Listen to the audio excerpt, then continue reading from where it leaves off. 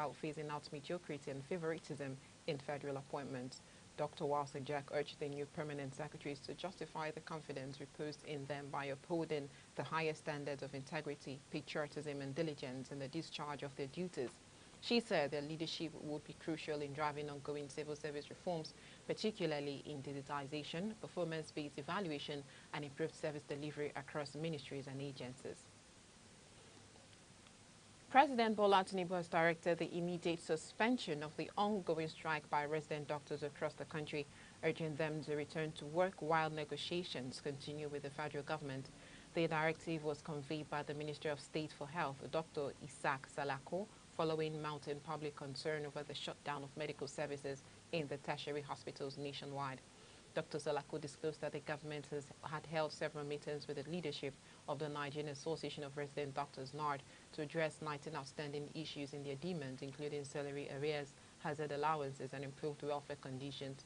He confirmed that government had already approved the 65-year retirement age for medical professionals, withdrawn a controversial circular affecting residency programs, and released 21.3 billion naira to offset salary shortfalls. The minister assured that the Tinubu administration recognizes the sacrifices of health workers and is determined to build a fair and stable health system capable of delivering quality care to all Nigerians. He noted that dialogue remains the best approach to resolving industrial disputes and appealed to NARD members to return to duty in the national interest. Dr. Salako further emphasized that the ongoing reforms in the health sector was designed to strengthen the manpower, upgrade infrastructure, and restore public confidence in government hospitals. He reaffirmed the president's commitment to prioritizing the welfare of health workers and ensuring that the nation's healthcare delivery system meets global standards. Benue State Governor Reverend Father Hyacinth Alia has appointed Professor Emmanuel Kenen as the acting Vice Chancellor of Reverend Moses Orisho at Dasu University, Makurdi. The appointment, which was made public by the governor's chief press secretary, Teso Kula, followed the recommendation of the university's governing council after the expiration of the former vice chancellor's tenure. Professor Kenen's appointment is for a period of 6 months, in line with the law establishing the institution, pending the conclusion of the process for the appointment of a substantive vice-chancellor. Governor Alia charged the new university head to ensure discipline, transparency, and academic excellence while upholding the institution's core values of innovation and research. The governor reiterated his administration's resolve to reposition tertiary education in Benue State through infrastructure renewal, improved staff welfare, and enhanced research capacity. He said education remains central to the state's development agenda, and his government will continue to provide the necessary support to make Benue universities globally competitive. Formerly known as Benue State University, the institution was renamed the Reverend Father Moses Osho Adasu University in honor of the late governor who established it in 1992. The university has since grown to become one of the leading centers of higher learning in the North Central region. Troops of the 3 Brigade of the Nigerian Army have neutralized 19 bandits and recovered several motorcycles and arms in a special raid on criminal hideouts in Shanono local government area of Kano State. Army spokesperson Captain Babatunde Zubairu, who confirmed the development, said the operation was part of a sustained effort under Operation Mesa to rid the region of banditry and other violent crimes. He explained that the troops acted on credible intelligence which indicated the movement of armed bandits from Katsina into Kano through forested border routes. The soldiers engaged the criminals in a fierce gun battle across Ongwan Tundun, Ongwan Sismaya, and Goron Dutse, forcing them to flee after suffering heavy casualties. Recovered items included several motorcycles, mobile phones, and assorted weapons, which have been handed over to relevant authorities for further investigation. Captain Zubairu added that the operation also led to the rescue of some kidnapped victims and the destruction of makeshift camps used by the bandits. Brigade Commander Brigadier General Ahmed Tukar commended the troops for their professionalism and urged residents to continue supporting the security forces with timely intelligence. He assured that the Nigerian Army will sustain its offensive until all criminal networks in Kano and neighboring states are dismantled. The Kano State government has reaffirmed its commitment to rehabilitating and empowering youth who have renounced violence and embraced peace. Under the state's Safe Corridor program, the Commissioner for Information, Ibrahim Abdullahi Waya, gave the assurance while addressing a group of repentant thugs who surrendered their weapons at the government house in Kano. Waya explained that the Safe Corridor initiative is a key component of the state's youth reformation strategy aimed at integrating former street gangs and political thugs into productive ventures. He said more than 1,600 youths have already been enrolled in various rehabilitation and skills acquisition programs, while another 2,100 are expected to join in the coming months. According to him, the government is determined to give these youths a new sense of purpose by providing vocational training, mentorship and startup support to help them rebuild their lives. He added that the beneficiaries will be empowered with capital and business tools to promote self-reliance and discourage a return to crime. The commissioner noted that Governor Abba Kabir Yusuf's administration views youth empowerment as a foundation of lasting peace and development in Kano. He urged religious leaders, traditional institutions, and civil society groups to continue supporting the initiative and help transform the former thugs into ambassadors of peace and progress. Tension is mounting in Egbeda community, Emuha local government area of Rivers State, following allegations by residents that the council chairman, Dr. Chidi Lloyd, imposed new youth leaders on the community without due consultation. The development has sparked outrage among traditional leaders and youths who describe the action as a violation of their customs and a potential trigger for unrest. Community representatives accused the chairman of disregarding the authority of the traditional ruler as Christopher Didier and the existing Community Development Committee, whose tenure they insist has not expired. They have called on Governor Similalai Fubara and the Inspector General of Police, Kayode Egbetokun, to intervene urgently and prevent a breakdown of law and order in the area. In his defense, Dr. Lloyd maintained that his decision was purely administrative, explaining that he acted after discovering that the previous youth leadership's tenure had lapsed. He said his intervention was intended to maintain peace and continuity, not to undermine traditional authority.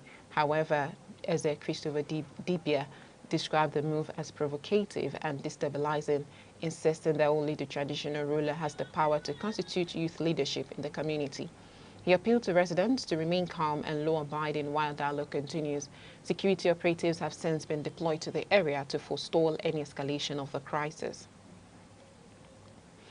Aneke State is intensifying preparations to host the 2025 National Festival of Arts and Culture, NAFEST, scheduled to take place from November 22 to 29. Governor Peter Mbah, represented by the Secretary of the State Government, Professor Chidiebere Onya, inaugurated a local organizing committee tasked with ensuring a world-class cultural showcase that reflects Aneke's hospitality and creativity. The 20-member committee, chaired by the Commissioner for Culture and Tourism, Barrister Ogochi Madweke, is responsible for coordinating logistics, hospitality, publicity and security for the week-long festival. The governor charged members to project Enegu's image as Nigeria's leading cultural hub and deliver an event that strengthens unity through the celebration of diversity. Barrister Madweke assured that the committee would work round the clock to ensure that participants and visitors experience the best of Enegu's culture, music, dance and cuisine. She said the state was collaborating with the National Council for Arts and Culture and private sector partners to make the 2025 edition one of the most memorable NAFEST's history.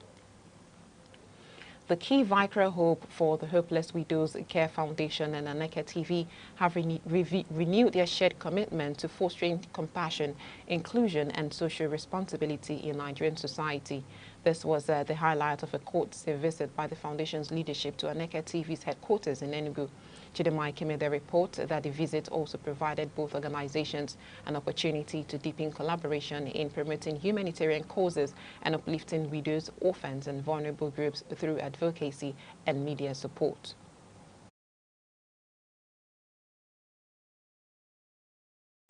The Chief Executive Officer of the Foundation, Mrs. Katie Zuora, said the organization remains devoted to improving the lives of widows, particularly those facing economic hardship. She commended Aneke TV for using its platform to advocate for the welfare and dignity of widows while calling for sustained collaboration in giving hope to the hopeless. Our purpose of this foundation is to reach out to widows, to make sure that widows are being heard, recognized.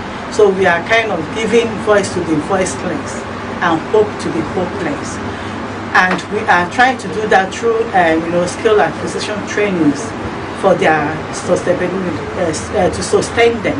Since we came across Aneke TV has been more than awesome, honestly, because through Aneke TV, KV Crow has been, somehow known globally. So we want to appreciate you people very well, Aneke TV and the whole team.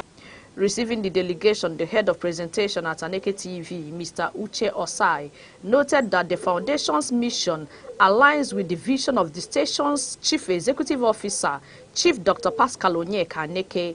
He assured the team of Aneke TV's readiness to partner on initiatives that promote compassion, inclusivity, and respect for human dignity. And looking at the work you do, which is bringing hope and sustainable support for widows in our society, that is quite profoundly a sustainable and a very humanitarian endeavor that should be encouraged. And I can categorically tell you that it aligns with the vision of our founder, Chief Dr. Aneke Pascal Onyeka.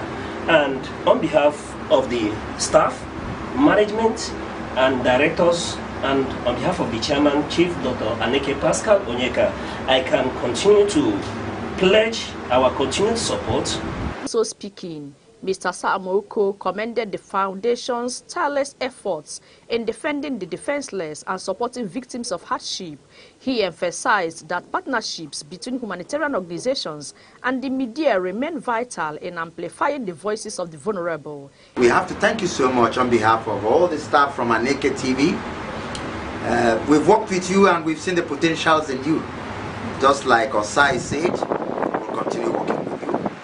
And we thank you and we'll appreciate you when also you appreciate us as we continue to collaborate with you. A presenter with the station and patron of the foundation, Mrs. Ngozi Otahumelo, expressed appreciation to the foundation for the visit and their continued concern.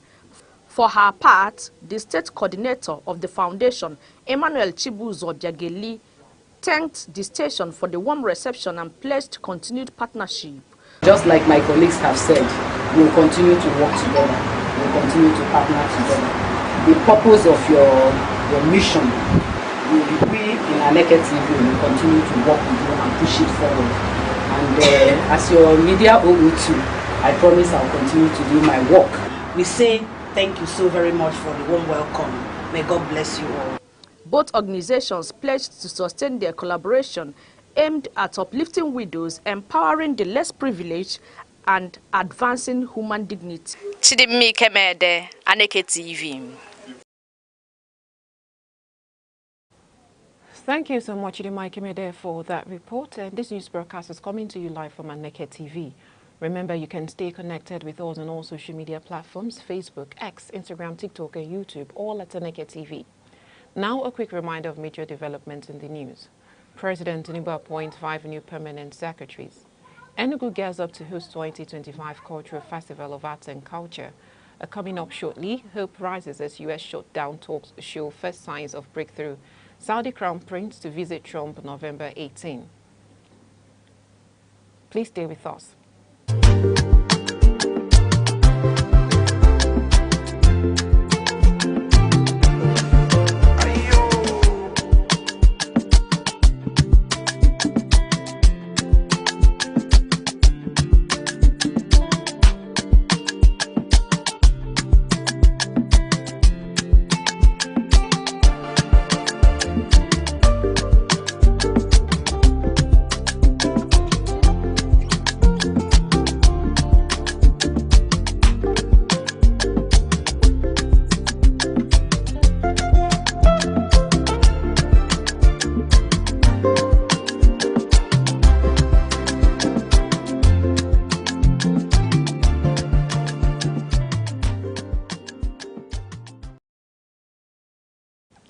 You're still watching Around the Globe on Aneke TV. Now we move over to the foreign news. After more than a month of stalemate, faint signs of progress have emerged in the negotiations to end the 34-day United States government shutdown, one of the longest in the nation's history. Both Republican and Democratic leaders in the U.S. Senate say talks are showing early signs of a breakthrough after weeks of deadlock over spending and healthcare provisions. Senate Majority Leader John Thune said negotiators were getting close.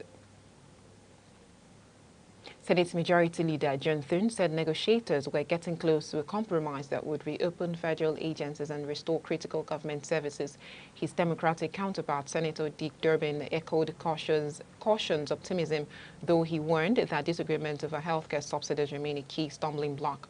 The shutdown, which began after a $1.7 trillion spending bill collapsed in Congress, has left hundreds of thousands of federal workers unpaid and disrupted major programs, including transportation, public health, and food assistance. Several federal parks and museums have also been forced to close. Meanwhile, a bipartisan group in the House of Representatives has proposed a temporary compromise to extend health care tax credit for 2 years while capping high-income benefits. While optimism is growing in Washington, analysts say a final deal will depend on the willingness of both parties to make concessions. Saudi Crown Prince Mohammed bin Salman is expected to visit the White House on November 18 for talks with U.S. President Donald Trump. A senior U.S. official confirmed the meeting, which is expected to focus on expanding bilateral relations and advancing the Middle East peace agenda.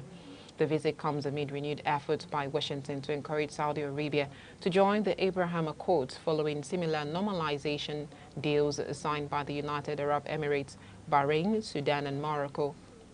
Although Riyadh has insisted that progress on Palestinian statehood remains a prerequisite, President Trump expressed confidence that Saudi Arabia would eventually join the accords. Both leaders are also expected to discuss the proposed U.S.-Saudi defense pact that would include security guarantees, intelligence sharing, and expanded access to advanced American weapons systems. Reports indicate that such an agreement could redefine the decades-long oil for security partnership between the two countries. Saudi Arabia remains one of Washington's most strategic allies in the Middle East and one of its biggest arms buyers, with a $142 billion weapons package sealed earlier this year. The meeting is also expected to address regional stability, energy transition, and joint efforts to combat extremism. Diplomatic tensions have escalated sharply between Peru and Mexico after Lima announced the severance of diplomatic relations following Mexico's decision to grant asylum to former Peruvian Prime Minister Betsy Chavez. The move announced by Peru's Foreign Minister Hugo de Zella has drawn international attention and deepened a long-running rift between the two Latin American nations.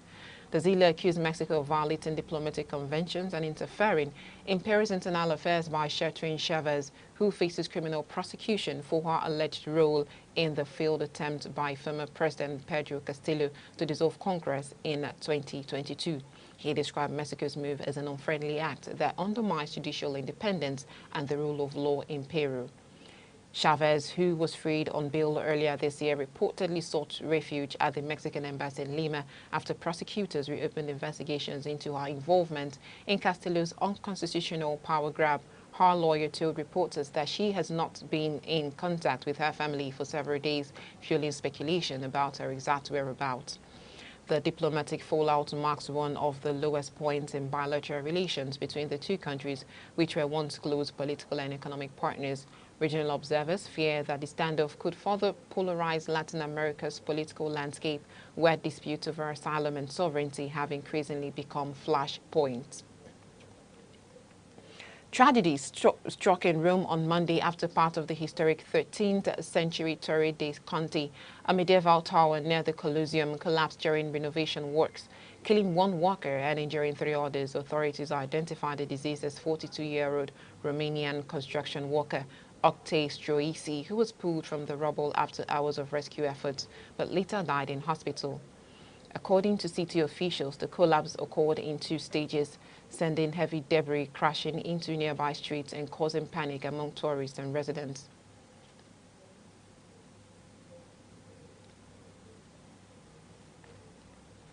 The incident has prompted calls for a comprehensive review of safety standards at all ongoing heritage renovation sites across Italy. Meanwhile, a diplomatic row briefly erupted after Russia's foreign ministry linked the collapse to Italy's foreign policy stance, a claim Rome's foreign minister condemned as shameful and politically motivated. In business, the organized private sector and the Nigeria Labour Congress have jointly rejected proposals suggesting the introduction of 10,000 naira and 20,000 naira banknotes, warning that the policy could worsen inflation and undermine Nigeria's push toward a cashless economy. The groups made their positions known in separate statements issued in Abuja and Lagos. The OPS, comprising the Manufacturers Association of Nigeria, Lagos Chamber of Commerce and Industry, and the Nigerian Employers Consultative Association, described the plan as anti-growth and counterproductive. They argue that introducing higher denominations would primarily benefit the wealthy, encourage hoarding, and erode monetary stability.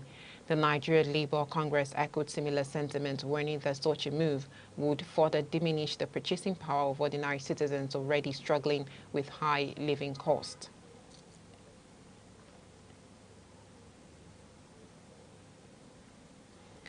In the world of sports, pressure is mounted on Super Eagles coach Eric Chile to drop goalkeeper Stanley Nwabali for Maduka Okoye ahead of Nigeria's crucial World Cup playoff clash against Gabon on November 13 in Rabat, Morocco.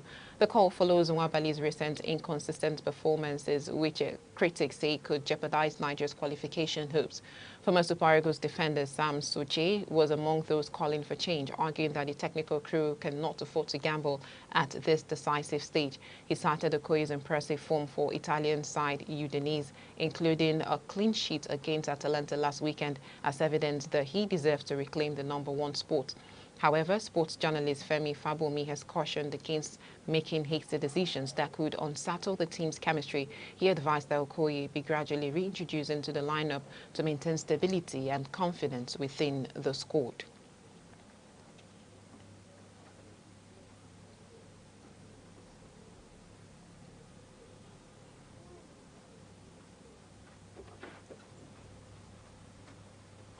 In entertainment, Nollywood actress Regina Daniels has stirred social media with fresh allegations that her husband, the Senator Ned Nwoko, ordered the arrest of her brother and sister amid their ongoing marital crisis.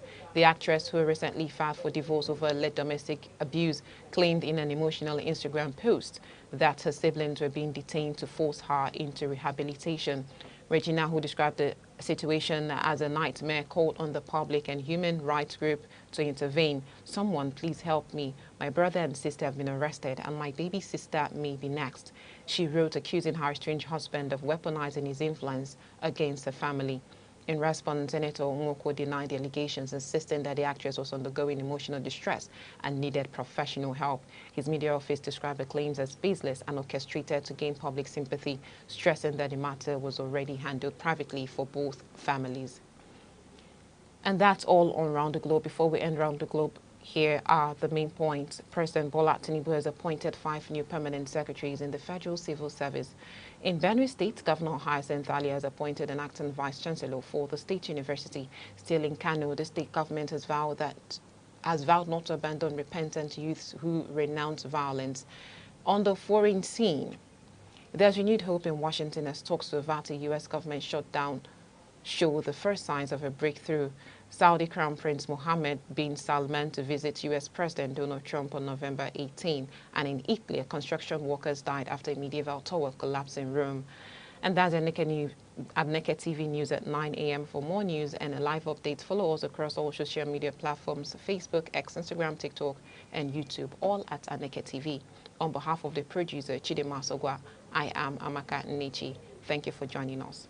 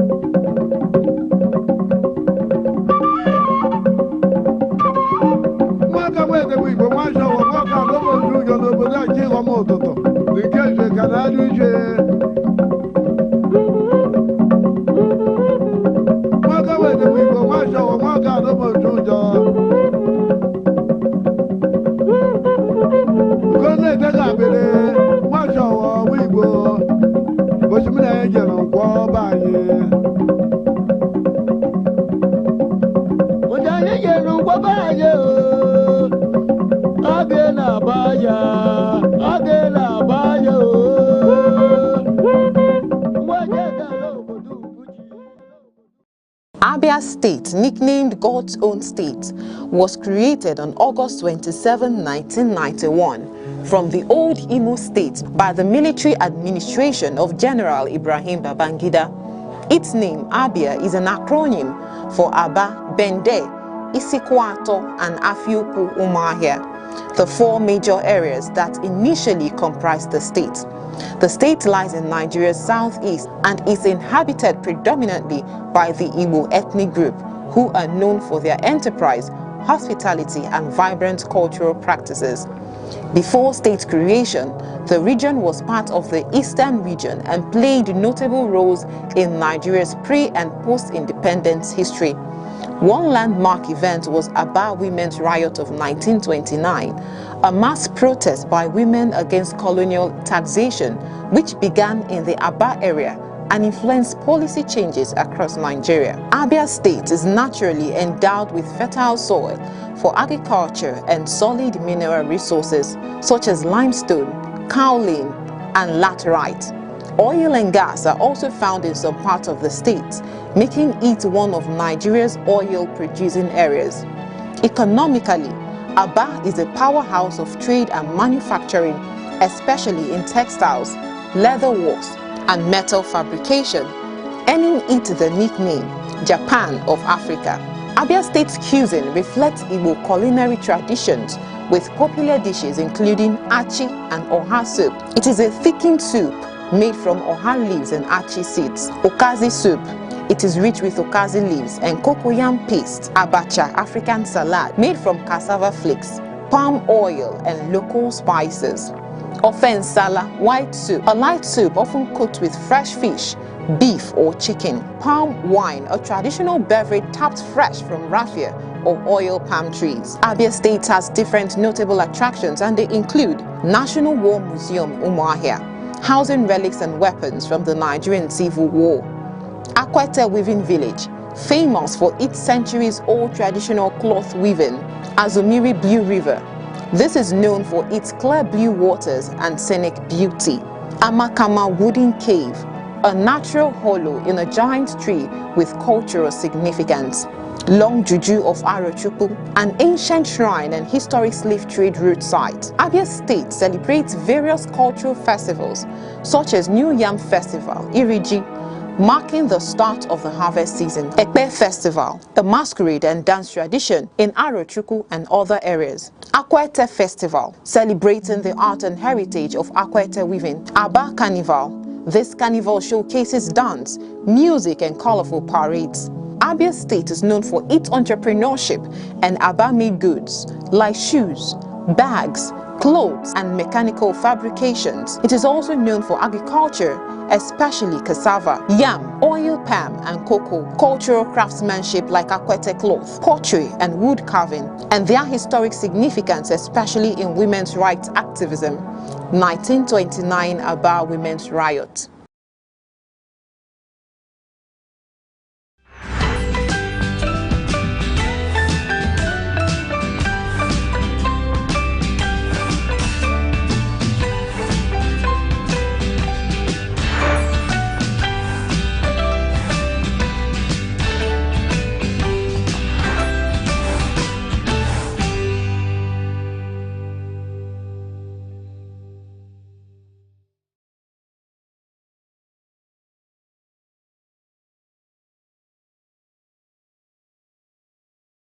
Good morning, Nigeria. Good morning, 042, and a beautiful morning to everyone out there watching. You're tuned into Sunrise on Aneke TV.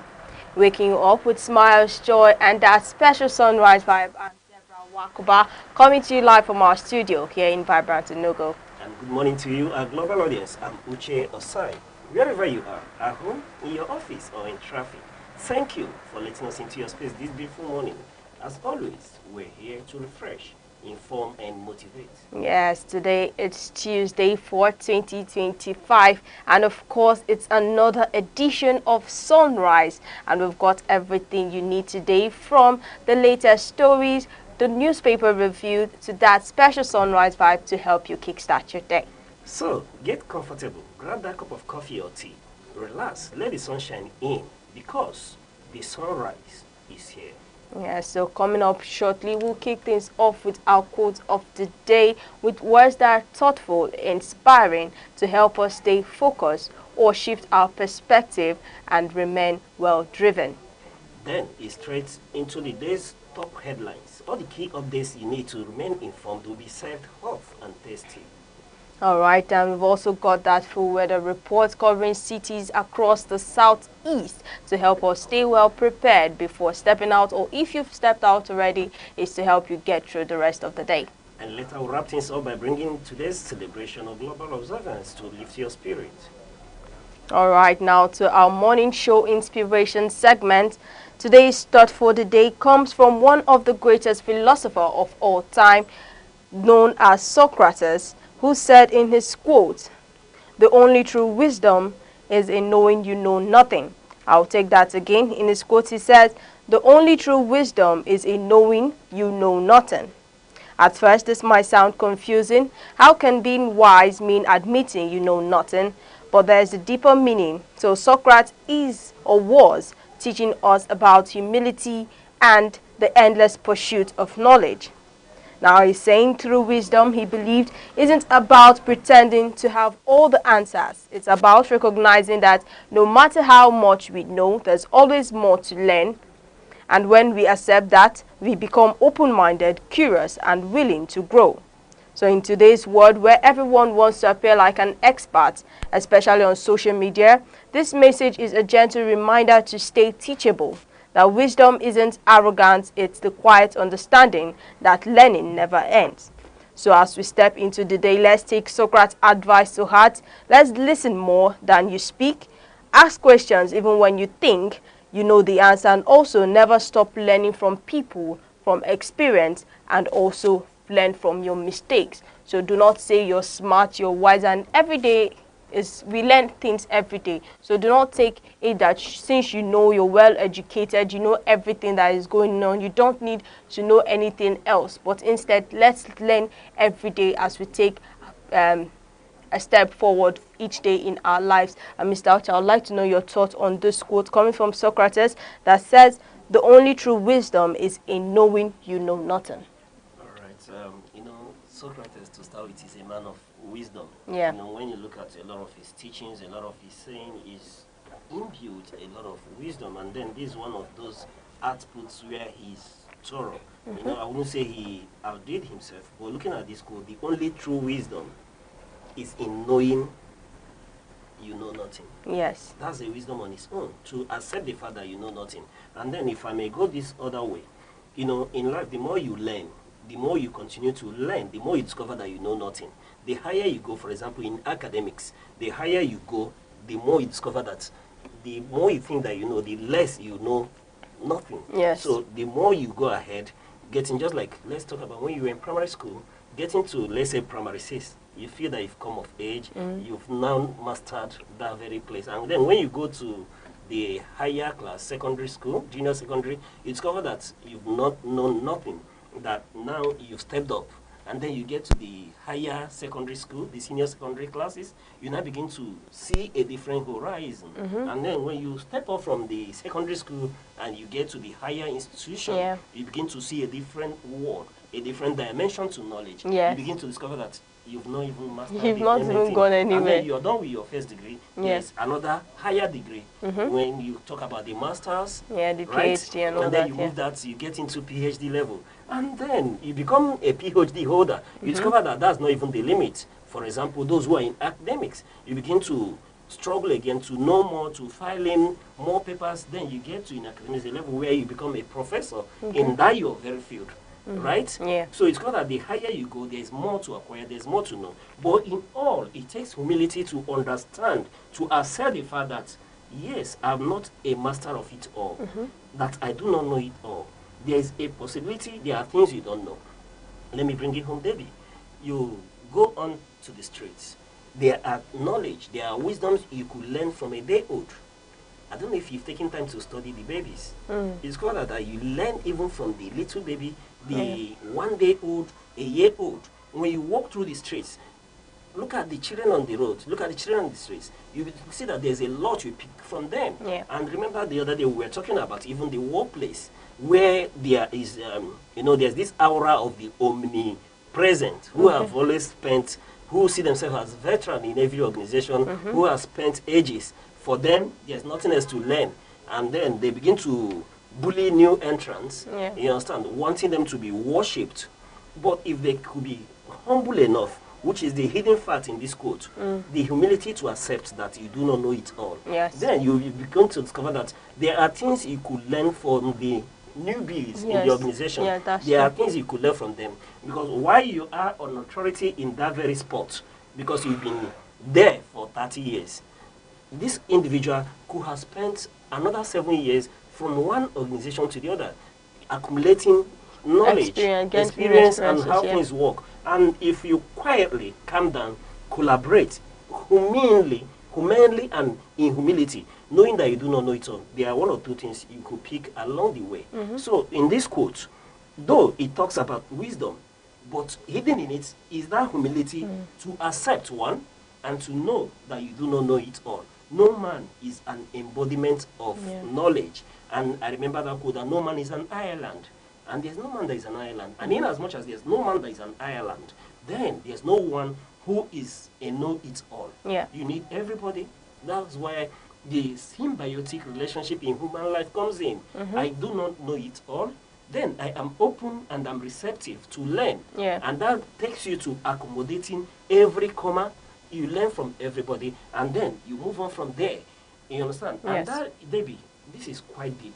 If you begin to expatiate on it, you now begin to see that it affects how you treat people around you.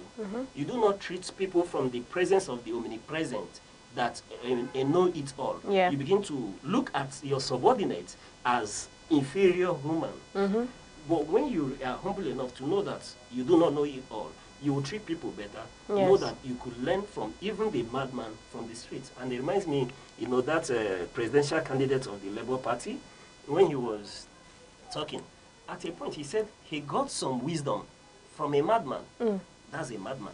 And a sitting governor is excellency, right? Because it takes to be excellent to be called his excellency. Yeah. And he could gain some insight from a madman on the street. That tells you that nobody knows it all, and you could learn from anybody. Yeah. All right, thank you very much for that. Well, actually, in this quote by Socrates, is actually trying to tell us that we should be humble to learn from anybody around us. You can actually learn if you are open to curiosity, to learn something every day. That's the kind of wisdom that actually lasts, and not that you claim to know everything. Actually, if you claim to know everything, you don't know anything. Just like they always say, jack of all trade but master of none. So you know everything, but then you're not master of anyone. So let's try today to stay wise, to be thoughtful, and also to move ahead and learn from other people, no matter how small they are, no matter how bigger you are than them. But let's be humble and learn from anyone around us. And also, please let us know what this quote means to you. You can drop your thoughts on our social media handles across Instagram, TikTok, YouTube, X, or at Aneke TV. Also call our phone number 07030437110. And do not forget that each new sunrise is a platform for us to learn, for us to try something new, and simply be present in whatever we do. We'll be right back after the break.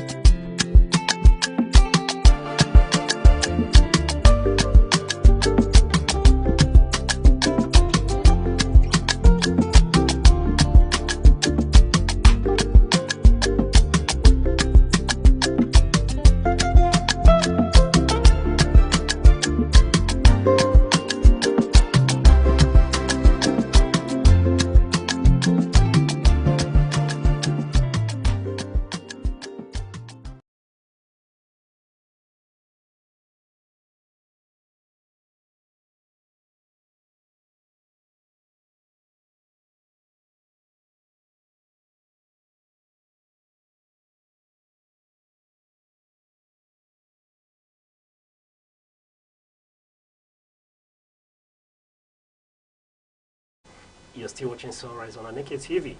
Next, we'll take a look at the weather reports across major cities in the southeast. Okay, and today we'll be starting off with Awka. Residents in Awka should expect a cloudy morning with mild temperatures. As the day brightens, light showers and occasional rain are likely to develop. Keep an umbrella close. The rain may come in short bursts, but enough to get you wet if you're outdoors. And over to the core city. Enugu will begin the day mostly cloudy and humid, but later in the day, thunderstorms are expected in parts of the city. Temperatures will rise slightly during the afternoon, so it will feel warm and sticky. Be cautious if you're driving out and about when the rain starts. And in Abakaliki, a mostly cloudy start is expected, followed by showers and intermittent rain toward midday. The weather will remain warm and damp, so dress light and stay hydrated. Outdoor activities might be interrupted by passing showers. And over to Imo State. Good morning, Owerri. Owerri points to cloudy skies in the morning, transitioning into rain showers later in the day. The city will feel humid, and rainfall may affect traffic flow in some areas. It's best to plan ahead and carry your rain gear.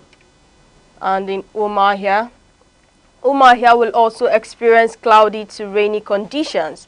The day will begin with mild temperatures and cloud cover leading to light rain or brief downpours. As the day unfolds, expect a mix of sunshine and rain clouds throughout the afternoon.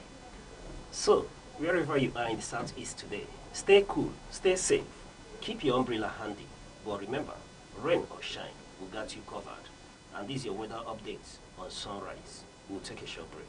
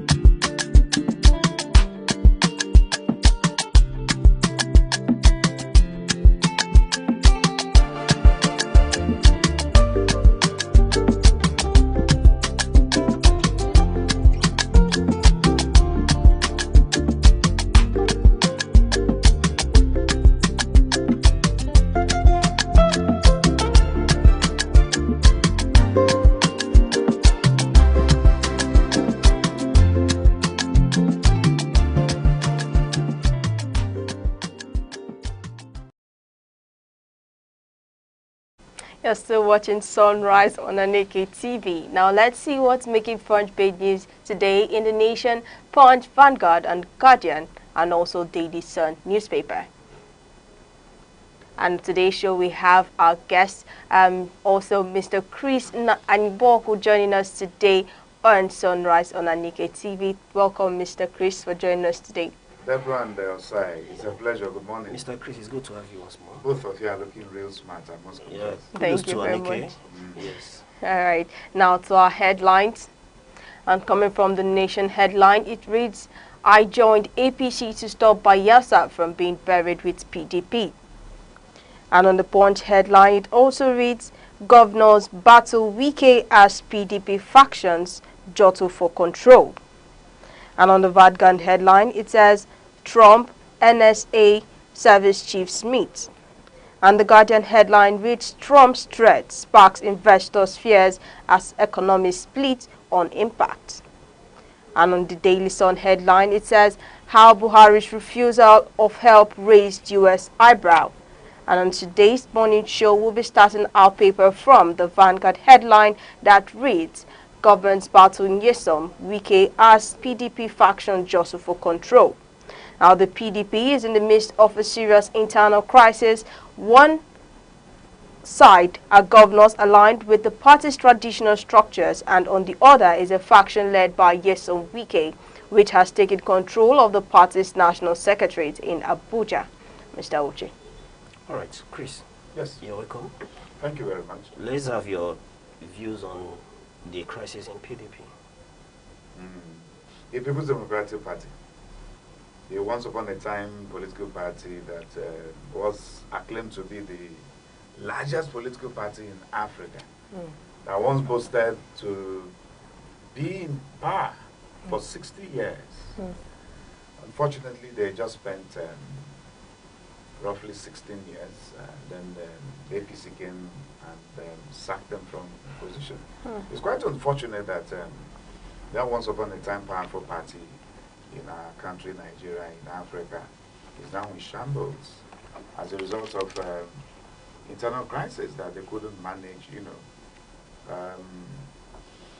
the fact remains that most of the political parties we have in operation in Nigeria, especially since 1999, are just, I call them just vehicles, vehicles that pick people from bus stops and drop them off at the next bus stop.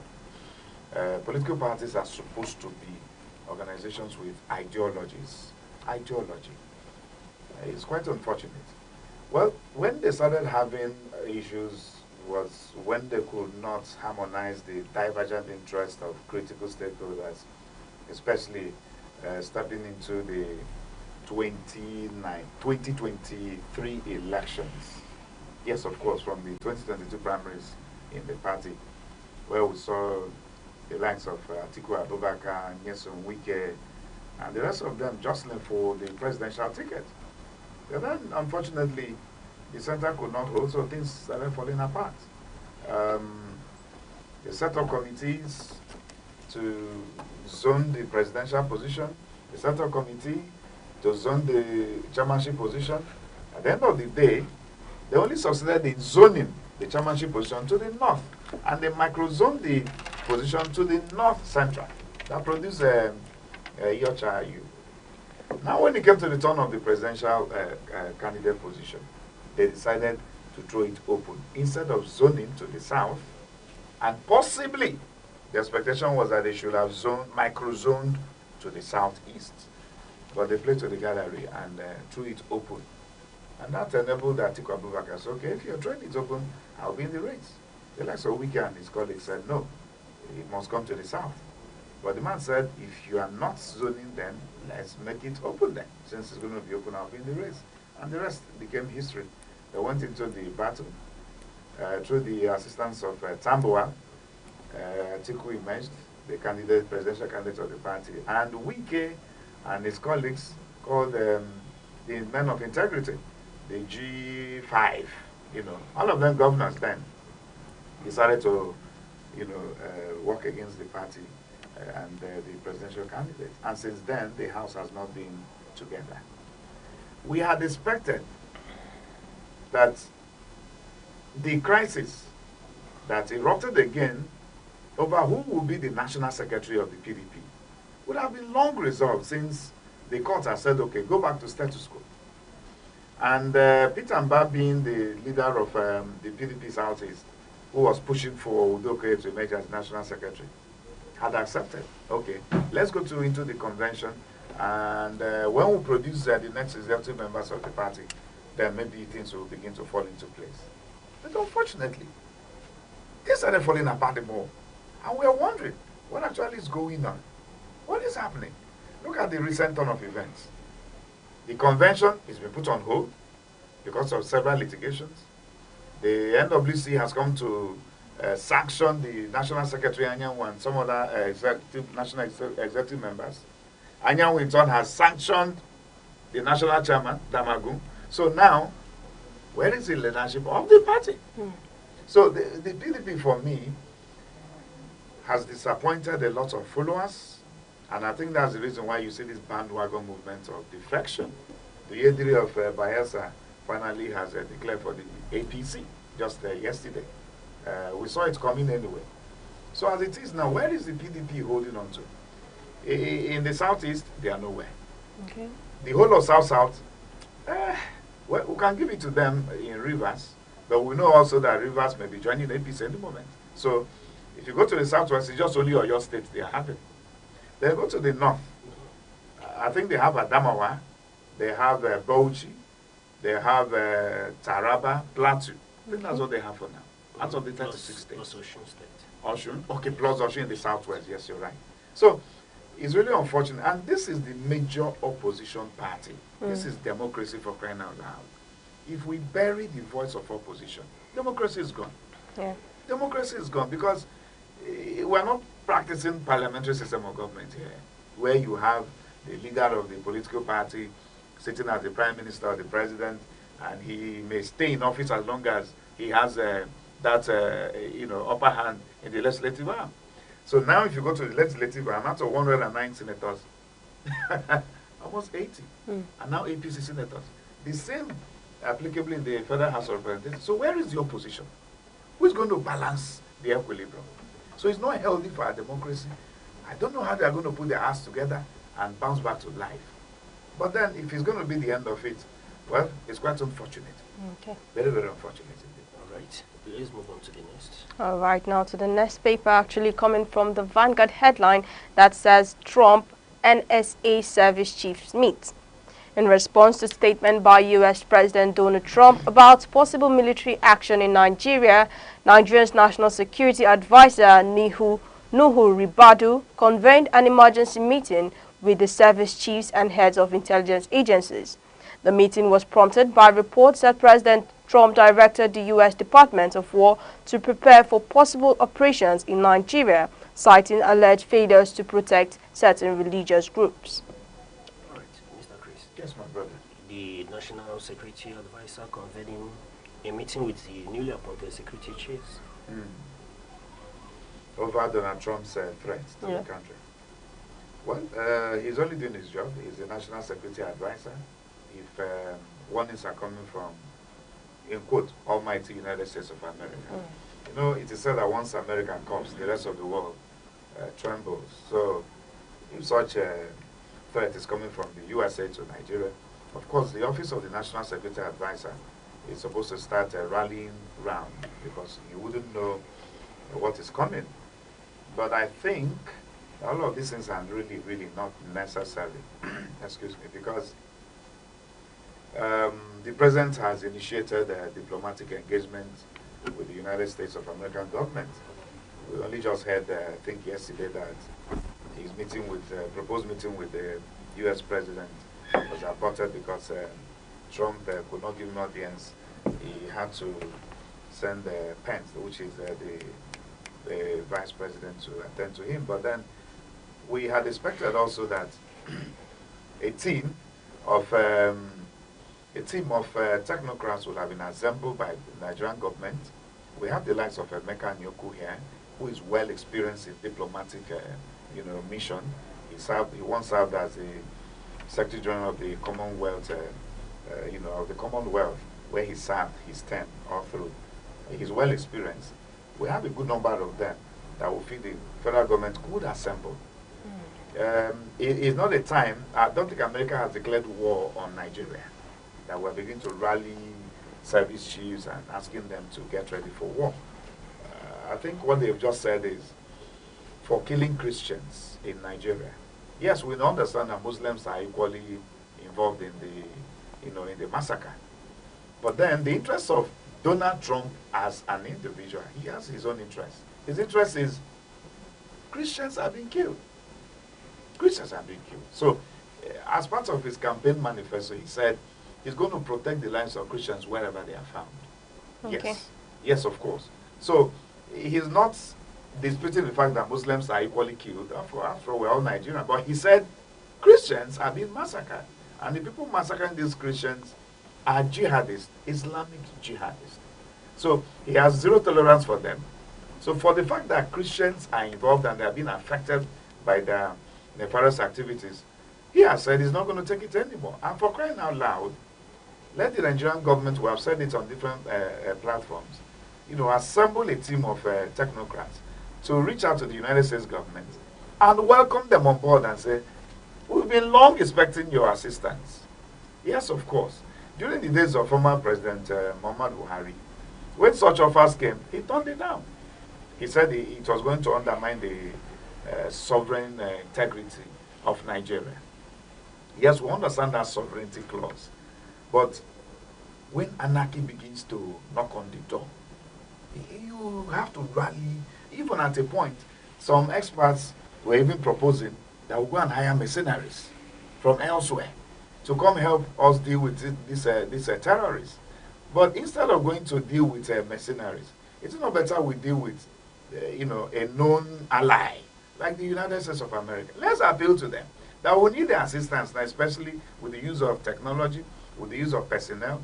They could deploy their personnel here. They come and join our military team.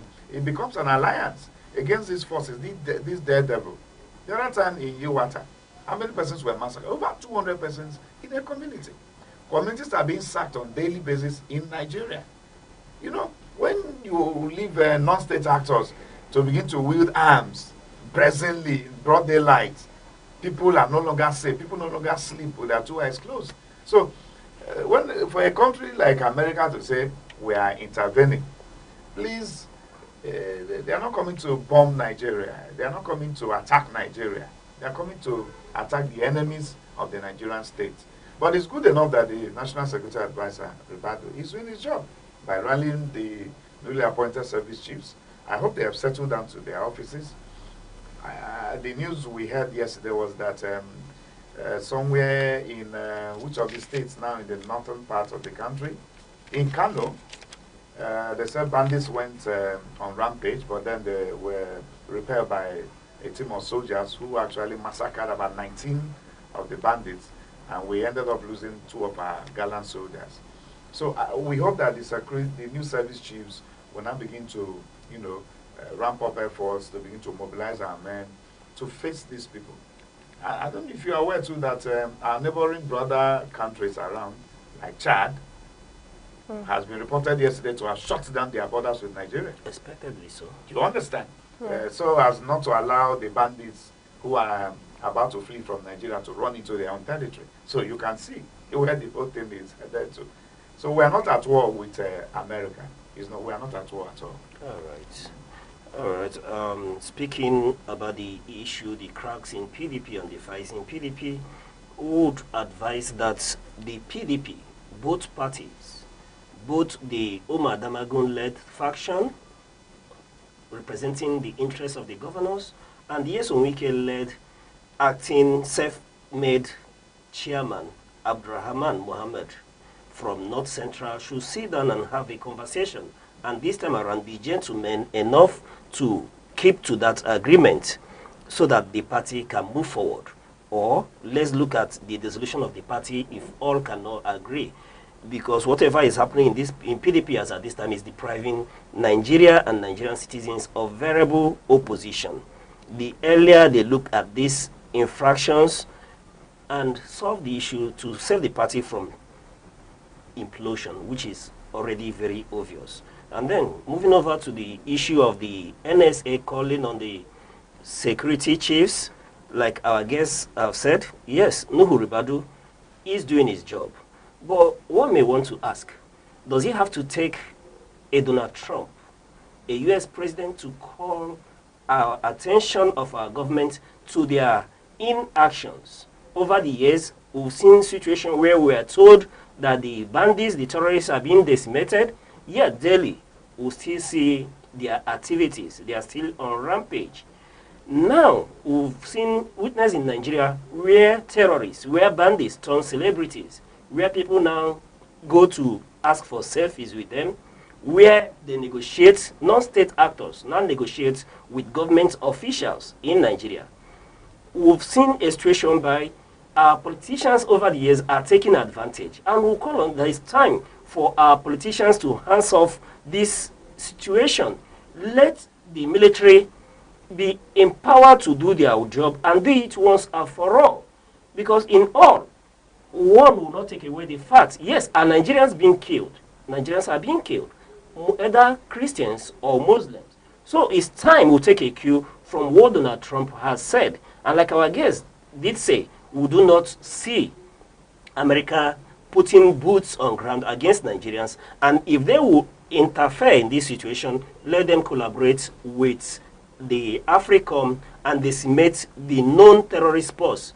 Yes, like he did point out, our neighboring country, Chad, has closed their borders, not wanting a fallout from whatever actions that the U.S. will take on Nigeria. We'll call on the NSA, beyond calling for that meeting, they should call community chiefs, they should call religious leaders, sit down with everybody and decide and see a way to root out this evil from our clime. It doesn't have to take the United States of America to call our attention to our failures. And in as much as possible, we should see that the economic gains from fighting banditry and terrorism is withdrawn, because there are a whole lot of individuals who have made it a business. And until we do that, we may not take away whatever action Donald Trump would take in this event, because we can remember that when he was asked on board Air Force One if he was going to send boots on ground, he said could be. I mean a lot of things. I envisage a lot of things. At this point in time, no one knows whatever action he is going to take, either putting boots on ground or not. But the most important thing here is that in as much as, yes, we want to maintain the sovereignty of Nigeria, but we should see to it that Nigeria that is not at war will stop losing its citizens. All right, thank you very much for that, Mr. Uche, and thank you so very much for that, Mr. Chris. And that's all for today's newspaper review on Sunrise on Aneke TV. And do not forget that you could grab your physical copies from any of your favorite vendor or catch the e-paper online. We'll be right back after the break.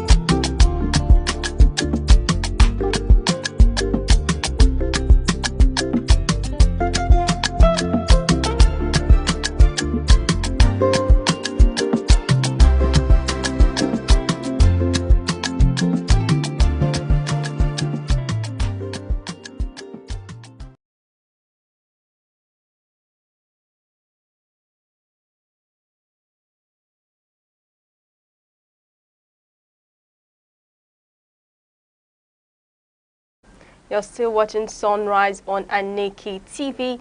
Now today we'll be taking a look at a trending story on social media, or a trending story that took place on the 1st of November. That was Saturday, 1st November 2025. And it's about the Davido concert that happened live on stage at at Okpara Square, and this the tour being called the Five Alive Tour, supporting Davido's 5th studio album, which is Five. And then in Nigeria, the leg includes major cities like Uyo, Yola, Enugu, Ibadan, and Lagos. And in Enugu specifically, the show took place on 1st November 2025 at Michael Okpara Square, Enugu State. And then this is not just another step, it is framed as a homecoming for Davido. And today we'll be talking about the massive crowd that attended that event, and then the security challenges, because there were lots of reports from lots of people that there were things like theft, there were things like robbery that took place at that event. Even with the fact the ticket was being sold at 3,000 naira per person, yet there were about 40 people, 30% of people that paid for the tickets, while the other 60 were just people that barged into the event, breaking gates, breaking the ignoring the security protocols and entering there. So there were lots of theft and lots of injuries. It was even reported that a boy coming from Nsukka to the show that day was involved in an accident rather. So we'll be talking about the event, okay? If the director will be kind enough to show us the video. Thank you.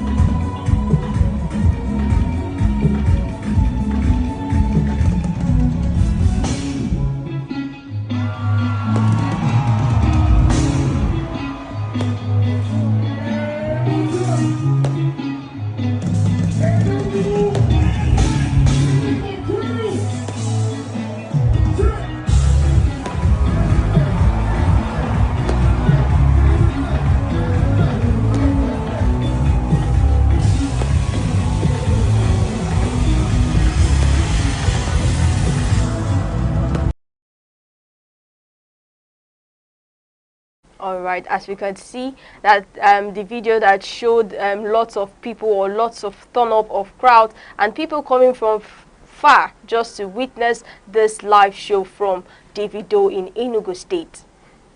All right, David, that's quite a homogeneous crowd there. And in this regard, I would want to commend the tourism agency in Enugu, the government arm that is in charge of tourism in Enugu, and the commissioner for tourism in Enugu State, and the organizers of this very event. You know, looking at that huge crowd there, what I'm looking at is the business opportunity that event will present for the people in Enugu. You know, look at the numbers. Yeah. Yes, and this is quite encouraging, you know, that the organizers could think of Enugu to have this event, bringing in massive crowd. And I suppose that this crowd came from far and near to participate in that concert. And Davido, one of our own, is a top celebrity. This reminds me when he was at the O2 Arena, the crowd that came out to greet him, and the fact that we were able to bring him to Enugu State speaks to the administration of Governor Peter Mba, everything they've done in terms of opening up Enugu State for tourism. And speaking about tourism in Enugu, this massive crowd, Davido being in Enugu, would have given an opportunity for the hospitality industry in Enugu. Yeah. I asked questions and I was told that over the weekend hotels were booked throughout, and a lot of positives that this will bring into the state. And I think this is what the governor is all about when he talks about opening up the city, the state, for tourism opportunities. And this is one of them. And I will encourage the organizers, as we're entering the festive period, they should see to it that not just Davido, they should bring in more A-list artists to come into the state, lighten up the state, bring in people from far and near. And this reminds me, very soon we'll be talking about the Calabar Carnival and all that. You see the fanfare that is harassed, that the economy of the state thrives with that very carnival in Calabar. So with this in place, you see a lot of activities, a lot of funds will be generated. I quite commend the organizers, and like you did point out, in the area of security, let me call it a learning curve, but subsequently we should make sure that we have enough security available, and then the ticketing should be respected, the ticketing formula should be respected, where those who are having the tags for the event should be the only one who should access the venue and provide enough security. Like from information filtering in, a lot of people were said to lost their belongings. Some lost their phones, some women lost their wigs, and some said they were somehow harassed by hooligans who were able to access the venue. This shouldn't be part of it, as this will discourage people from attending such events in future. In as much as we commend this, and it's a very welcome development, if we can have more of this in the state, the attraction, the economic opportunities that it will bring cannot be overemphasized. But we should see that next time that is properly organized in terms of security. A state like Enugu that was able to host the NBA conference in Enugu without any incident, any criminal incident being recorded of any sort, should be able to handle and organize an event of this nature. And this is just the video. And then I can speak to the fact that in asking further questions, we were told that some indigenous artists, upcoming artists, were allowed to perform alongside the video. And this is another positive to it, that they are given opportunity to come off stage, perform besides and alongside these great A-list artists of international repute. That will encourage our local artists to do more, begin to work more on their craft, and they will have the courage to continue to pursue that direction, and then they will mature and come of age in music industry and continue to grow and then go places. And that could equally engender collaborations between them. Debbie, there's a lot of positive for me in having this event in Enugu, apart from the little skirmishes of security challenges that we'll have here and there, which is not unusual. You can remember that even in World Cup events, you see pickpockets, flying into the host countries. It's a good opportunity for them. Yes, as you're planning to come and enjoy yourself, some people are having other things in mind. Finding business strategies. Because wherever you see crowds like this, be rest assured that there are people who came for other activities. I remember in Germany during the World Cup that year, you see them complaining about the issue of pickpockets everywhere. Somebody would just meet you and hug you on the street, and all your personal belongings has gone. You understand? So whenever we're organizing such an event or planning to attend such an event, we should be well prepared that there are eventualities like this that may occur. But in all, this is a very good one. Kudos to the organizers, kudos to the government of Enugu State, and we should expect more like this. Let the Flavor, right? Flavor, the jailer of Africa, who is from Enugu, we should bring men like this. Let them come and perform. That will open up tourism in Enugu State the more. If you begin to have events like this, you will begin to see foreigners begin to fly into the state, and it will further open up the state for more. Yes. All right, thank you very much for that. Now we'll be going over to our celebration for today, and our celebration for today actually is Use Your Common Sense Day. Now every year this day is celebrated every 4th of November, and this day was inspired by an American humorist, Will Rogers, who once said, "Common sense ain't common," and his words still ring through today. Well, we all know when someone said, use your common sense, we already know what common sense means. As use your number 6, I think well. Try thinking, or try, let's just say, use your common sense, yes. So his words actually is still ringing through today. And because in a fast-paced digital world full of distraction and misinformation, it's easy to forget the importance of stopping to think things through logically and practically. Now, the aim of this celebration is to encourage people to pause, reflect, and make smarter choices in their daily lives, whether at work, school, home, or in relationships. So this day is a reminder that education and intelligence are important, but wisdom in action, common sense, is what truly guides good decision. So across the world, the day is celebrated in light-hearted and creative ways. In workplaces and schools, people organize fun activities and discussion. Then on social media, people just post practical tips, witty quotes, and reminders using the hashtag #UseYourCommonSenseDay, sparking conversations about mindfulness and responsibility. So as we go on about today, let us make use of our common sense. So make use of your common sense today more than just a date on the calendar. And also when Mr. Oche, when somebody actually tells you use your common sense, what comes to your mind? I want to ask this. Use your common sense. I will look at myself as if I've been misbehaving. It's time for me to sit up.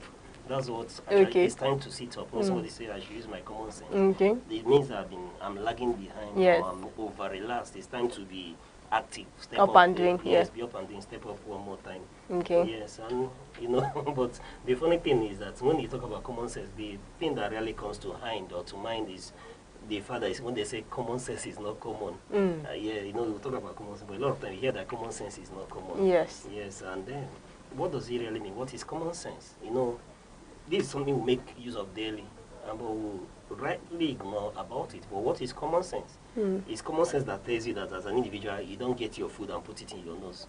Yes. You have to put your food in your mouth. That's common sense. It's common sense that tells you that before you cross the road, you have to look left and right, and then before crossing. So these are common sense. Yes. And it's quite applicable every day. And then when you talk about common sense, it now reminds me of the Hausa saying that talks about the three most important things worth having in this world is courage, common sense, and caution. There's an Hausa proverb that highlights that. Yes, that you should have common sense, you should have courage and caution. And these are the key word things that one should have on earth. And yes, talking about common sense is very, very important. It's common sense that let you know that this is what you should do and when you should do it. It's common sense that tells you that when you see an elder, you should be respectful. Yes. Yes. All right. Okay, thank you very much for that. Well, like we said, today is Use Your Common Sense Day. So once again, happy Use Your Common Sense Day. And also, stay thoughtful, stay kind, and keep your common sense switched on. And also be moving on an important celebration for the month. Actually, it's an awareness, which we talked about yesterday, that this month, November, is the Lung Cancer Awareness Month. And Lung Cancer Awareness Month is something that promotes hope to people who lost their lives and also people who are in the process of treatment, or is trying to encourage people who are facing this disease. Now, lung cancer develops when abnormal cells in the lungs grow uncontrollably or forming tumors that interfere with normal lung. As you know, the lung is used, I think the lung is what we use to breathe, like where the air passes through and all that. Now, this, according to the World Health Organization, WHO 2024, lung cancer remains the leading cause of cancer-related deaths globally, accounting for nearly 1 in 5 cancer deaths. The main cause is smoking, but other risk factors include long-term exposure to air pollution, secondhand smoke, radon gas, and certain workplace chemicals. And the focus of Lung Cancer Awareness Month is not only to educate people about the risk, but also to promote prevention and early diagnosis. So quitting smoking is the single most effective step in reducing one's risk, and various awareness campaigns emphasize tobacco control, healthier lifestyle choices, and routine health checkups. That early detection through screening, especially for people with a history of smoking, greatly increases the chances of successful treatment. And now this month also honors those who have lost their lives, like we said, to lung cancer, and celebrates survivors who continue to inspire hope across the world. Organizations, hospitals, and advocacy groups hold awareness walks, educational seminars, and fundraising events. So please, let's try today and go for that checkup in any hospital close to you, and also to detect if you have any symptoms, or if you're experiencing any symptoms, like you have a dry cough or anything. Like we pointed out that from smoking or air pollution, you can actually start developing lung cancer. So nobody is safe from any disease. So let's try and check up on ourselves. Mr. Ochi, I don't know if you have anything to add to what I've said. No, I think you've covered all the areas, and it's just worth pointing out, like you did say, that is the leading cause of cancer deaths around the world. And as you did point out, early detection is key. Yeah. We all should be able to go run tests, check. You know, when we speak to physicians, they will tell you that early detection is key to handling this issue. And as you did point out, we should watch exposure to air pollutions like carcinogens and all that. These are things that would increase our risk factors. But in summary, early detection is key. Yeah. All right. Thank you very much for that, Mr. Ochi. And please let us know what you're celebrating wherever you are. You can tag us on Aneke TV across Instagram, TikTok, YouTube, X, or call our phone number 070-3043-7110.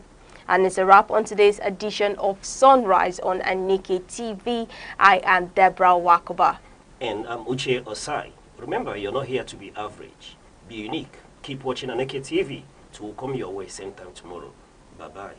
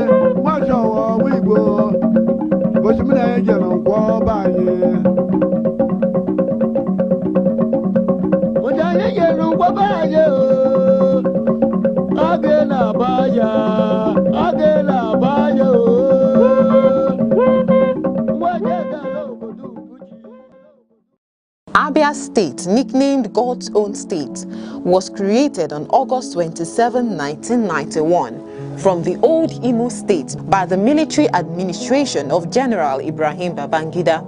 Its name, Abia, is an acronym for Aba, Bende, Isikwato, and Afiupu Umahia, the four major areas that initially comprised the state.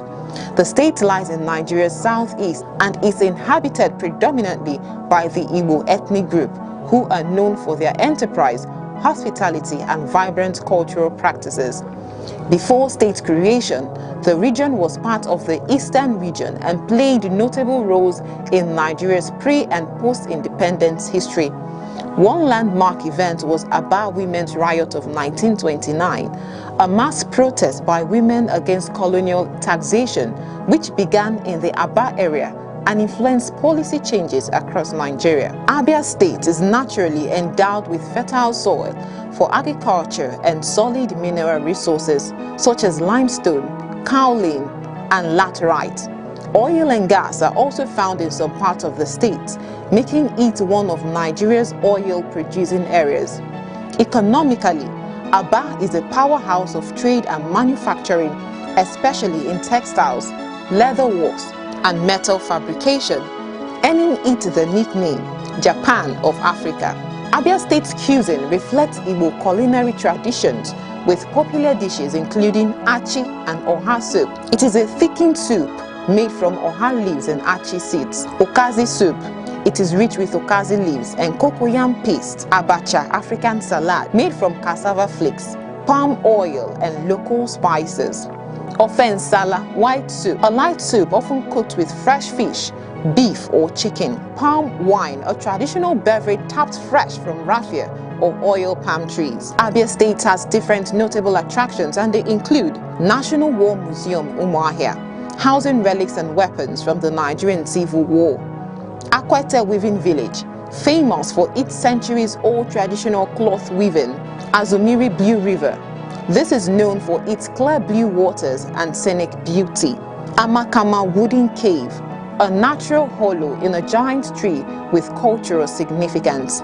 Long Juju of Arochukwu, an ancient shrine and historic slave trade route site. Abia State celebrates various cultural festivals such as New Yam Festival, Iriji, marking the start of the harvest season. Ekpe Festival, a masquerade and dance tradition in Arochukwu and other areas. Akwete Festival, celebrating the art and heritage of Akwete weaving. Aba Carnival, this carnival showcases dance, music, and colorful parades.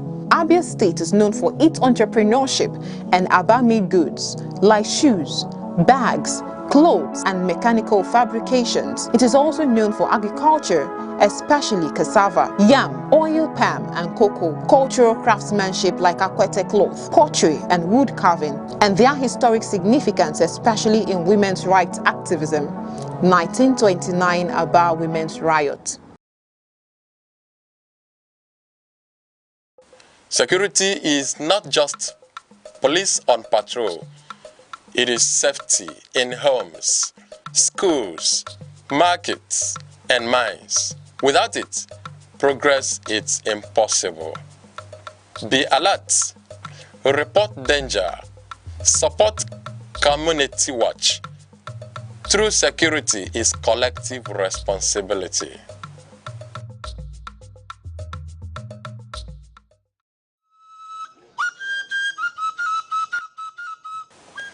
Helping others is not weakness. It is humanity. A kind word, a shared meal, a listening ear can change someone's life. You don't have to be rich to help. Compassion is the greatest wealth. Lend a hand when you can.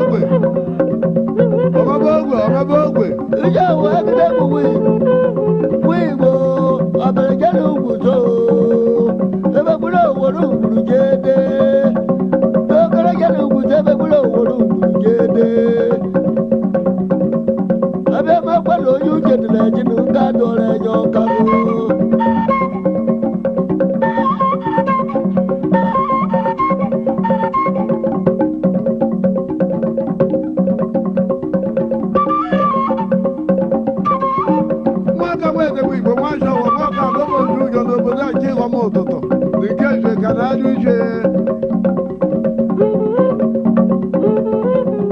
nwaka wete m igbo nwa chọwọ nwaka anụmoju ụjọ nke na-ete ka abịrị nwa chọwọ nwa igbo ụbọchị m na-enye jere nkwọ ọba anyị ụbọchị anyị jere nkwọ ọba anyị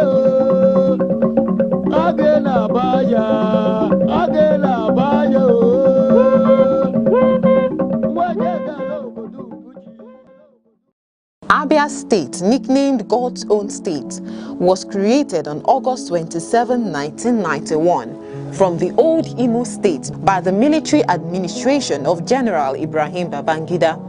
Its name, Abia, is an acronym for Aba, Bende, Isikwato, and Afiuku Umahia, the four major areas that initially comprised the state. The state lies in Nigeria's southeast and is inhabited predominantly by the Igbo ethnic group, who are known for their enterprise, hospitality, and vibrant cultural practices. Before state creation, the region was part of the Eastern region and played notable roles in Nigeria's pre- and post-independence history. One landmark event was Aba Women's Riot of 1929, a mass protest by women against colonial taxation, which began in the Aba area and influenced policy changes across Nigeria. Abia State is naturally endowed with fertile soil for agriculture and solid mineral resources such as limestone, kaolin, and laterite. Oil and gas are also found in some parts of the state, making it one of Nigeria's oil-producing areas. Economically, Aba is a powerhouse of trade and manufacturing, especially in textiles, leather works, and metal fabrication, earning it the nickname Japan of Africa. Abia State's cuisine reflects Igbo culinary traditions with popular dishes including achi and oha soup. It is a thickened soup made from oha leaves and achi seeds. Okazi soup. It is rich with okazi leaves and cocoyam paste. Abacha, African salad, made from cassava flakes, palm oil, and local spices. Ofe nsala, white soup, a light soup often cooked with fresh fish, beef, or chicken. Palm wine, a traditional beverage tapped fresh from raffia or oil palm trees. Abia State has different notable attractions, and they include National War Museum Umuahia, housing relics and weapons from the Nigerian Civil War. Akwete Weaving Village, famous for its centuries-old traditional cloth weaving. Azumiri Blue River. This is known for its clear blue waters and scenic beauty. Amakama Wooden Cave, a natural hollow in a giant tree with cultural significance. Long Juju of Arochukwu, an ancient shrine and historic slave trade route site. Abia State celebrates various cultural festivals such as New Yam Festival, Iriji, marking the start of the harvest season. Ekpe Festival, a masquerade and dance tradition in Arochukwu and other areas. Akwete Festival, celebrating the art and heritage of Akwete weaving. Aba Carnival, this carnival showcases dance, music, and colorful parades. Abia State is known for its entrepreneurship and Aba-made goods like shoes, bags, clothes, and mechanical fabrications. It is also known for agriculture, especially cassava, yam, oil palm, and cocoa, cultural craftsmanship like Akwete cloth, pottery, and wood carving, and their historic significance, especially in women's rights activism. 1929 Aba Women's Riot.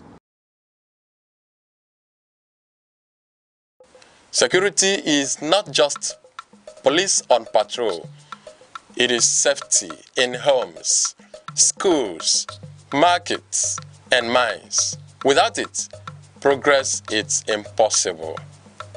Be alert, report danger, support community watch. True security is collective responsibility.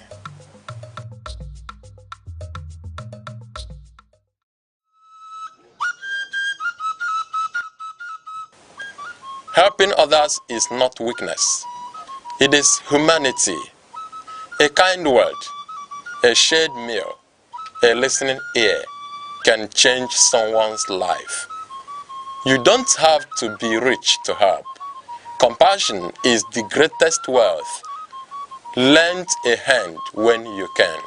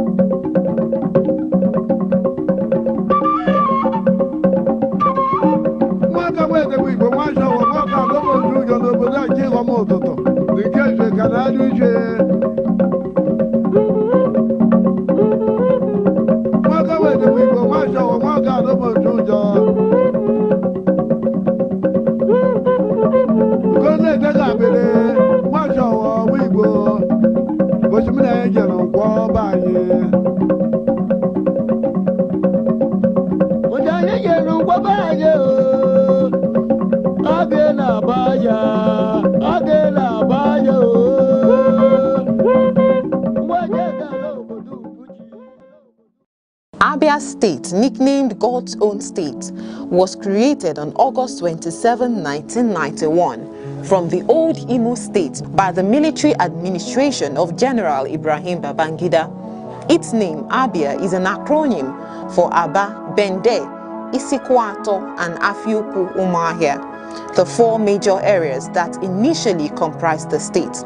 The state lies in Nigeria's southeast and is inhabited predominantly by the Igbo ethnic group, who are known for their enterprise, hospitality, and vibrant cultural practices. Before state creation, the region was part of the Eastern region and played notable roles in Nigeria's pre- and post-independence history.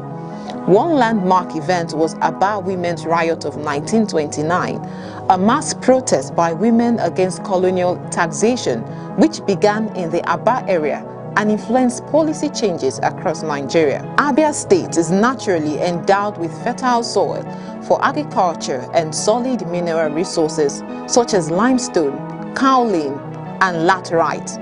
Oil and gas are also found in some parts of the state, making it one of Nigeria's oil-producing areas.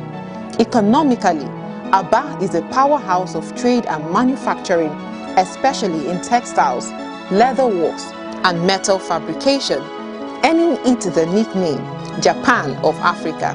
Abia State's cuisine reflects Igbo culinary traditions with popular dishes including achi and oha soup. It is a thickened soup made from oha leaves and achi seeds. Okazi soup. It is rich with okazi leaves and cocoyam paste. Abacha, African salad, made from cassava flakes, palm oil, and local spices. Ofe nsala, white soup, a light soup often cooked with fresh fish, beef or chicken. Palm wine, a traditional beverage tapped fresh from raffia or oil palm trees. Abia State has different notable attractions, and they include National War Museum Umuahia, housing relics and weapons from the Nigerian Civil War. Akwete Weaving Village, famous for its centuries-old traditional cloth weaving. Azumiri Blue River. This is known for its clear blue waters and scenic beauty. Amakama Wooden Cave, a natural hollow in a giant tree with cultural significance. Long Juju of Arochukwu, an ancient shrine and historic slave trade route site. Abia State celebrates various cultural festivals such as New Yam Festival, Iriji, marking the start of the harvest season. Ekpe Festival, a masquerade and dance tradition in Arochukwu and other areas. Akwete Festival, celebrating the art and heritage of Akwete weaving. Aba Carnival, this carnival showcases dance, music, and colorful parades. Abia State is known for its entrepreneurship and Aba-made goods like shoes, bags, clothes, and mechanical fabrications. It is also known for agriculture, especially cassava, yam, oil palm, and cocoa, cultural craftsmanship like Akwete cloth, pottery, and wood carving, and their historic significance, especially in women's rights activism. 1929 Aba Women's Riot. Security is not just police on patrol. It is safety in homes, schools, markets, and mines. Without it, progress is impossible. Be alert, report danger, support community watch. True security is collective responsibility.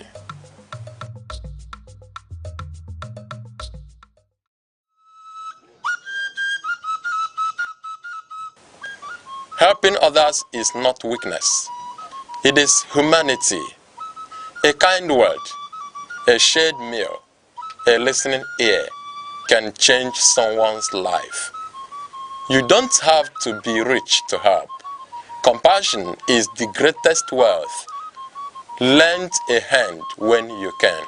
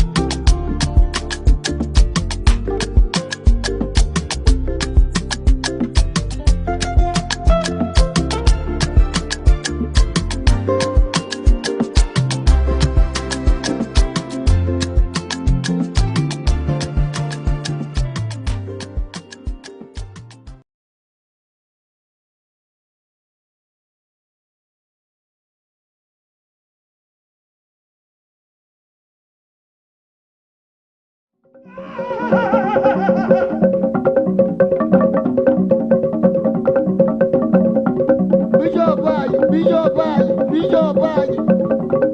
Whoa, whoa, whoa.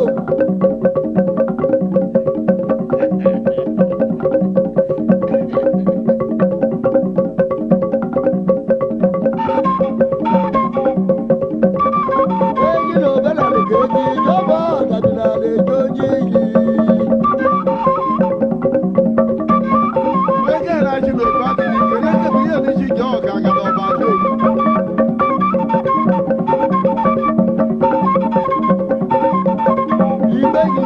Ibegi,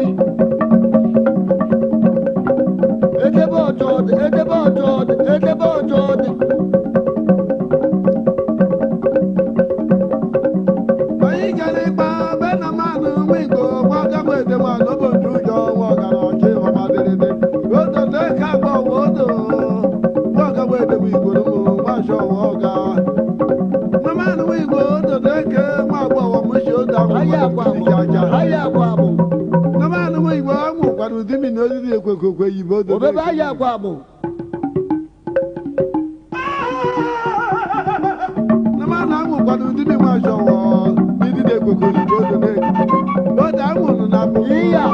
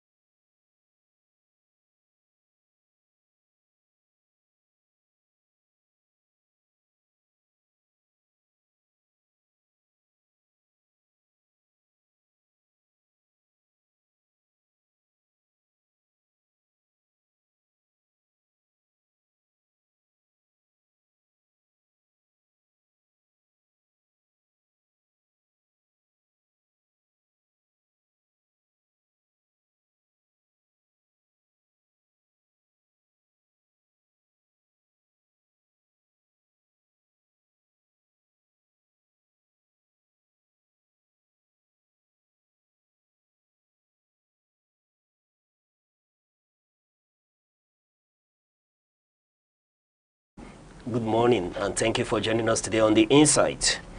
Today, on The Insight, we'll look at Nigeria. Here's the headline again. Branded a country of particular concern by the U.S. What does this bold move mean for diplomacy, security, and aid? Stay tuned as we unpack the high stakes behind the tense U.S.-Nigeria relations. And today, we are looking at country of particular concern designation, implications for U.S.-Nigeria relations. And with us to unpack and unravel these whole issues is also Barrister Ofokansi, a legal practitioner, human rights activist, and a proud farmer. Also, yes, it's always a pleasure to have you. Thank you for having me once more this morning. All right. I'm here. Yes, again. you're welcome.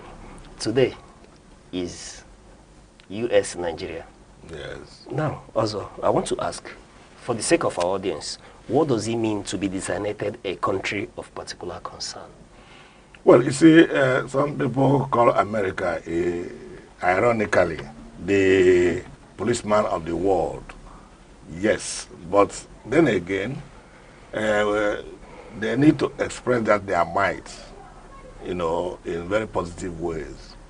And that was what led to I think it was in the Third Amendment, that they now try to protect freedom of religion worldwide, showing that any country that doesn't allow freedom of worship, that country has something up their sleeves, and nobody should die for his faith. So they now say that if there is any country that have ample evidence that people are being murdered for their belief, for their faith, that country should be designated as a country of particular interest. And that the Senate amendment allows them to impose severe sanctions and even talk with other allied nations to impose same sanction. So the issue of Nigeria became headline news in 2012 when President Goodluck Jonathan, after the abduction of the Chibok girls, Obia Ekwesili, I think it was Obia Ekwesili, and the rest of them, they now take the "Bring Back Our Girls" slogan. This present president today has to tweet, I think that was also in 2012, that Jonathan is not only clueless, but cannot protect lives and properties of Nigerians, which is the primary aim of any government.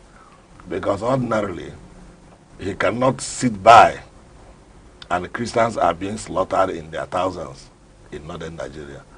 I'm talking about the man who is today the president. I think that time I was a senator there or something like that. Now, the table turned. Jonathan lost the election in 2015, principally because of this, because the Chibok girls was a very big stain. And even media houses, national televisions, I recall that Anagolo of Arise News was echoing this cluelessness of Jonathan, especially because of the outcry that followed the arrest and abduction of the Chibok girls, many of whom have not returned till today. Now, that having been taken, Buhari won the election in 2015. And the table changed from PDP to APC. Now, rather than the massacre of human beings, whether Christians, whether Muslims, to abate, the intensity increased. Not that the intensity increased, the government then began to, romance with them. Because I put it there that way, because I recall, it was said, the same Gumi, who said that anybody who will come out to say that going to kill people who belong to Boko Haram, that they should not vote for the person. Because this Boko Haram, I am brothers. Gumi I'm talking about. Okay. It was the same Pantami, who was then minister for, I think, internal affairs or there, something like that. Yes, Pantami under Buhari, who also said that both the Boko Haram people are better Muslims than some of them.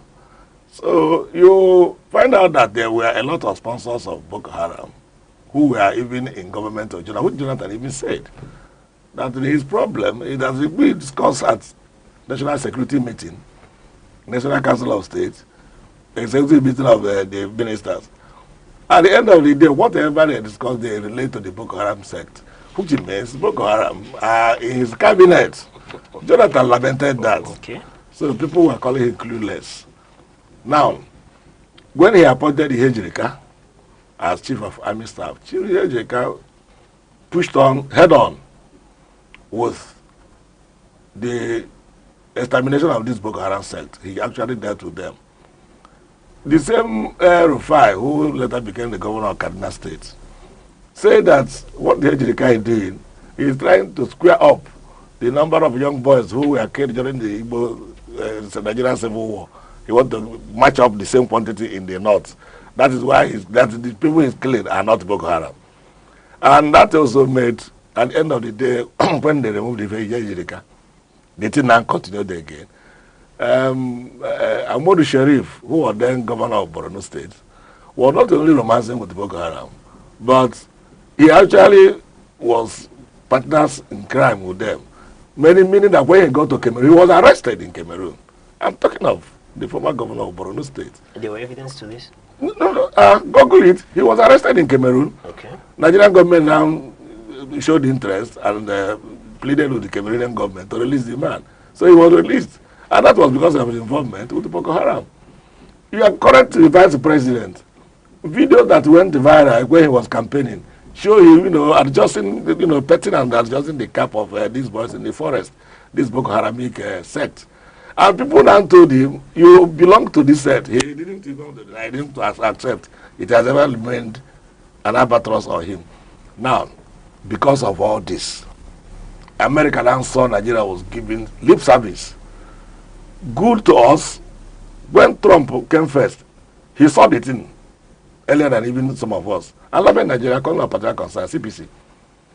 Joe Biden came, removed Nigeria from there, and said that whoever is being killed in Nigeria, it is farmers' headers clash, and it is because of climate change that there is certification in the north, and people are drifting down south to come and feed their cattle. So that is why they are having some clashes with it. They remove Nigeria. When Trump came back, he relisted Nigeria again. But then, when he relisted Nigeria, I think he came back last year or last 2 years, they were still collecting evidence. And the thing now intensified, the intensity increased. And the most victims, but they nearly wiped out Southern Kaduna during the era of Buhari.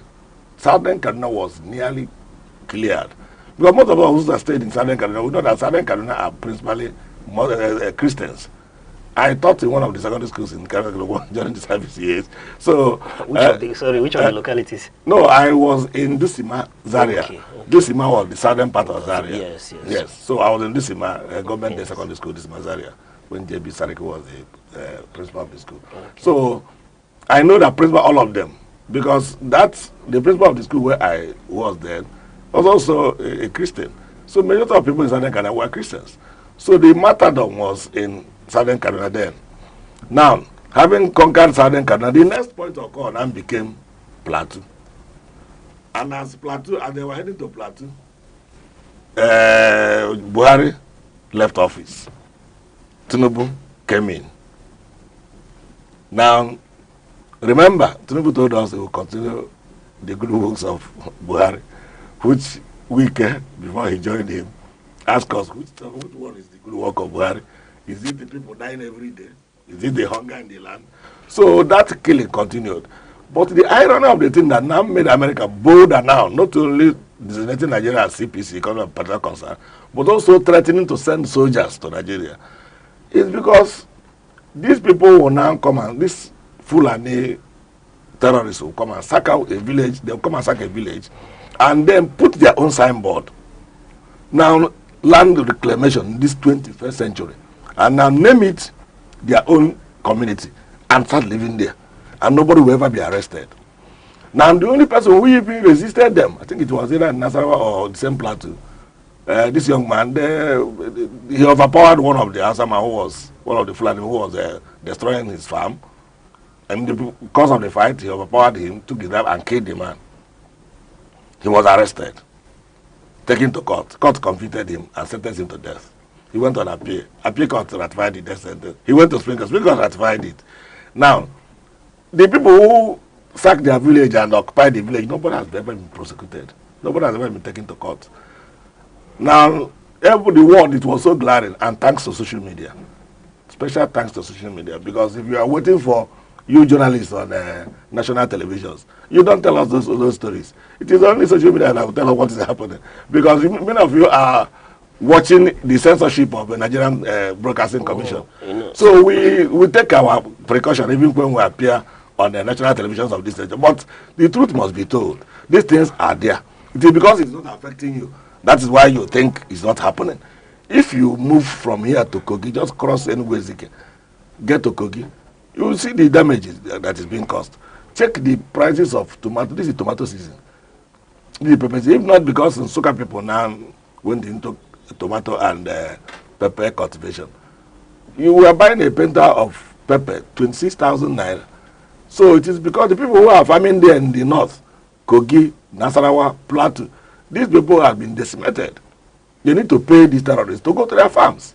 So America now designated Nigeria country of particular concern. It is even long overdue. The only one many people quarrel with is also sending soldiers to Nigeria to come and then decimate these terrorists. Okay. All right.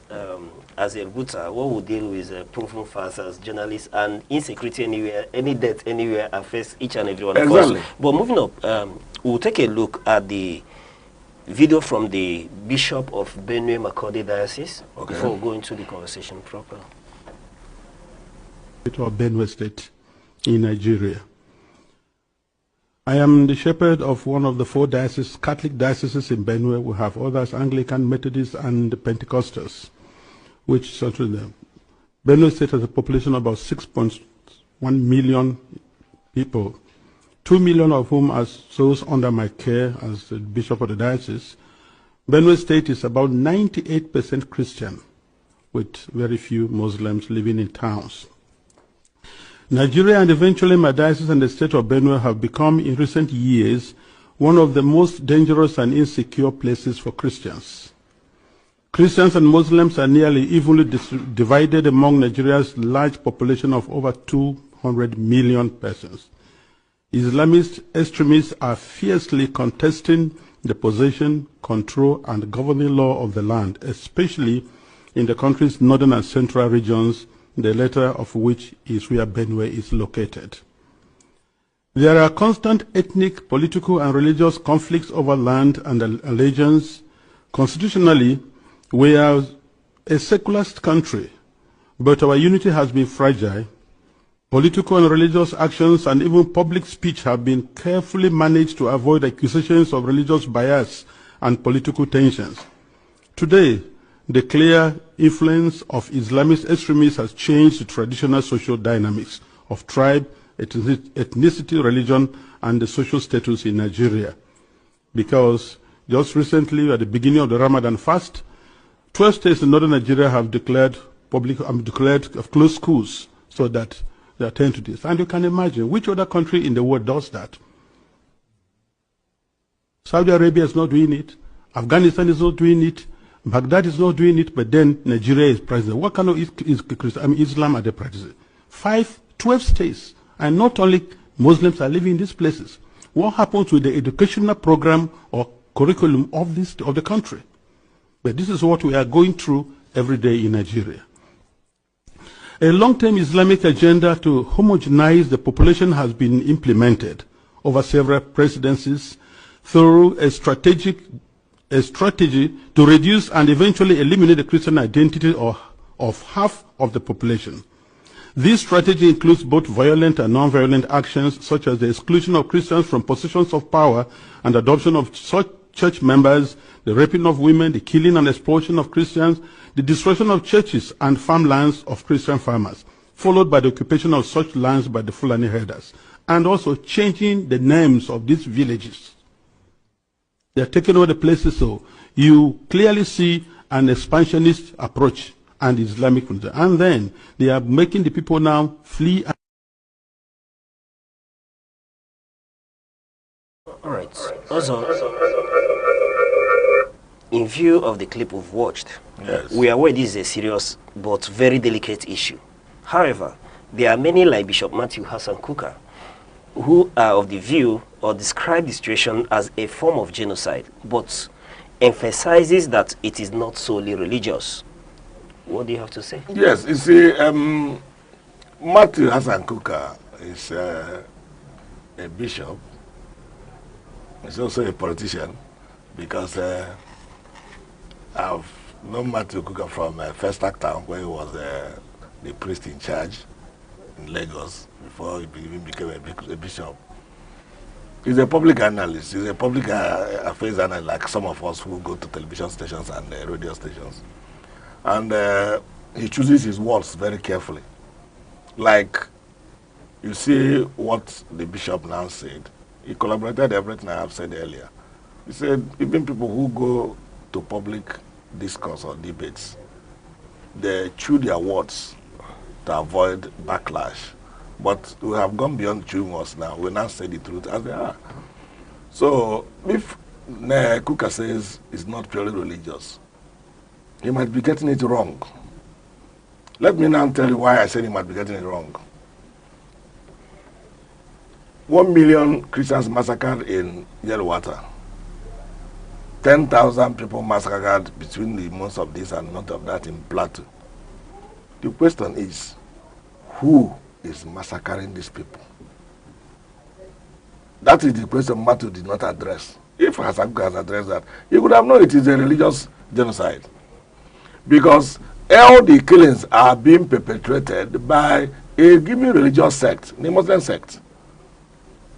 Whether you call them Boko Haram, whether you call them Islamic sect, whether you call them Fulani herdsmen, principally the Fulanis brought Islam to Nigeria through Ottoman Danfodio. So predominantly wherever they stay in the Futa Jalon and any of the West African enclave, they are Muslims principally. In fact, if there are 100 Muslims in any community, then 99 of them will be Muslims. One might be, a traditional religionist or somebody who believes in, but I doubt. So all these killings are being perpetrated by them. You have never heard that Christians invaded a mosque anywhere and they eliminated Muslims. No. It is still Muslims killing Christians. Muslims killing Muslims.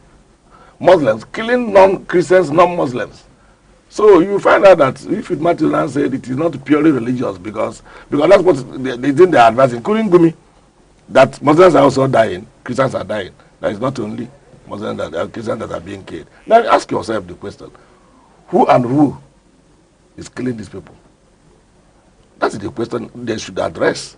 If they address it successfully and tell me that Christians are, listen, the other man in I think Sabon Gerikan or sometime in 2016 or thereabout, the wife took a piece of paper and cleaned the mess of the little child, threw it into a dust can. Before you know it, rumor began to circulate that the man desecrated the Holy Quran. Before you know it, people were surging to his compound. The wife took grace, the man ran into a police station. I think that was during Abacha's time, not even 2006. It was during Abacha's time. That's what happened before politicians. It was during Abacha, because I remember Abacha tried the soldiers who went to the police station where the man ran to, brought the man out, cut off his head, and hung the head on a pole as if they were celebrating the capture of Satan. They ran around the entire Sabon Gerinkan. Abacha was miffed with that. He brought the soldiers who accompanied the civilians to the police station, tried all of them. So a few of them were executed. But has the man come back? The man has not come back. Then Deborah, I think it was in Sokoto, a student of Ottoman Danfodio College of Education. In their normal platform, people will leave what they are doing and start preaching. He said this platform is not for religious preaching. They said she has blasphemed. And in the glare of everybody, students who are supposed to know better, stoned the lady, the young girl to death. Now, if I keep on recounting, the other lady who was preaching in the morning, they said they were doing their morning evangelism. She was, rounded up by young boys, slaughtered. Early hours of the morning for preaching her religion. I'm coming. Now, with all these things happening, you have never had, you live in Enugu. I live in somewhere in New Haven Extension here. Early every morning around, what tells me that day has broken is the Muslim microphone that will start announcing their early morning prayers around 5 o'clock. I wake up and say the day has broken. Nobody has ever gone to stop them for putting that microphone to wake us up in the morning. Nobody has ever done that. And no, we don't do it in the north. Nobody ever tried it in the north. So if you tell you it's not religious cleansing, tell me it is a lie. So America knows your security, knows your intels even better than you. All right, sir. But looking at this situation, given that ISWAP and the bandits, when they go, often is driven by economic and territorial quest, even like the bishop and the police said. Yes. So one may want to ask, the U.S. action, does it not risk conflicting security and political crisis with purely religious undertone? No, you see, I said it, that's the one that very charter, that the third amendment did not allow them, is invading any country. All right? You can designate a country of president can sign, give whatever sanction you want to give. I'm not what do you call it? I'm not an advocate of Americans' boot on the soil of Nigeria. I don't advocate for that, because wherever they have gone before, They didn't, when they go out from that place, it had never been rosy again. They went to Libya. You see what's happening in Libya today. They went to Venezuela, they went to Afghanistan, they went to, name it. Every place where they have gone to, when they went to Iraq to remove Saddam Hussein, today Iraq is ruled by militia. Remember before, we used to watch Arabian Nights movies. And these movies are cast in Iran and Iraq in those sweet days. But no more, after America invaded them. So they might have some other economic interest. But the question is, why should even the Nigerian government allow the thing to escalate to such a level that America will not threaten to have their foot on the soil of Nigeria? That is the question I'm asking. It is now that the military is now publishing names of Boko Haram that were killed, that were arrested, that were this, and want them to show all their faces. If they have killed anyone, show all the dead bodies. If they have arrested anyone, show all their faces. Remember these ones that were arrested during Buhari's era. Once they arrest them, they sew a Shebi dress for them, give them uniform, and then train them for a few weeks, give them a few bags of rice, give them more condiments and some more cash, and tell them that we are now reintegrated into the society. Left to Buhari, Buhari could have wanted Nigeria to be an Islamic state because he's a fanatic. Truth of the matter. Remember, it was Buhari who said if Jonathan reaches election, I think that was in 2012 or thereabout, that the baboons and the monkeys shall be soaked in blood. Somebody who is a presidential aspirant. And people actually were soaked in blood. You can recall that. All right. But given that Nigerian government counter-terrorism efforts, how credible are U.S. claims of existential threats to Christians in Nigeria? Being that we daily witness government efforts, and when these people strike, let's say if a bomb goes off in Nigeria, it doesn't distinguish between a Christian and a Muslim. We know what has happened in Kwara State. We know what has happened in Niger State, where indigenes were meant to pay tributes to the bandits, and these are Muslims as well affected in these situations. So, is the US justified to tag this a threat to just Christians? Well, if I tell you they are not justified, then I'm telling you lies. Nigerian counter-terrorism efforts, if we must tell ourselves the truth, do we even have counter-terrorism sports in Nigeria? Do we have? The point is that people might wear uniform, label themselves, give themselves any nomenclature they like. They can call themselves any name. Remember, after the NSAS, they changed it into SWAT. After SWAT, they now have a lot of other tactical squads in police, Octopus, just name it. I can't remember all their names. Even Hawk, the Hawk Squad, the Octopus Squad, Anti-Kidnapping, Squad.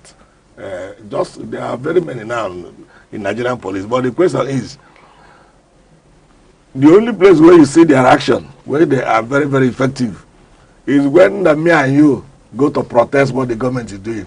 That's where you see Nigerian police, all those tactical squads, and even the army come after us.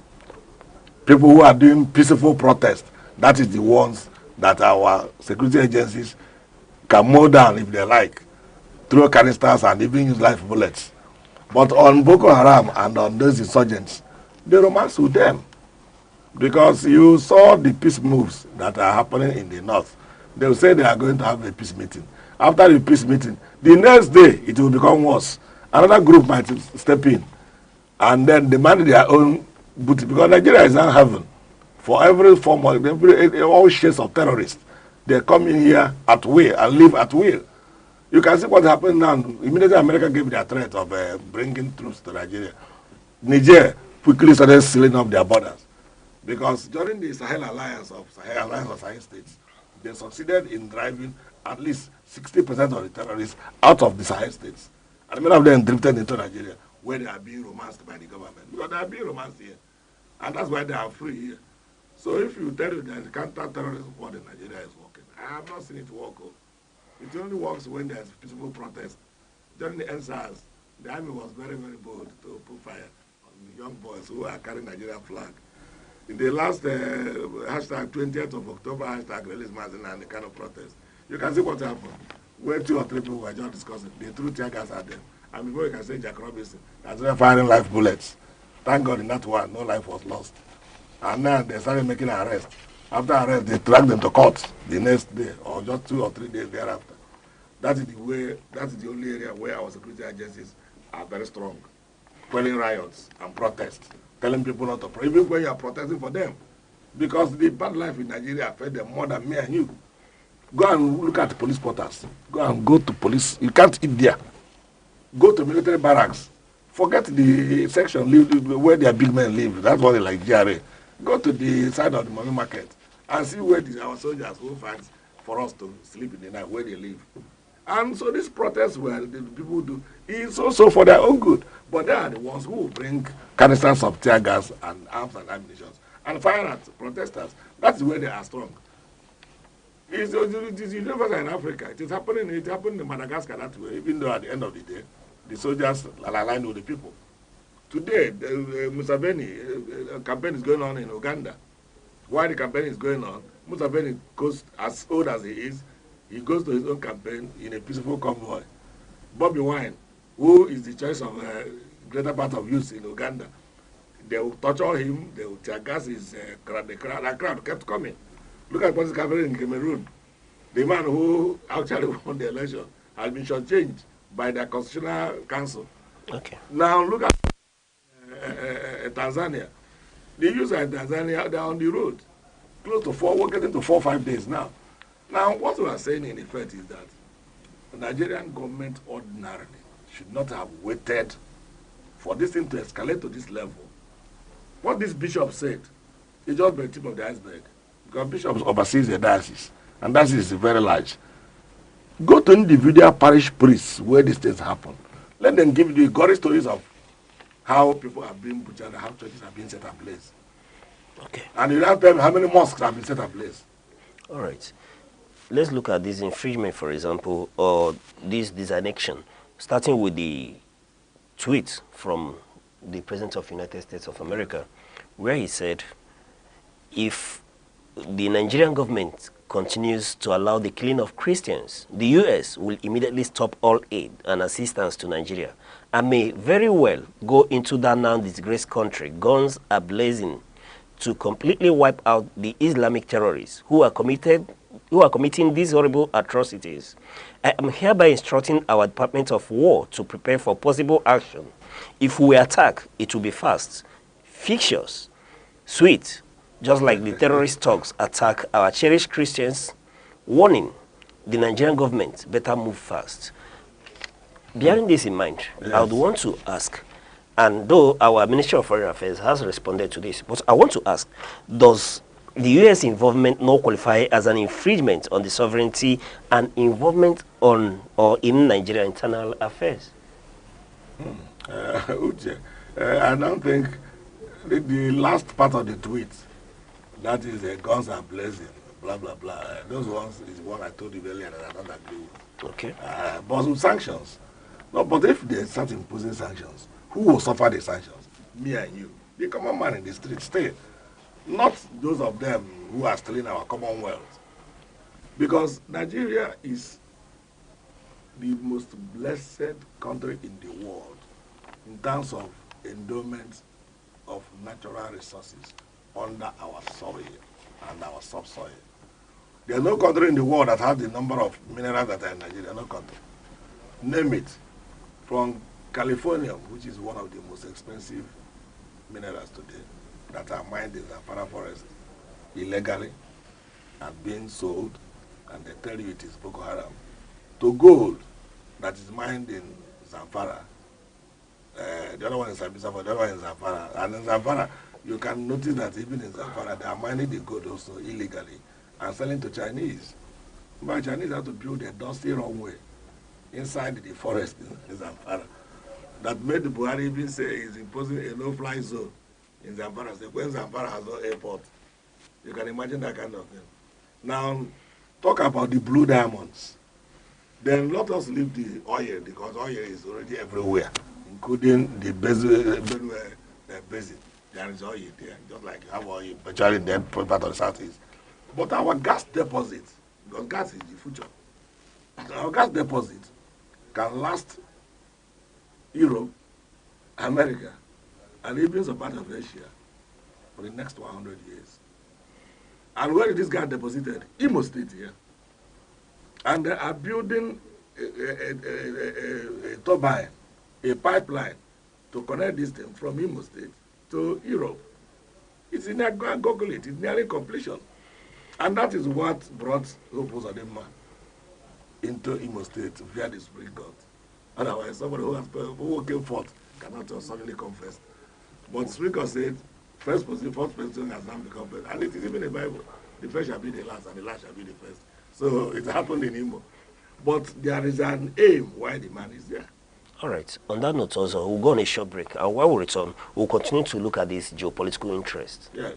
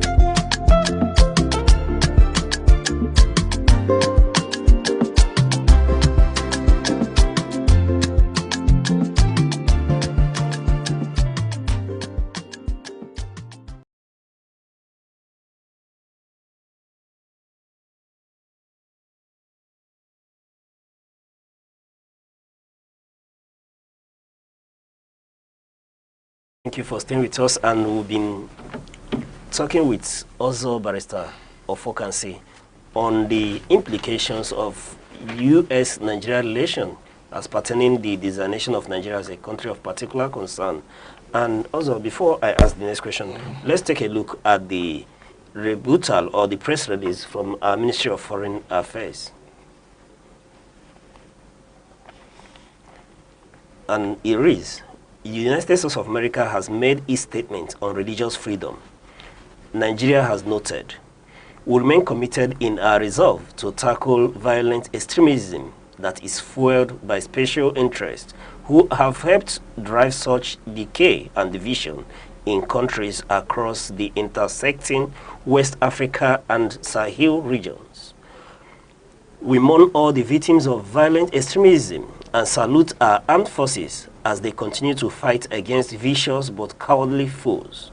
The federal government of Nigeria will continue to defend all citizens, irrespective of race, creed, or religion. Like America, Nigeria has no option but to celebrate the diversity that is our tolerance, that is our greatest strength. Nigeria is a God-fearing country where we respect faith, tolerance, diversity, and inclusion. In accordance with the rules-based international order, the U.S. has been, and we trust will always remain, a close ally, because the Federal Republic of Nigeria and the government of Bola Ahmed Tinubu will remain our laser focus and steadfast commitment to all partners who believe in genuine peace, stability, freedom, and democracy. Signed by the spokesman of the Ministry of Foreign Affairs in Abuja. And also, having listened to this press release, I want to ask that many critics argue that this designation could be politically motivated. How would you respond to concerns about geopolitical interests shaping this decision to designate Nigeria a country of particular concern? You see, he said you've been indicating that the American blah blah blah is noted. That's what the ministry wrote before they announced that all the other ones they wrote down. Now, first of all, let us first look at this from the point of view of trying to save lives and stop the carnage of Christians. In fact, the carnage of anybody, whether Christian or Muslim, no life is worth more than the other person's own life. Now, but you should also understand that to fuel one tomahawk in the United States to move it to Africa to fight any insurgency, you know how much it's going to take. America cannot do it for free. Certainly, they can't do it, even though Nigeria is not inviting them. But if they eventually come and succeed in, saving this massacre that is going on, you don't expect them to do it for free. But you know that we have what we shall pay for it. So, politically speaking, I said it, I keep on saying it, that I have, even though I know if you put the weight in the altar of public opinion, greater public opinion welcomes the American visit. They want them to come. Because somebody asked when I did a radio program yesterday morning, if you are asking your father to do something for you, and your father refused, and somebody now offers to do that same thing your father could have done for you, wouldn't you appreciate that person? So if we have been begging the Nigerian government to stop the carnage, especially the killing of Christians, and they refuse, and somebody now says, no, it's coming to stop it, why should we tell the person not to come? Because nobody wants to die. You can recall that these politicians brought these people to Nigeria. Obasanjo was here for 8 years. Did you hear any insurgency? The only thing we hear about Obasanjo's time is that maybe oil bunkering, and people, soldiers went to stop it, and people, they attack soldiers, and Obasanjo sent soldiers to the place to unleash mayhem on them. But this issue of Boko Haram, I think it started roughly during between 2012 or thereabout.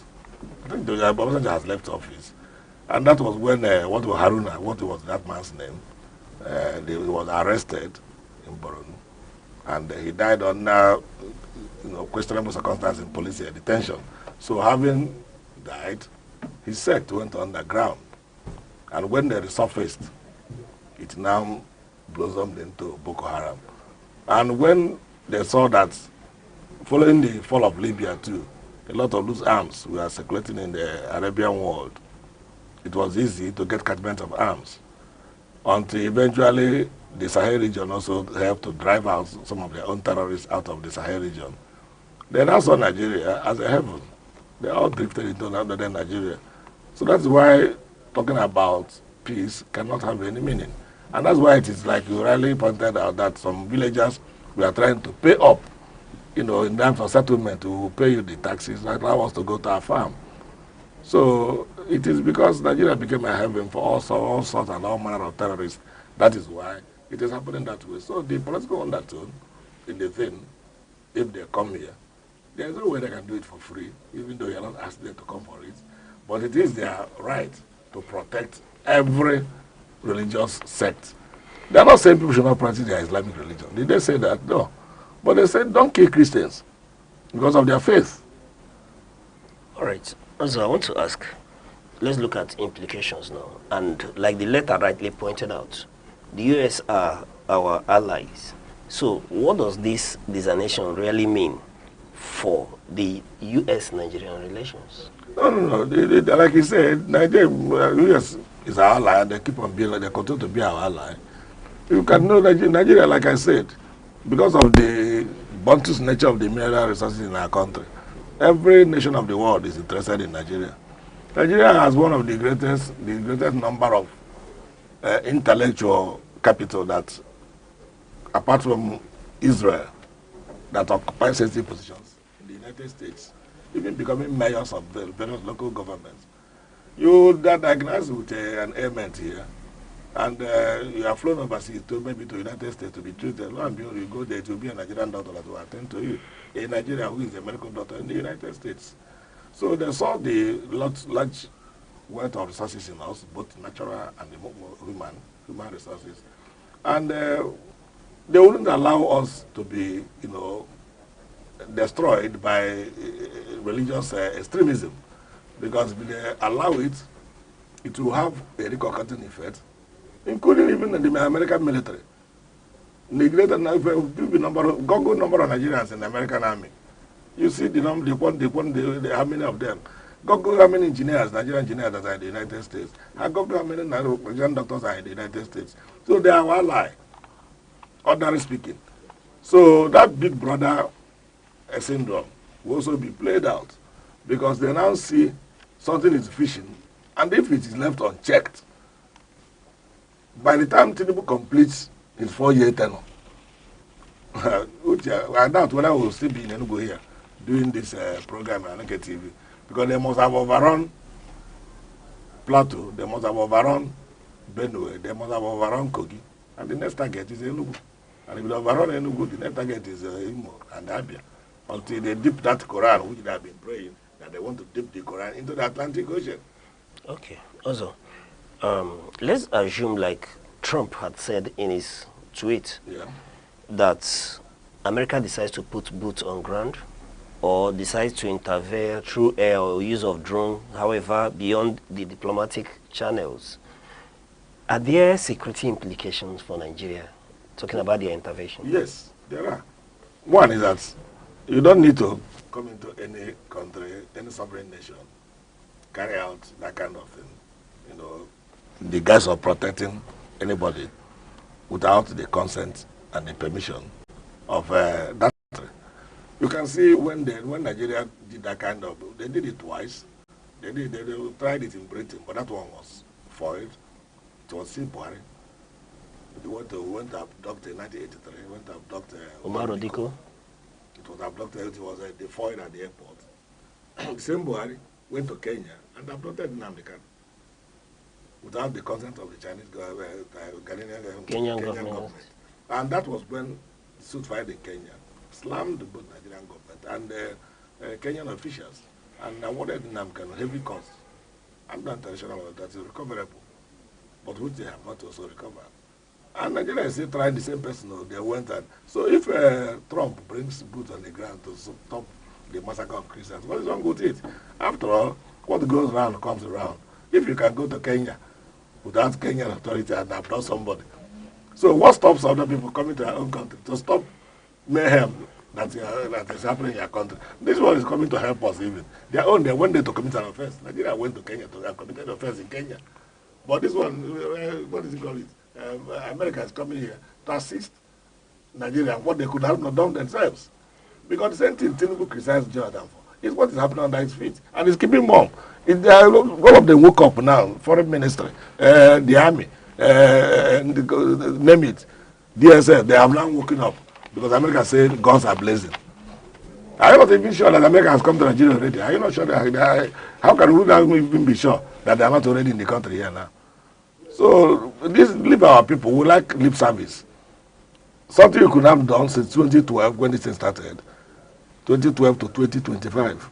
A child born in 2012 by now will be finishing secondary school.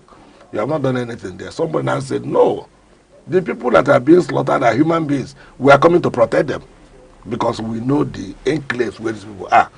And that's why I say it's going to be selective, precise, and sweet. So it is going to be swift. So just like these people just do their own, come in the night, massacre a village, and disappear. Tomorrow morning they put up a signboard and say it's now their own community and live there. And the people will come and pass.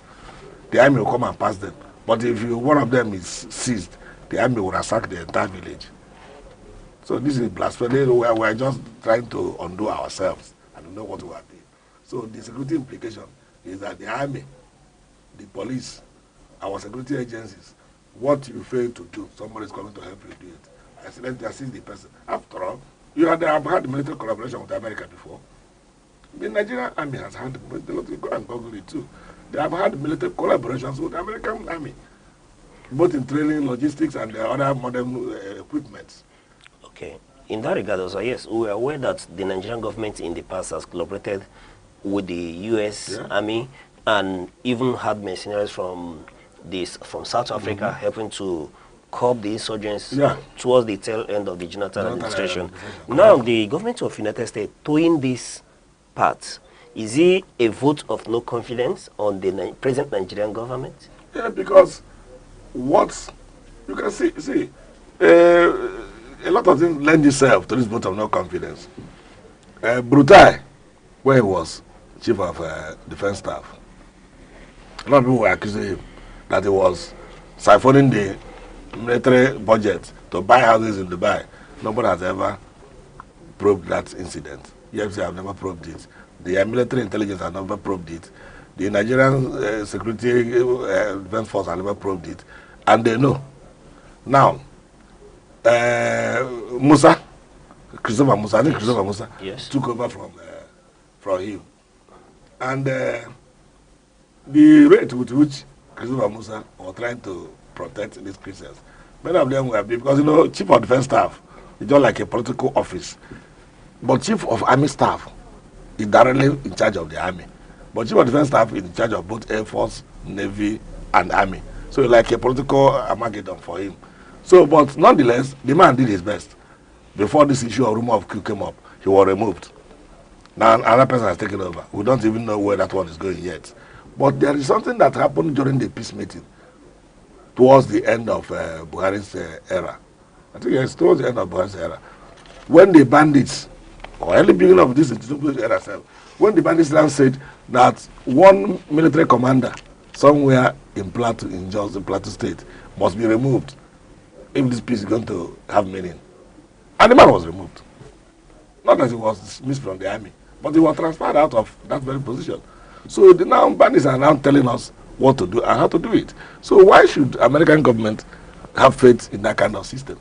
If you were American government, we have faith in that. If they tell you, don't worry, we have learned the strategy you taught us during the collaboration, we will do our best and make sure that we eliminate these boys. How are you sure that they will do the thing they have told you? Because from that period they have left them after the collaboration. Have they done anything positive to reflect what you have taught them? They have not done that. So that's lots of confidence and faith in the Nigerian army. It's palpable. And like I told you, the only place where they act fast is only quelling demonstrations. That is where Nigerian soldiers and Nigerian security agencies, that's where they are strong. So that maybe after quelling shooting and dismantling protesters, peaceful protesters, they may be promoted generals, because none of them has ever fought anyone yet. So many of them they become generals on their table. Yes. Also, before I let you go, finally, I want to ask, this designation of Nigeria as a country of particular interest, and if possible, at the end of the day, we were to see boots on ground, what will be the impact for Nigeria and Nigerians in particular? Long-term impact. That's why I said I don't encourage boots on the ground, though, because the people place where they don't go before. What are they up to today? So, but if it becomes necessary that they must come, let them come. Because if they come, the impact is going to be very, very enormous.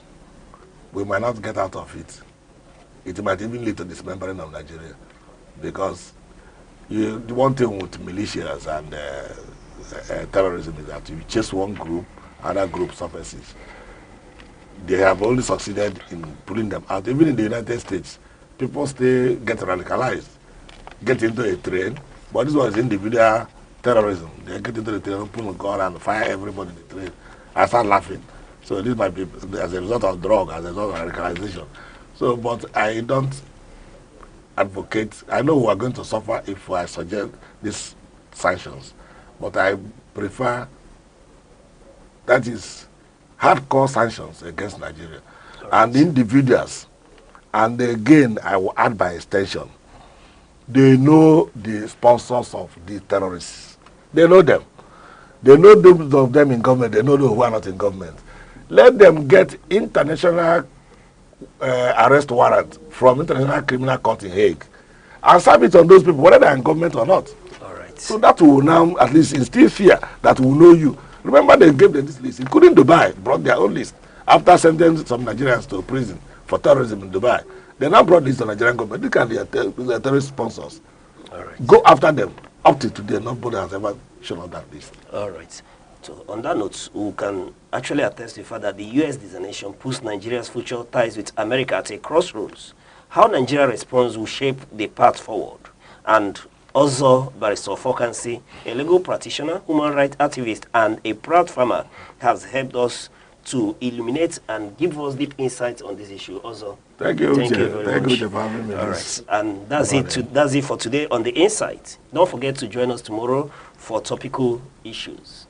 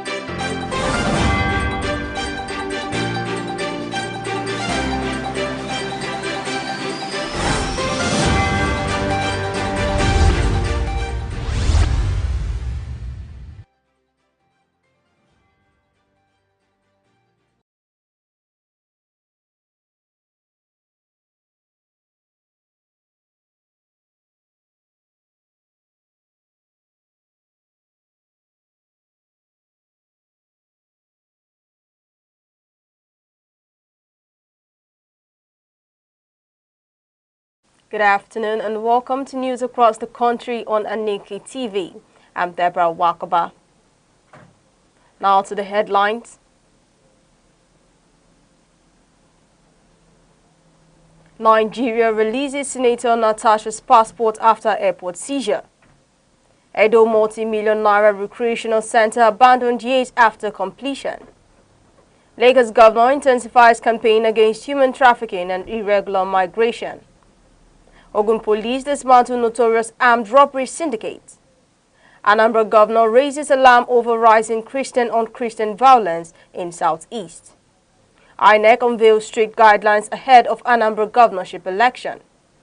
Abia government assures fair compensation for acquired lands. Togo, Niger, Benin owe Nigeria $20 million for electricity supply.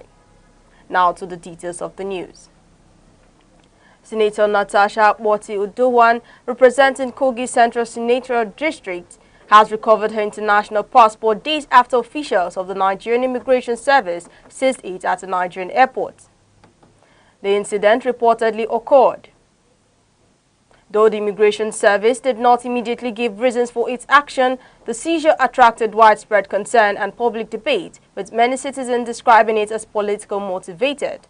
The senator has previously faced similar travel-related restrictions, which were later resolved after public and political interventions. Following sustained media attention and online pressure, the Immigration Service released a document allowing the senator to proceed with her trip. Authorities have, however, maintained that an internal review is underway to determine the circumstances surrounding the seizure and whether due process was followed. The Edo State Civil Service Club and Recreational Center in Benin City remains under lock and key years after its completion. Sparking criticism from civic groups and civil servants, the facility, completed during the tenure of former Governor Godwin Obaseki, was designed to serve as a relaxation and wellness center for workers in the state. The civic organization, Monitoring, which raised the alarm, accused the current administration under Governor Monday Okpeholo of neglecting a taxpayer-funded project that should be improving the welfare of civil servants. It said the continued closure of the facility undermines the purpose for which it was established and represents poor value for public investment. Monitoring urged the state government to immediately open the center, stressing that governance should not be politicized. The group added that public facilities should remain functional regardless of which administration initiated them, noting that continuity of government projects is vital for public confidence and accountability. The Lagos state government has approached the Supreme Court seeking the restatement of the life sentence earlier handed to Dr. Olufemi Olaleye, who was convicted of defiling his wife's 16-year-old niece. The sentence was overturned by the Court of Appeal, prompting strong public debate and concern from child rights and advocates. In its appeal, the state government argues that the appellate court erred in its interpretation of key evidence and failed to give due weight to the victim's testimony. The state also warned that allowing the judgment to stand could undermine confidence in the justice system, particularly in cases involving sexual violence and child protection. Dr. Olaleye's defense team has filed a preliminary objection challenging the competence of the appeal and maintaining that the conviction was improperly obtained. The Supreme Court is yet to fix a date for hearing, as legal observers describe the case as a critical test of Nigeria's commitment to protecting vulnerable persons and ensuring accountability for sexual offenses. The Lagos state government has intensified its campaign against human trafficking, migrant smuggling, and irregular migration in a renewed effort to address the dangers associated with unsafe journeys abroad. The initiative was announced during a sensitization program for public servants held in Lagos. Officials explained that the program aims to educate citizens on the deceptive tactics of traffickers and illegal recruiters, many of whom lure victims with false promises of jobs overseas. The state government is collaborating with agencies including NAPTIP, NIDCOM, the Nigerian Immigration Service, and International Organization for Migration to identify victims, provide rehabilitation, and prosecute offenders. Authorities emphasize that migration itself is not a crime but must be conducted safely and legally. They also encouraged youth to explore legitimate opportunities within the country while pledging that the government will continue to strengthen awareness, law enforcement and youth empowerment as part of its broader human development agenda. The Ogun State Police Command has dismantled a notorious armed robbery syndicate responsible for multiple violent attacks in Ifo local government area. The operation led to the arrest of 32-year-old gang leader Lekan Anulowakbo and his female accomplice Ajoke Karim, alongside another suspect Akpomoka Gabriel, also known as Akuru. Police authorities say the suspects were linked to a series of armed robberies in October, during which they allegedly disposed victims of phones, handbags and a point-of-sale machine. Acting on intelligence reports, officers tracked the suspect to their hideouts, recovering weapons and stolen items in the process. Commissioner of Police Ranle Ogunlowo has directed that the suspects be transferred to the State's Criminal Investigation Department for further interrogation and prosecution. He also ordered increased patrols across identified flashpoints during the Ember months to ensure public safety and reassure residents of the command's commitment to crime prevention. Enugu State is intensifying preparations to host the 2025 National Festival of Arts and Culture, scheduled to take place from November 22nd to 29th. Governor Peter Mba, represented by the Secretary to the State Government, Professor Chidebere Onya, inaugurated a local organizing committee tasked with ensuring a world-class cultural showcase that reflects Enugu's hospitality and creativity. The 20-member committee, chaired by the Commissioner for Culture and Tourism, Barrister Ugochi Madueke, is responsible for coordinating logistics, hospitality, publicity and security for the week-long festival. The governor charged members to project Enugu's image as Nigeria's leading cultural hub and deliver an event that strengthens unity through the celebration of diversity.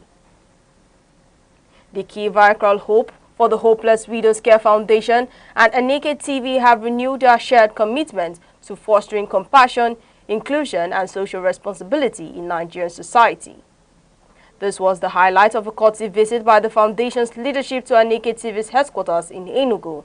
Chidema Ikemede reports that the visit also provided both organization an opportunity to deepen collaboration in promoting humanitarian causes and uplifting widows, orphans and vulnerable groups through advocacy and media support.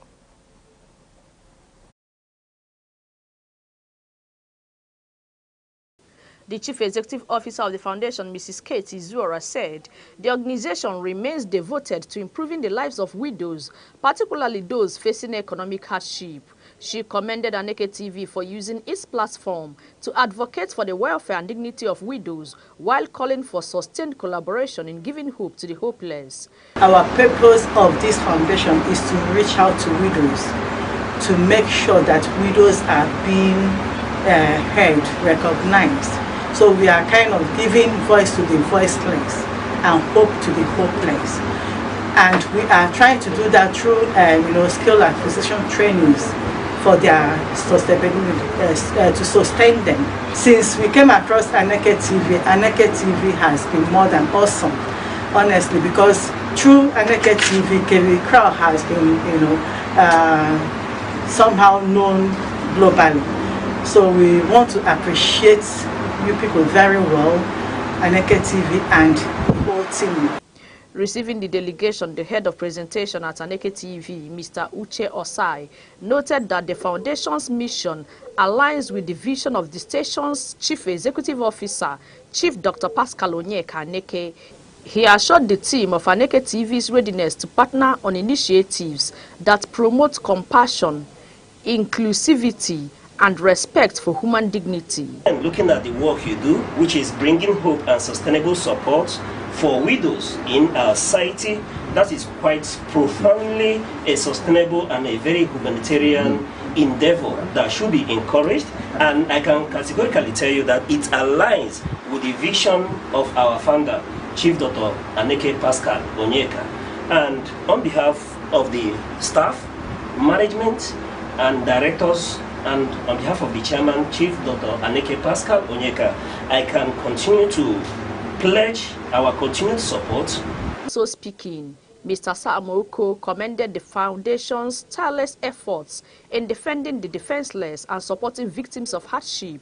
He emphasized that partnerships between humanitarian organizations and the media remain vital in amplifying the voices of the vulnerable. We have to thank you so much on behalf of all the staff from Aneke TV. We've worked with you and we've seen the potentials in you.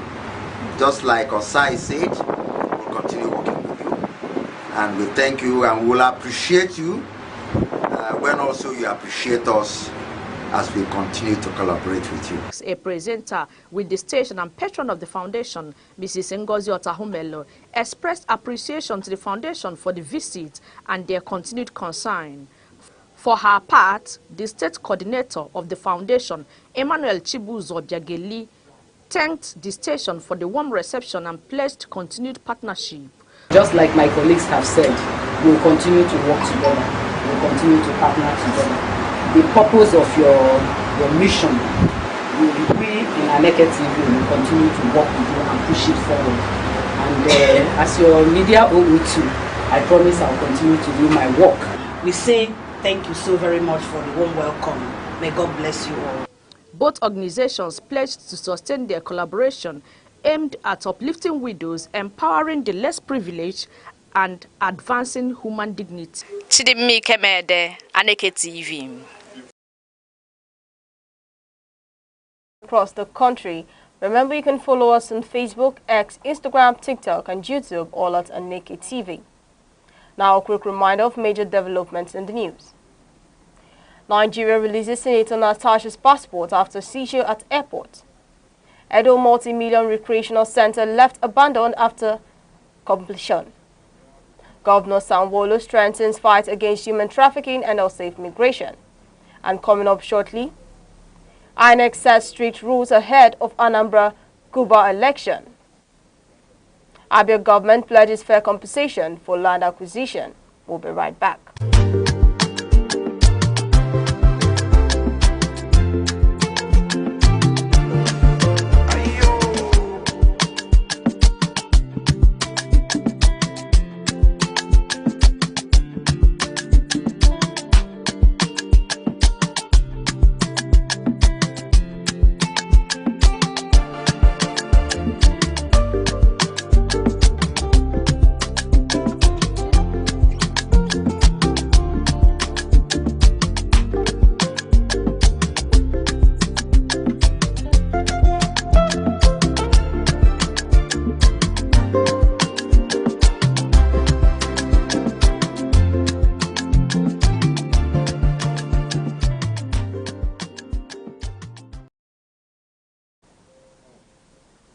Welcome back. Governor Chukwuma Soludo of Anambra State has decried rising violence in the southeast, lamenting that Christians are killing fellow Christians, but emphasizing that the attacks are not religiously motivated. He called for introspection, dialogue and unity in confronting the crisis, assuring that the government remains committed to safeguarding lives and property. His comments followed U.S. President Donald Trump's designation of Nigeria as a country of particular concern over alleged persecution of Christians, a move that could prompt U.S. action against Islamic extremists in the north. Soludo maintained that the violence in the southeast stems from deeper socio-political issues rather than religion. The Nigerian government, meanwhile, insists that Christians are not being targeted for their faith, acknowledging the widespread security challenges confronting the nation. Officials reiterated their resolve to continue engaging all stakeholders to restore peace and stability across all regions. INEC Chairman Professor Joash Amupitan has warned staff ahead of Saturday's Anambra governorship election that any delay in the commencement of voting will be considered a failure. He emphasized the need for flawless logistics across all 5,718 polling units, directing that accreditation and voting must begin promptly at 8:30 a.m. During a walking visit to Oka, Amupitan reminded officials that the credibility of the exercise depends on their conduct. He urged presiding and coalition officers to record, verify and sign results accurately, stressing that ignorance of the law would not be tolerated and discrepancies must be corrected immediately. The INEC boss described the timely start as the first indication of credible election and cautioned staff to remain vigilant, professional and transparent throughout the process, noting that both Nigerians and international observers will be monitoring closely. The Abia State government has assured communities that no land will be acquired without due process and adequate compensation. Commissioner for Information, Oke Kanu, said lands acquired for specific projects will not be diverted for other purposes, reaffirming Governor Alex Oti's commitment to fairness and transparency in land administration. Kanu also announced the approval of the consolidated health salary structure for local government health workers, describing it as a major milestone in ongoing civil service reforms to improve staff welfare. He said Abia now ranks among the few states implementing CONHES for local government employees. The state has reopened its recruitment portal for health professionals with vacancies for ophthalmologists, medical officers, dental officers, and both full-time and part-time consultants. The commissioner urged communities and applicants to cooperate with government efforts aimed at strengthening the health sector and service delivery. Edo State Police Command has arrested Chioma Success Aneke for allegedly staging her own kidnapping to extort 5 million naira from her husband. The arrest followed a report by her husband to the New Etete Police Division in Benin City, prompting an investigation that uncovered the hoax. Police identified Chioma's cousin Osita Godfrey and one Martins Chidozie as accomplices in the fake abduction. The suspects have reportedly confessed to the crime and the ransom money has been recovered. The case has been transferred to the State Criminal Investigation Department for further prosecution. Commissioner of Police Monday Agbonika commended the swift response of officers and warned residents against engaging in acts capable of disturbing public peace. Now to business news. Nigeria's neighboring countries, Togo, Niger and Benin, owe nearly $20 million for electricity supplied by Nigeria in the first half of 2025.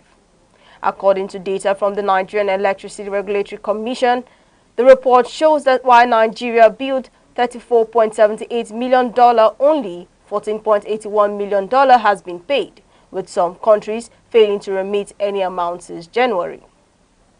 NERC described the situation as a long-standing challenge requiring urgent government intervention to safeguard the nation's power sector. The regulator emphasized the need for stronger bilateral agreements to ensure consistent payments and prevent financial strain on Nigeria's electricity markets. Meanwhile, Genesis Energy had partnered with the Nigerian National Petroleum Company Limited to channel excess electricity from the Port Harcourt refinery into the national grid. The initiative aims to boost national power supply and attract private investments, with the Minister of Power, Adebayo Adelabu, pledging full government support for reliable electricity delivery. Now moving over to sports. Super Eagles striker Victor Osimhen has described Galatasaray's return to the UEFA Champions League as an opportunity to make a bold statement in European football.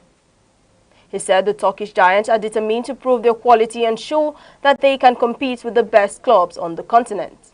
Osimhen, who missed the season opener against Eintracht Frankfurt due to injury, returned with an impressive performance, scoring 3 goals in victories over Liverpool and Bodo Glimt.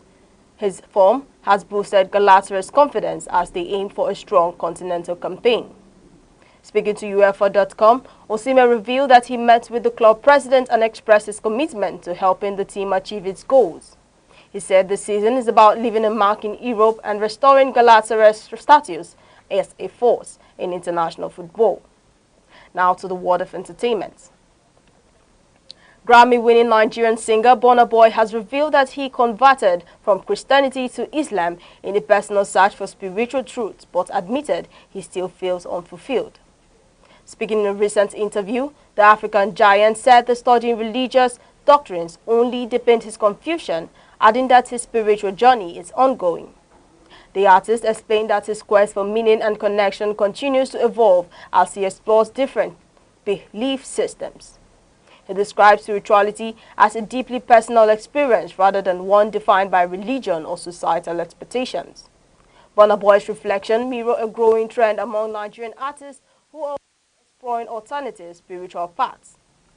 Fellow singer Nice recently disclosed his conversion to the Ifa religion, describing it as a transformative experience that reshaped his understanding of faith and purpose. And now to end news across the country, here are the main points again.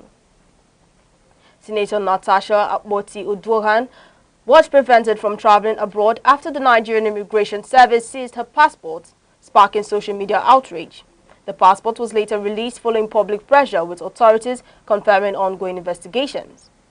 The Edo State Civil Service Club and Recreational Center has remained closed for years despite completion under former Governor Obaseki. Civic group Monting criticized the current administration for depriving civil servants of a facility funded by taxpayers and called for its immediate opening. We also told you that the Lagos State government has appealed to the Supreme Court to reinstate the life imprisonment of Dr. Lufemi Olaleye, whose conviction for defiling a minor was overturned by the Court of Appeal. That's news across the country at noon. For breaking news and eyewitness reports, please call 070-3043-7110 or follow us on Facebook, X, Instagram, TikTok, and YouTube, all at Aneke TV. On behalf of the producer Chidima Sogwa and the entire news team, I'm Deborah Wakaba, thanking you for watching. Enjoy the rest of your day.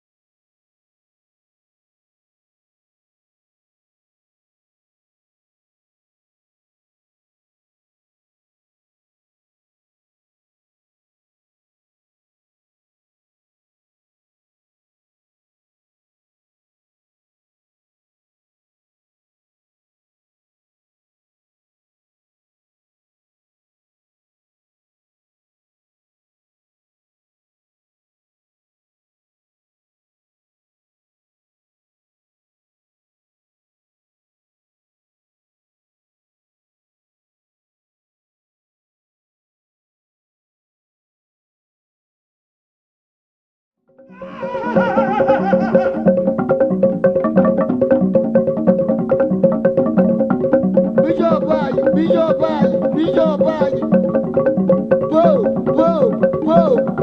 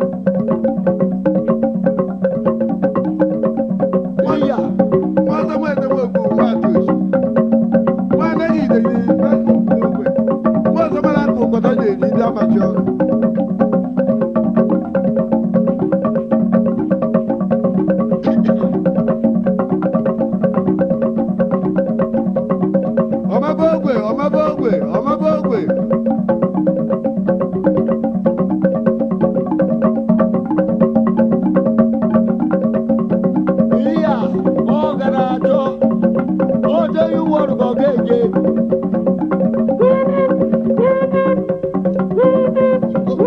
Odo yu woro go keje. Ọmọbọgbẹ. Ije wo ekide bu wi. Wi wo abẹrẹjẹ lu wuzo. Ebe bulo woro ngulu jede. Abẹrẹjẹ lu wuzo ebe bulo woro ngulu jede. Abe ma gbalo yu jedile jinu ka dore jo kanu.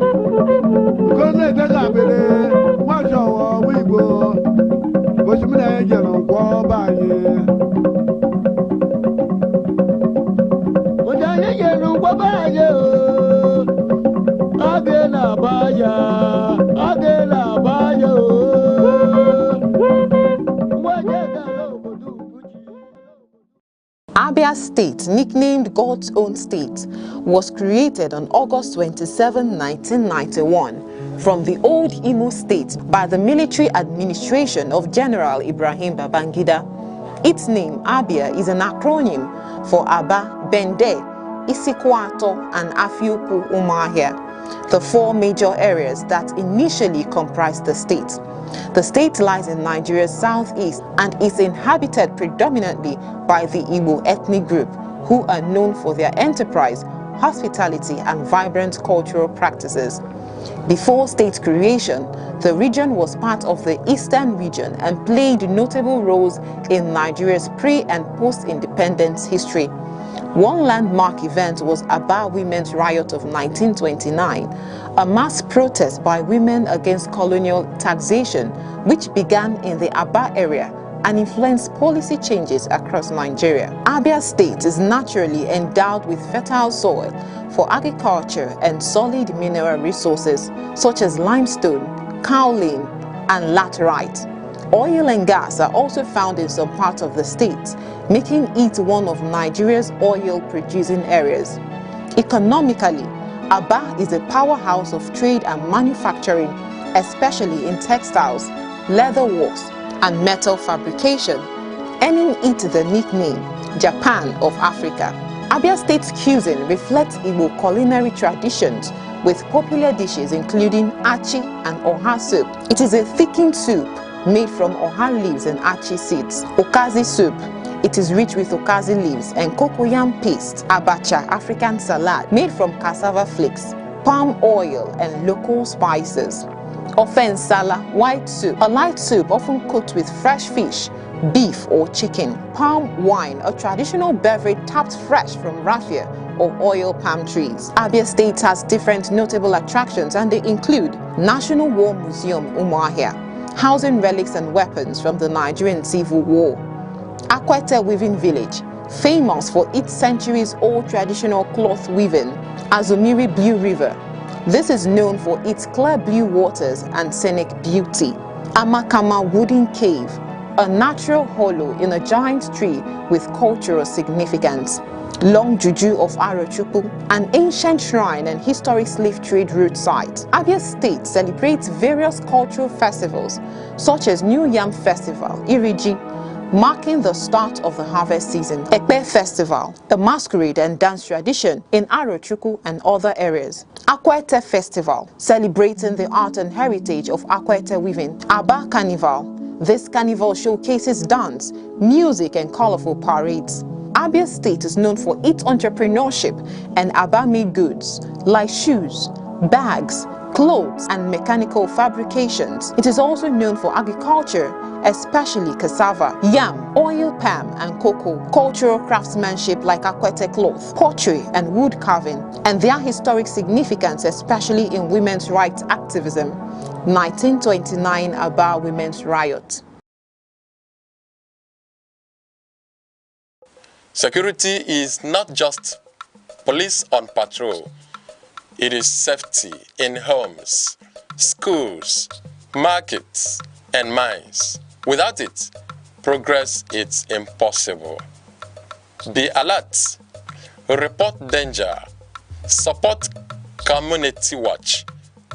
True security is collective responsibility.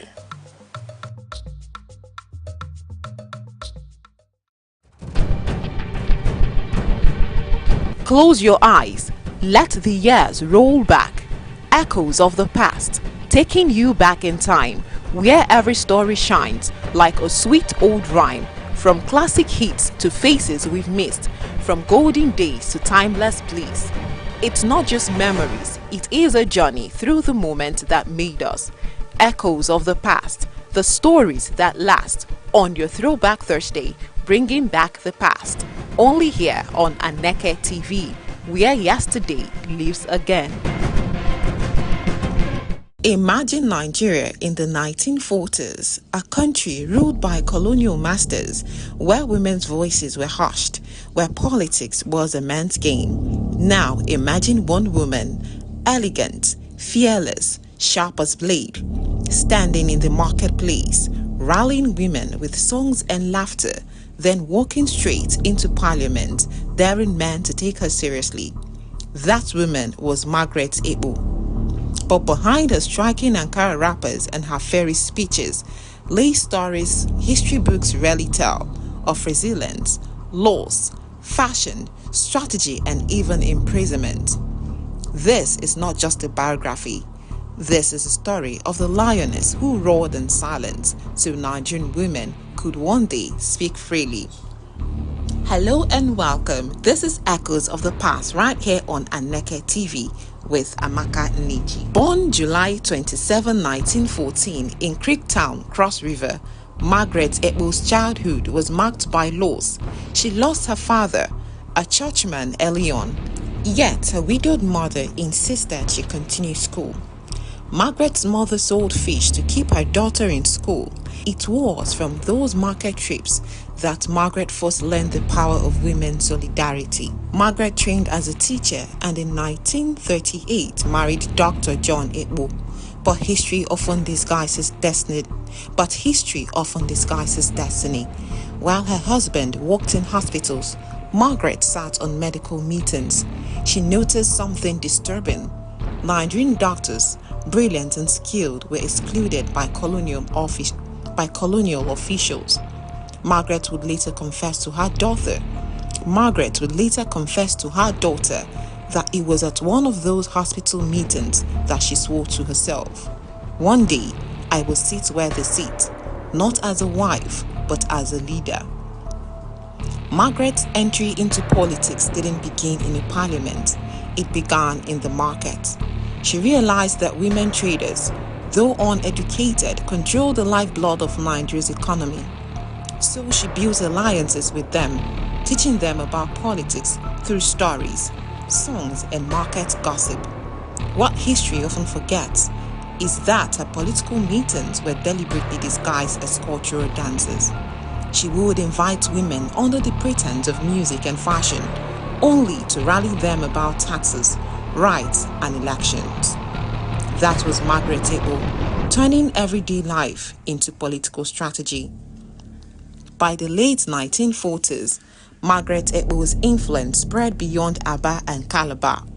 She collaborated with Fumilayo Ransom Kuti in Abeokuta, and together they shook the colonial establishment.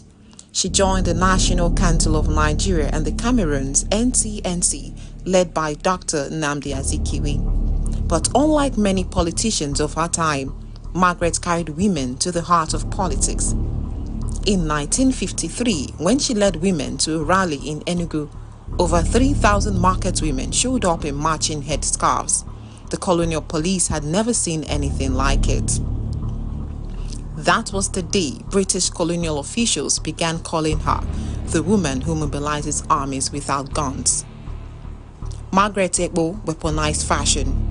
She believed that a woman's wrapper was her armor. And she wore hers with deliberate flamboyance. To her, every bold color was resistance. every head tie a crown. She once arrived at the Eastern House of Assembly in a wrapper so dazzling that a male politician muttered, "She dresses like a queen." Margaret replied, "And I legislate like one too." By 1961, Margaret Ekpo was elected to the Eastern Regional House of Assembly. She became one of Nigeria's first female legislators, but history can be cruel.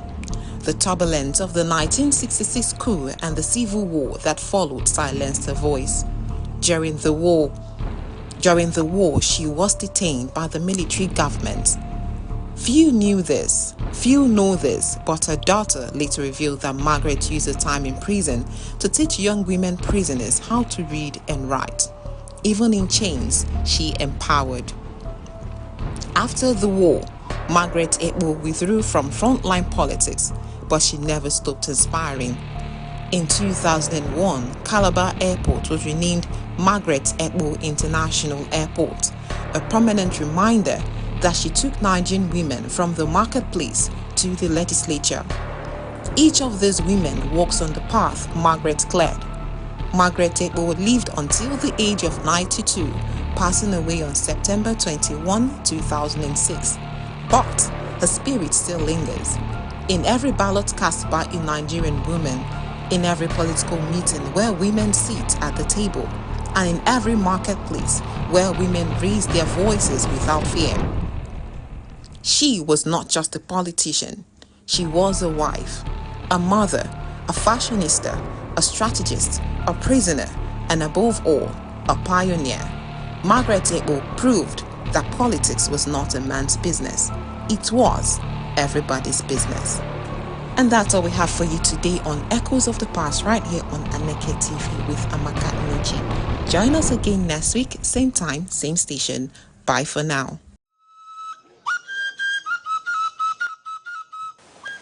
Helping others is not weakness. It is humanity. A kind word, a shared meal, a listening ear can change someone's life.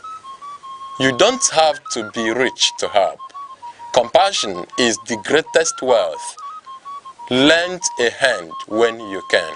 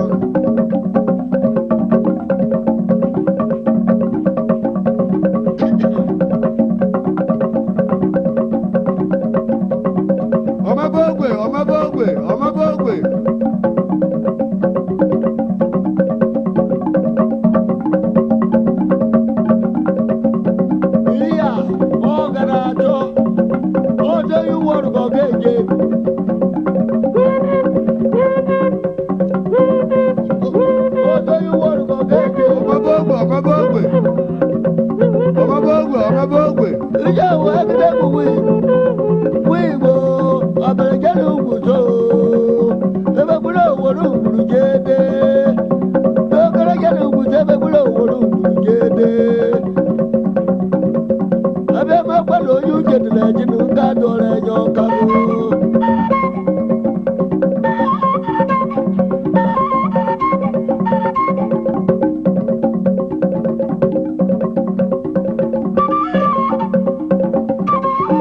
Mwaka mwede wibo mwasha wa mwaka lobo njujo lobo da kiko mototo.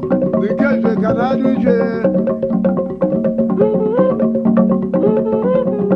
Mwaka mwede wibo mwasha wa mwaka lobo njujo. Kone tega bele mwasha wa wibo. Boshimina ejela nkwa banye. Mujanye jelu nkwa banye o. Agela baya, agela baya o. Mwajega lobo dubuji.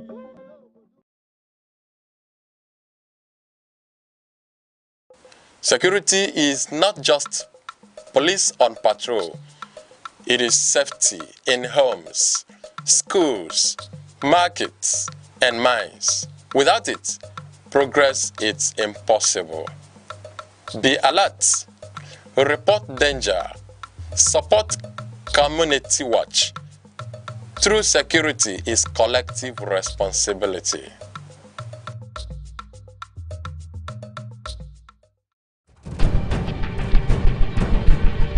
Close your eyes. Let the years roll back. Echoes of the past, taking you back in time, where every story shines like a sweet old rhyme. From classic hits to faces we've missed, from golden days to timeless bliss. It's not just memories, it is a journey through the moment that made us. Echoes of the past, the stories that last, on your Throwback Thursday, bringing back the past. Only here on Aneke TV, where yesterday lives again.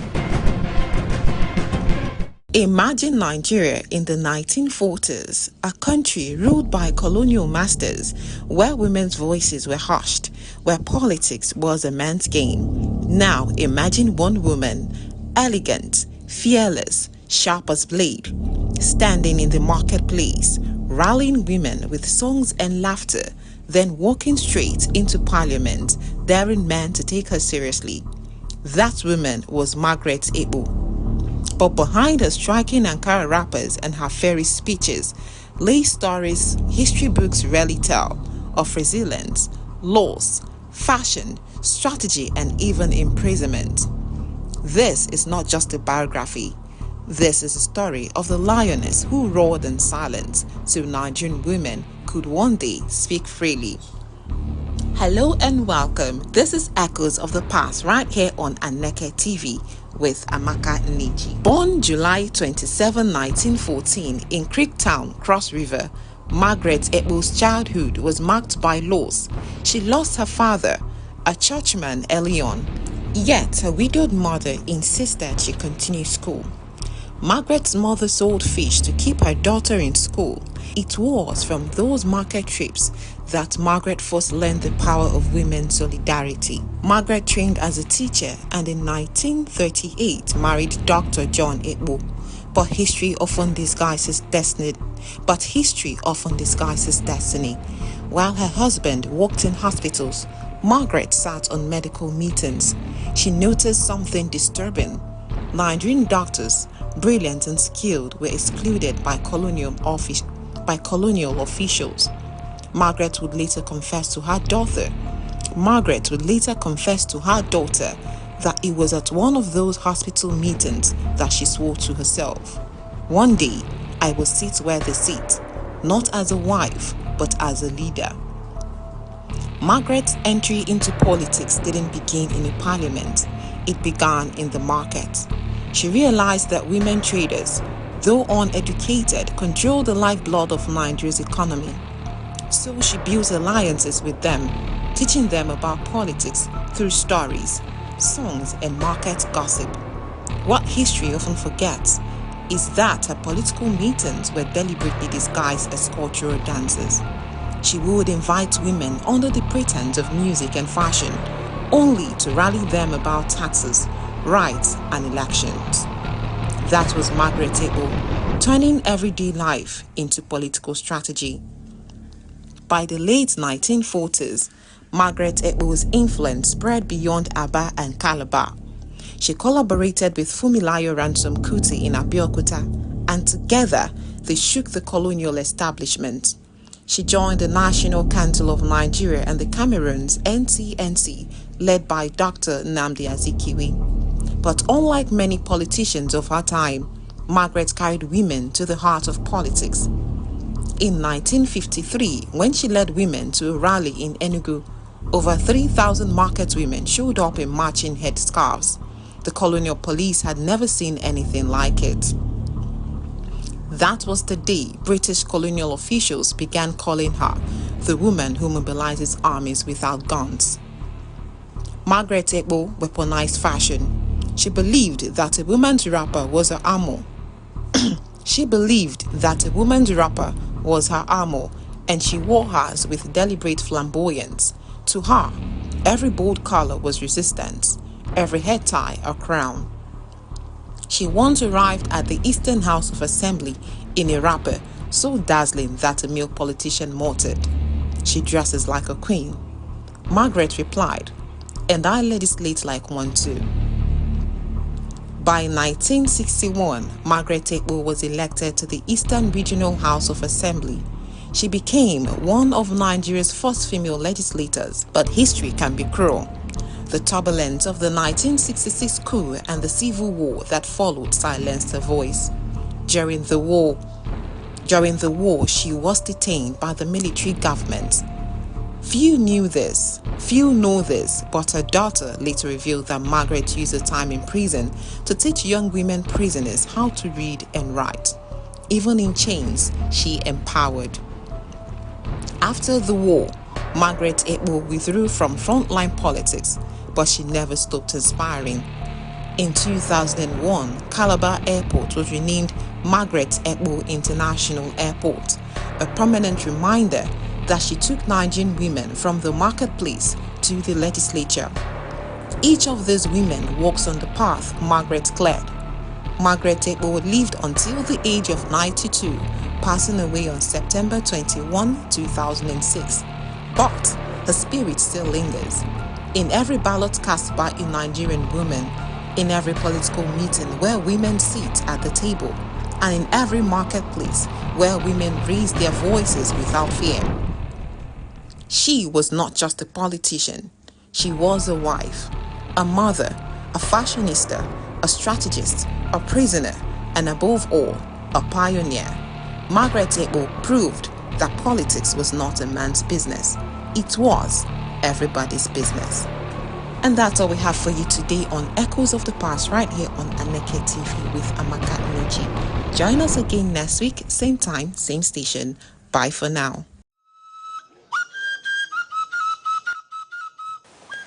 Helping others is not weakness. It is humanity. A kind word, a shared meal, a listening ear can change someone's life.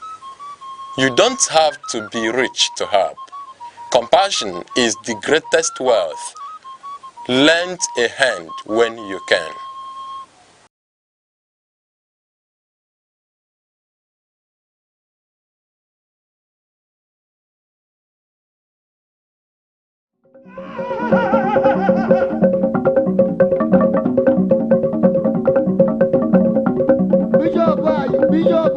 Bishop, whoa.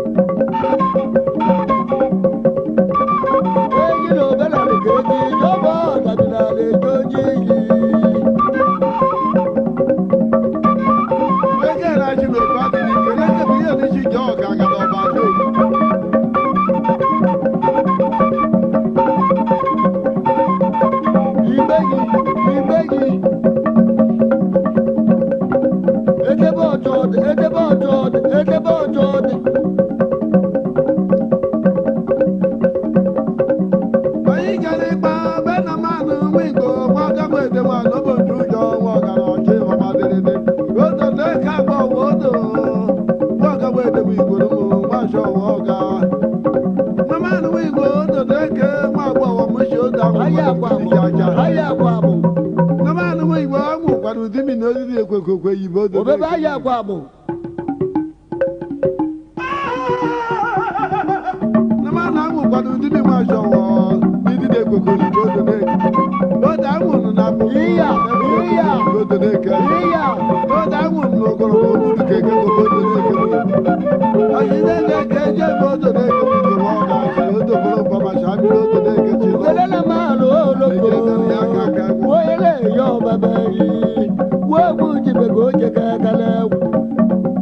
Wele kile jogu bide ya dolu bula bule jenu kedongo, dulo tokoro.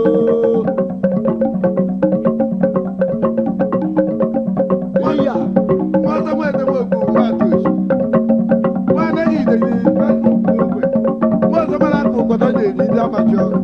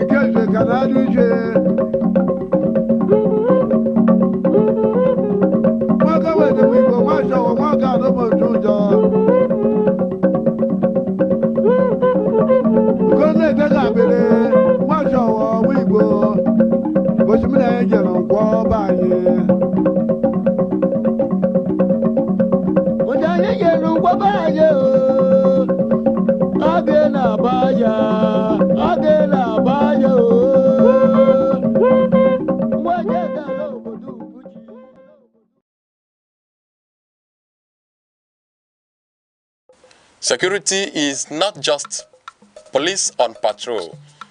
It is safety in homes, schools, markets, and mines. Without it, progress is impossible. Be alert, report danger, support community watch. True security is collective responsibility.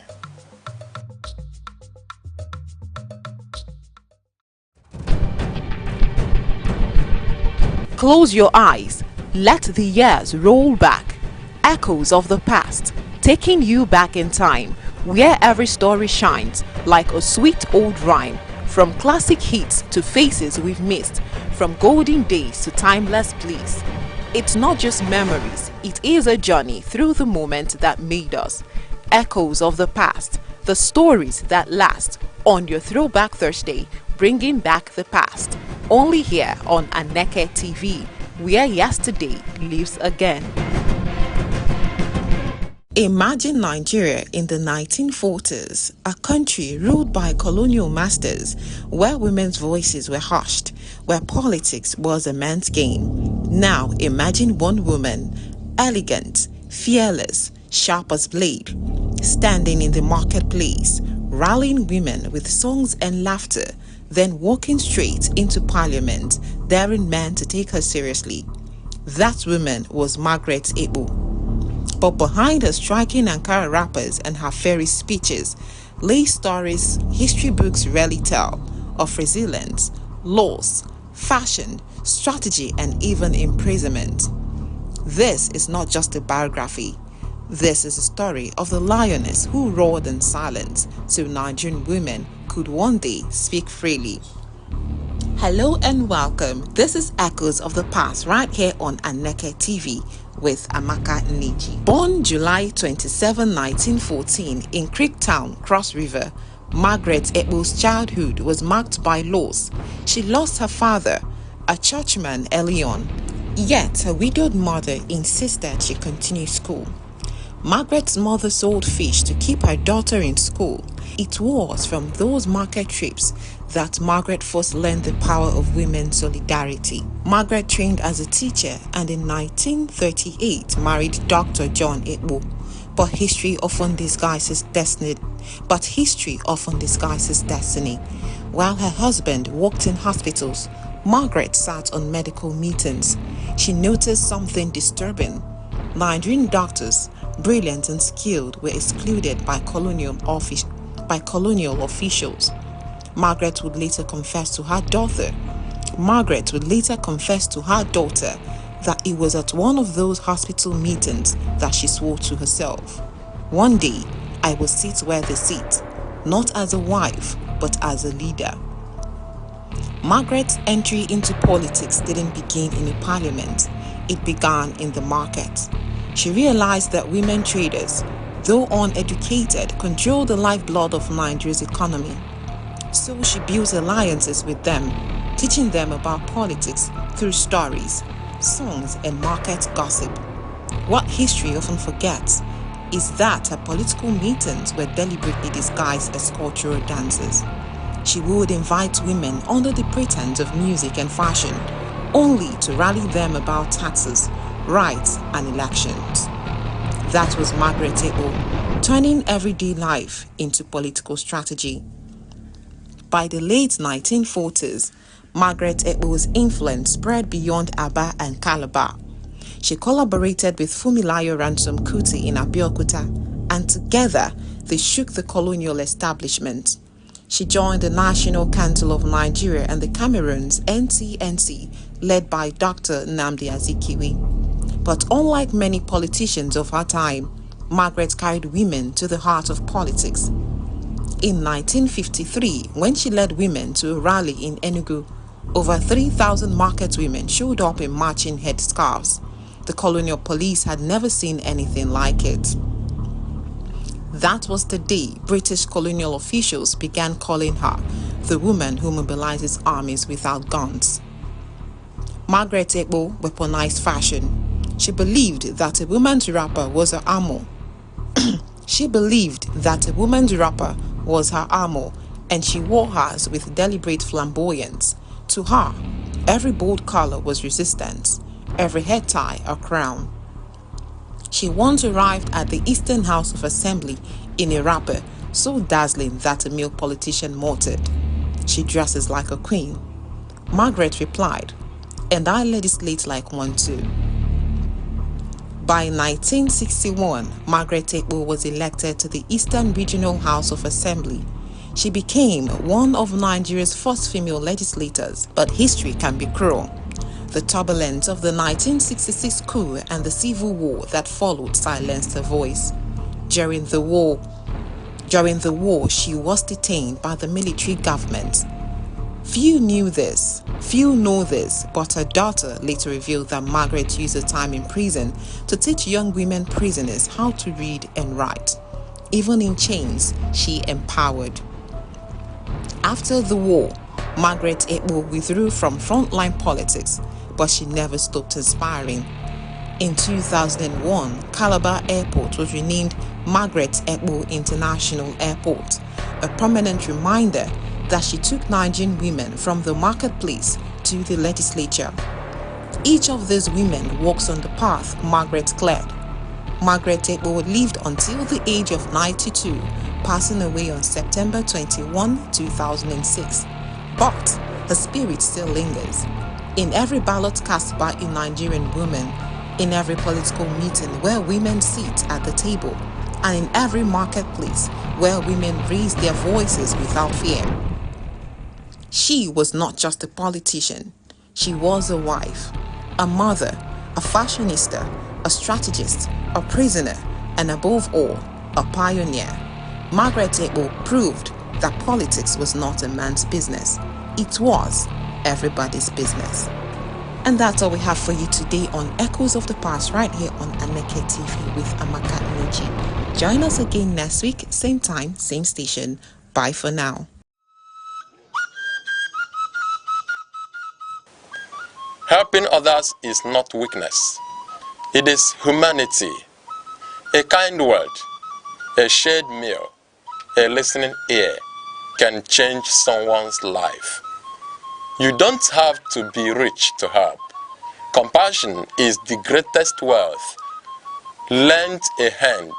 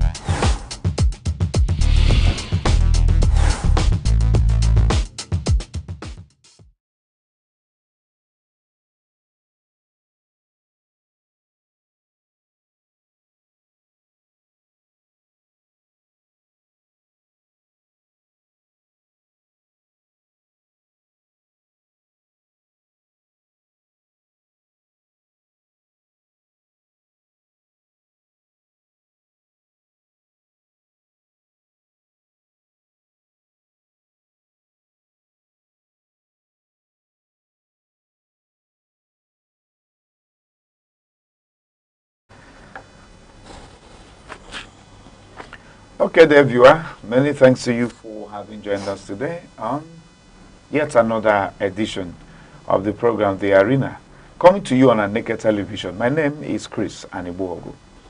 I don't know how much you know about the ongoing face-off between the U.S. and the federal government of Nigeria. Well, if you know or you don't know, there are different sides to the matter.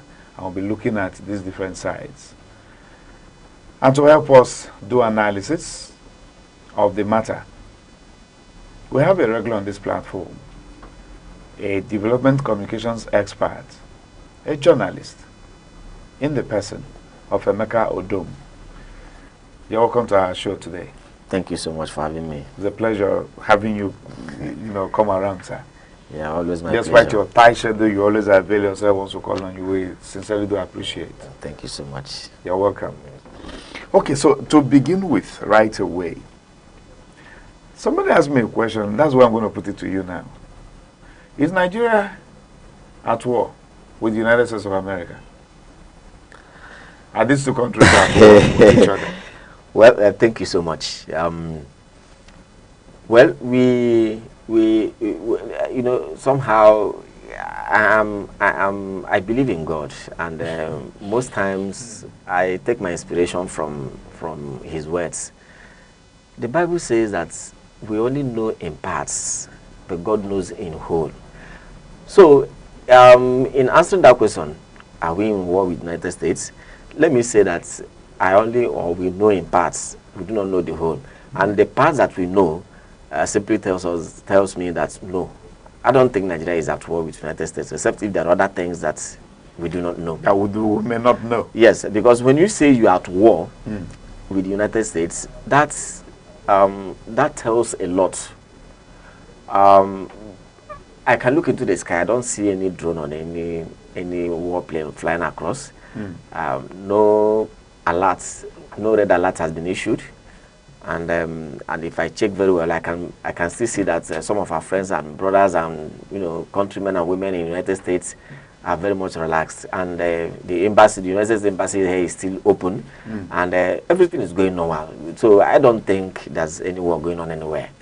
There could be issues, there could be disagreements here and there, but that is what relationship is all about. Nigeria has a relationship with the United States, and I think that when two friends feel different, they tell themselves, say, look, boy, I don't like this thing you did. So they sort it out. Okay, we'll come to the critical issues, okay, but then a friend just asked me the question yesterday and said, Chris, are we at war with the U.S.? I laughed and I was lost for some time. I said, why do you ask? He said he heard that Donald Trump said he's going to be sending his military men, troops down to Nigeria. And news reports equally has it that the National Security Advisor to the President of Nigeria, Nuhu Ribadu, equally summoned a security meeting with the new, security chiefs. Yeah. So with that, he felt that what was going to ensue any moment from now. So that's why I started up with the question: are we at war? You know that naturally, when news break, it's subject to interpretation by different people. Everybody will interpret it based on their understanding on the goings on in the moment. And, so it's subject to different kinds of interpretation. However, yes, it is true that the President of the United States said something along that line. And it's also correct that, of course, as you can see from today's dailies, that the National Security Advisor probably is holding a meeting with the security chiefs. But I think that, to me, I don't even know if I were the editor of that paper, I can't use that for a headline. Because this is a country. The National Security Advisor works hand in hand with the security chiefs. Whether Trump has said anything or Trump hasn't said anything, it is normal for him to hold regular consultations as part of his duties. And more so, as these gentlemen were just recently appointed and probably cleared by the Senate and maybe sworn in by the president. They had their briefing and they were decorated with their new ranks. So it's not behoves on the National Security Advisor to take it further, to discuss more deeply with them, dissect things, discuss strategies, so I think it's a routine thing. It's normal. That shouldn't be a headline of a major national daily. Well, they could report it to tell us, to let us know that yes, these men have swung into action. But whether they report it or not, we know that it is normal for National Security Advisor to meet with security chiefs to discuss with them. There's a reason why their predecessors probably were removed, and even if, as people count, that they have completed their tenure, new ones are. It's just normal for them to review strategies, listen to their own their own ideas and their own strategies, what they are bringing to the table to improve on where their predecessors stopped. So for me, it's normal. That's the way I see it. Okay, so let's now get to the crux of the matter proper. Aneke, you are a journalist. You've been following news reportage, okay? In recent times, we've seen where the current president of United States of America, Donald Trump, actually issued a warning to the Nigerian government and said, act fast. Because if you don't act fast over the killings, let me use the word genocidal killings of Christians in Nigeria, that he will strike. And he says he's going to do it fast, vicious, and sweet. Quoting his words. I don't know, how do you receive such news? Okay. You know, as a Nigerian? Yes, as a Nigerian. And I think that caption as a Nigerian, I will come to that.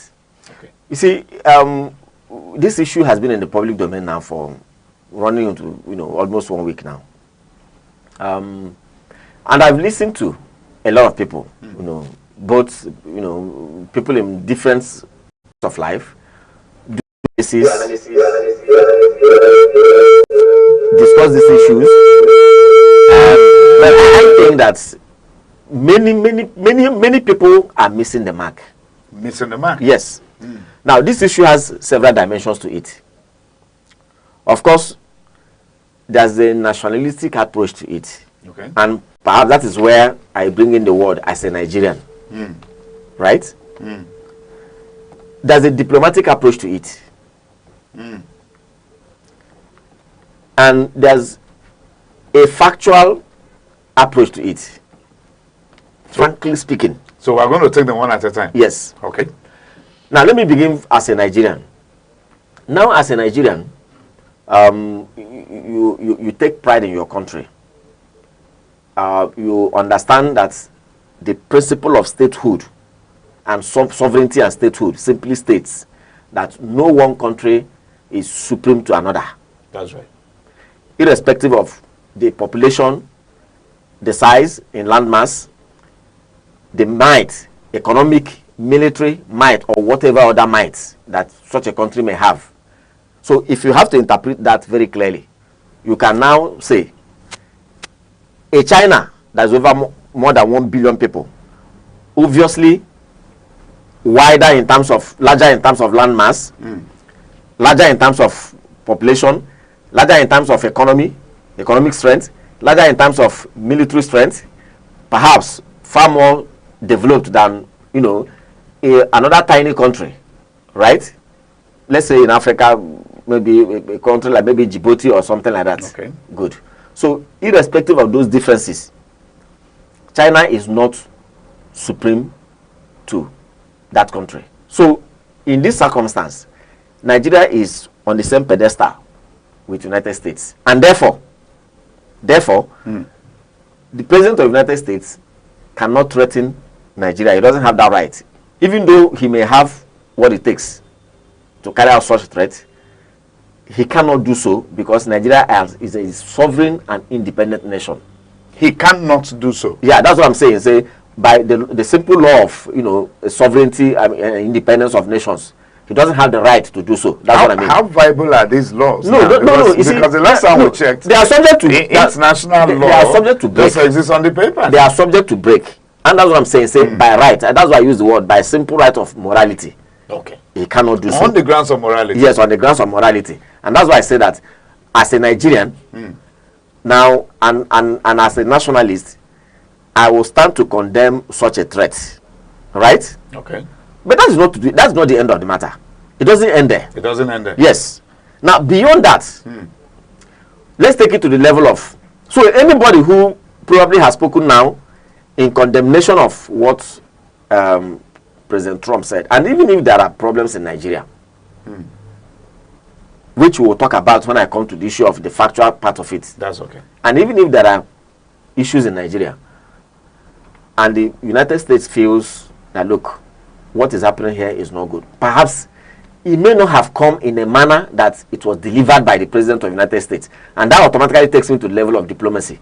Quite frankly, I think the President of the United States did not observe these simple tenets of diplomacy and international relations in a manner that he delivered the message. He may be telling the truth. He may be, speaking his mind. He may be honest about it. But we all have an idea what international relations and diplomacy is all about. And it is not a rocket science. It's about mutual respect and understanding of each other in a manner that, when you want to engage me in a communication, you engage me with that mindset that I'm a co-equal with you. That you're not superior to me, and I'm not superior to you. So that will now enable you to engage me in a manner that portrays mutual respect. Right? Now, in a manner that the President of the United States, you see, because the Nigerian president will not speak in that manner to the President of the United States. Maybe because of he is coming from the position. That's what I'm saying. Now the manner, not on the grounds of equality. The manner you will talk to another country, even though, and that was why I took time to explain the principles of sovereignty and, and the nationhood. And I said, it does not matter, because it is a reality. It is real that some nations are larger, stronger, more economically strong, militarily strong, more in population, bigger in size by every ramification. Such as the United States of America. They are not the same. But the principle of independence of statehood and sovereignty says that, not minding all these things, you are equal. And so when you want to relate with each other, relate in the manner of equality, not in the manner of superiority. Because if you go in the manner of superiority, the entire world will blow up. Isn't that what we see in the world? We'll come to that. In practical terms, no, you see, but you don't put that in issue of you don't put that in front. Superiority. You don't put that in front. Anytime you put it in front, even though we know it does happen, quite frankly, it does happen, but you don't put it in front. If you put it in front, it becomes an affront, right? It becomes some kind of letdown. And in the same manner, when you put that person in that, when you put the lesser nation in that situation, they will not mind the fact that it could be a David and Goliath situation, right? They may act overboard. Now, but the point is this: the United States before now has been a pivot of international relations. And when we talk about international relations, diplomacy is there. Now, we are told, we have learned, and we have known over time that the United States, when we talk about diplomacy, they are at the forefront. So they cannot break their own records. You're talking about the United States? I'm coming. Is it under Donald Trump? No, at every point in time, the president of any nation is the face of that nation. That's right. That's the embodiment of that nation, personified. And that is why when you insult the president of a nation, it is assumed that you have insulted the country. So when not minding whoever Donald Trump is as an individual, now that he's on that seat, when he speaks, we say United Nations has, United States has spoken. So, and that is why I'm saying that he spoke in a manner that negates the principles of diplomacy. We've always known Donald Trump, right from his first days in office. I agree with you. This is his second term in office. I agree with you. Do you think, going by his character makeup, do you think he's apologetic to anybody? No, he's not. About how he goes about he's not dispensing his duties? He's not. But that doesn't mean that we will not condemn it when we see it. He is not. Of course, we know him. He's not a new man to international politics. We know him very clearly. Even during his campaign, we followed him. Okay. But that doesn't mean that we will give a pass to whatever he does. We will condemn even though we cannot help, we may not help it, we may not stop him, but we will condemn when he does anything that is overboard. Now, having said that, so that takes me to the message he sent across to Nigeria for you was not diplomatic. It was not, he didn't deliver it in a diplomatic. He didn't observe the tenets of good international relations and diplomacy. Because when the president of a nation talks about another nation, that is why we have career diplomats. That's why we have diplomats. I'm sure if the American Secretary of State were to deliver that message, that same thing, he won't deliver it in this manner. Okay. Right? And that is why, or if we were to have anybody in American Department of State to deliver that same message that Donald Trump delivered, perhaps it won't come in that manner. And many people, and if you look at the content of what Donald Trump was saying. So this automatically takes me to the factual. To the factual. Yes. Well, we're also going to come back to this other first and second point, because there are still areas I want us to clear there, because if we are saying the way he sent the message across was not diplomatic, how best could he have made it diplomatic? Good. How best could the message have been, sent across? Maybe were there things he needed to take away from the content of the message? Now, if you look at the content of what he said, he talked about how Christians are being killed in Nigeria. Now, the factuality of what he's saying is a different thing, of course. Depending on who is contestable, and depending on who is looking at it. But I felt that he could have probably taken cognizance of the fact that Nigeria is a sovereign nation that has a president, right?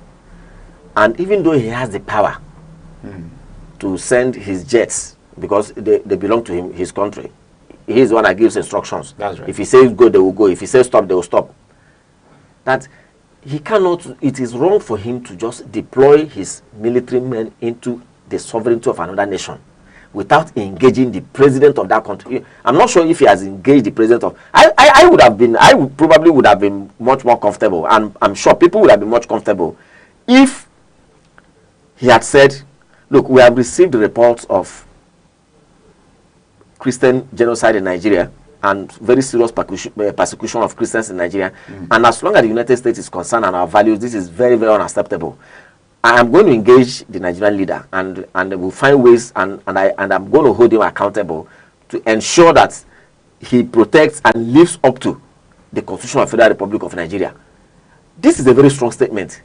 And if after some time the Nigerian government doesn't do anything, America will probably take a second look at it, and that will inform our next action.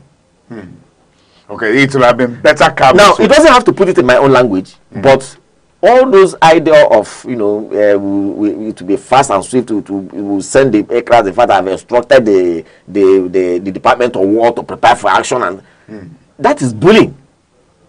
As long as I'm concerned, that is bullying. Some people have described Donald Trump right from his first days in office as a bullish person. And that's what I'm saying. That's what I'm saying. We mustn't be welcoming all those bullish, that kind of behavior. However, this doesn't in any way suggest that what he was saying was not right. Was not right or was not true? We'll come to that. I will explain the two of them. Is there any line between being true? No, when you say true now, when you say true now, I want to use the word right. Let's leave true. By the time we know whether it is true or not, facts will emerge by themselves. Okay. Good. Now, sometime in 2014,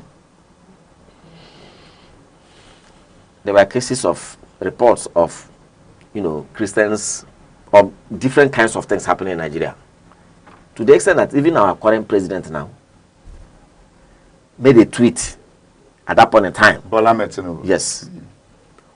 Condemning the killings of Christians in Nigeria. In fact, he particularly blamed the current president at that time. Who blamed the current president? The current president now was blaming the president at that time. At that time. 2014, if we go back to 2014, it was the days of Goodluck Jonathan. Yes. Aha. So that was during the in fact, if I could read that tweet. Okay. Bola Tinubu personally tweeted on the 20th of January 2014.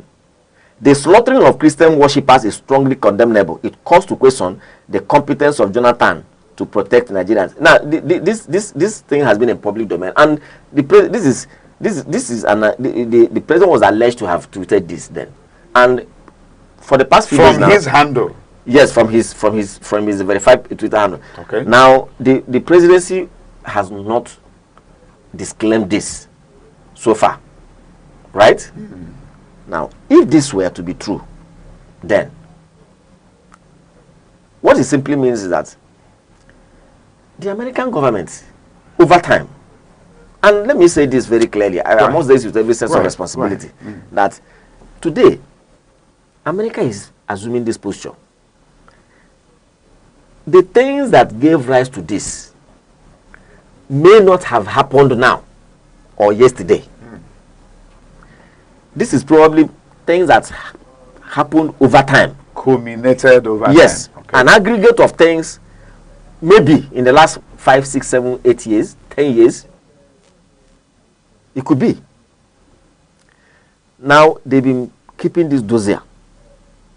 Now, I thought what the Nigerian government should have done when this news, in fact, let me also tell you one other thing else. Is that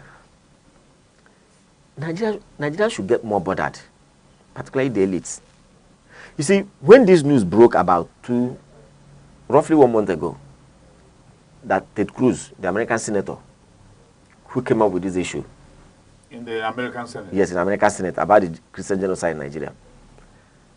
What I expected the Nigerian government to do was to take this matter very serious. The president probably should have raised a team of some kind of an envoy comprising religious leaders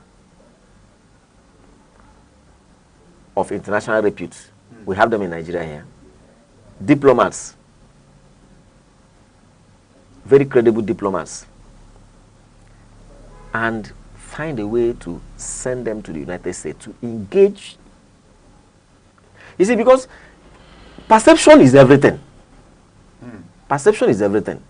You don't allow this narrative to gain ground to the point that what you're not doing is damage control.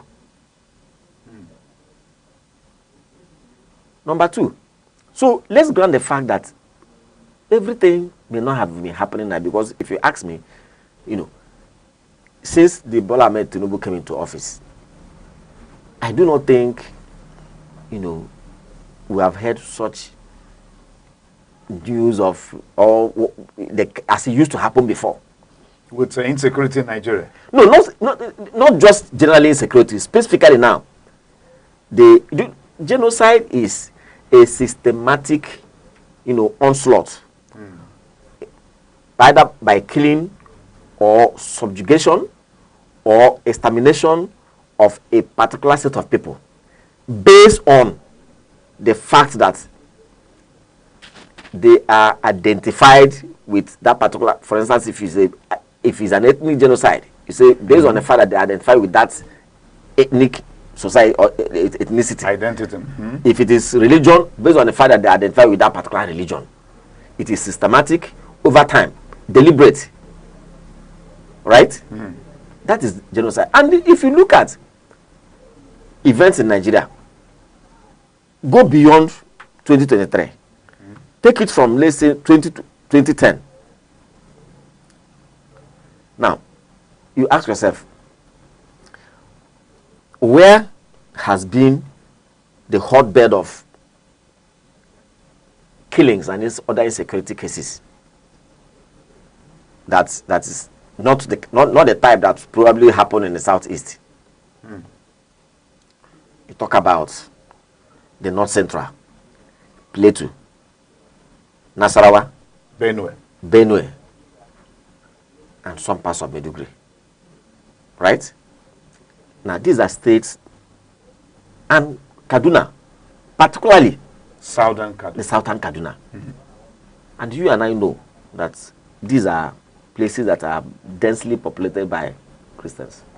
Maybe we'll call them Northern Christians. These things may not have happened now, and that is where I want the Nigerian government to pay attention to. You see, because when this thing came,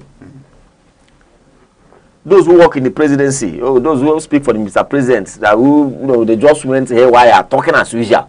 But unfortunately, it didn't occur to them that this time around they are not talking of the Nigerian people.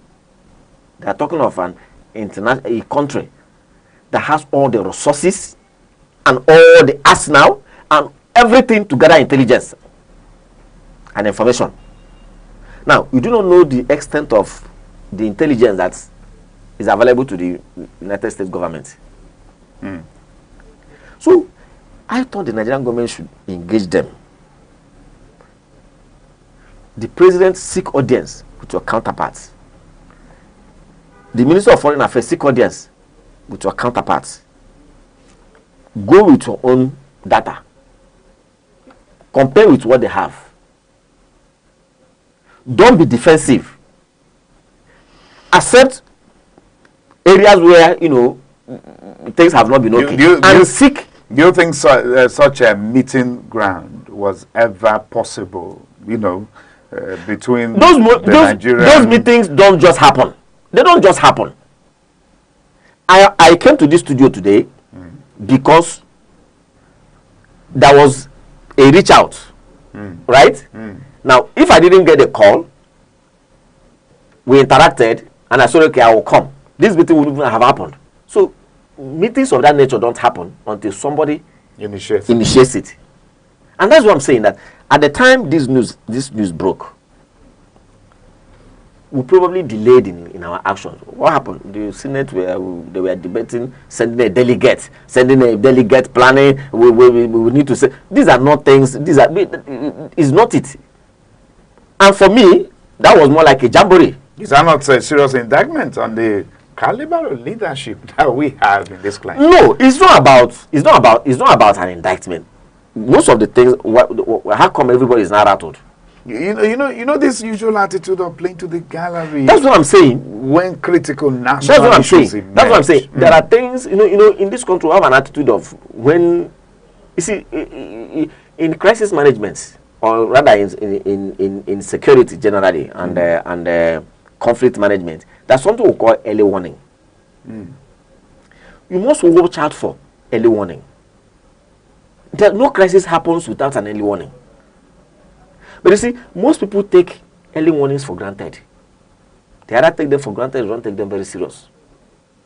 In the same way, any of the trade unions want to go on strike in Nigeria now, they write to the government, they don't take them serious until you wake up one morning to hear that this union has gone on strike. Aside the trade union relationship with the government, what about natural disasters such as we begin to experience flooding?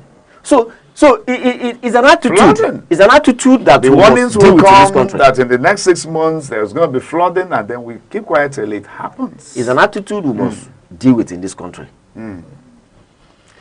Now, that aside, so I think that what is happening now is a situation where the United States government probably may have over time been putting their information together, and maybe very unfortunately they are speaking out now, and it happens to be that President Bola Tinubu is on the seat. Maybe a lot of these things didn't quite happen within the 2 years he has been president of Nigeria. So it's not just about Bola Tinubu being president. And this is where most of those who speak for him, they speak as if Nigeria is not the government is not a continuum. I'm going to pause you there now. The signs have come for us to go on a very quick break, so that when we return, I want us to actually look at the factual, which is the third factor you raised earlier on. Let's look at the factuality of these whole things. So there, viewers, stay with us. We'll be right back. The conversation continues with Aneke.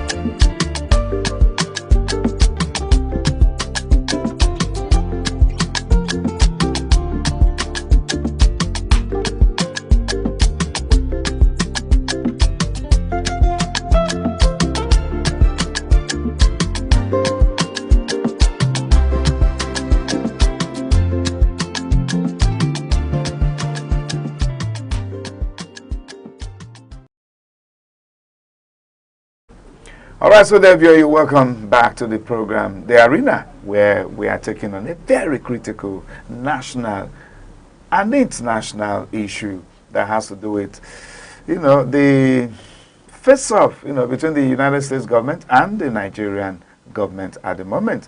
Because the president of The United States of America, Donald Trump, has issued a warning to the Nigerian government over the genocidal killings of Christians in Nigeria, saying they may strike. Well, we don't know if it's a livable threat yet, but then going by the disposition of the character of the man, Donald Trump, he said in his campaigns that he's going to protect Christians. He will protect Christians and fight anything that's going to offend Christians. I don't know the romance or relationship that Donald Trump has with Christianity, but I don't think he's even a Christian. Is he one? I saw him wielding the Bible during the campaigns, but I don't think he's a Christian.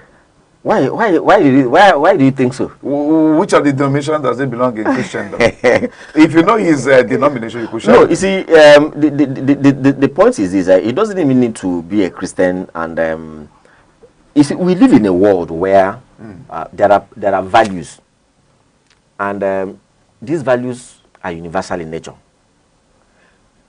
and that is what we talk about. Very unfortunately, we see the reverse in the developing world. We see places, okay, let's even assume, if you go through have you seen any leader? All the countries have suffered one genocide or the other today. Have you seen any leader on seat and either his religion or his ethnic nationality or the tribe that where he belongs becomes a victim of genocide? Have you seen that happen? Good. Now, all the leaders today that have been indicted for genocide, whether it's al-Bashir in Sudan, or any of the other leaders, it is usually not their own tribe that suffers. And so, what does it tell you? It simply tells you that what we have in the developing world is chronism. People become protective of theirs and don't care. A leader becomes protective of his religion, his people of his own religion, and probably doesn't care what happens to people of other religion. He's a bit, carefree about what happens to people of other religion.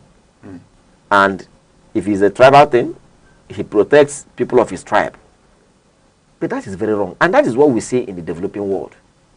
Like we witnessed in Kenya in the early 90s. And that is the reason why. And that is the reason why when leaders get to positions of authority, you see those who identify with him either on the angle of religion or on the angle of tribe.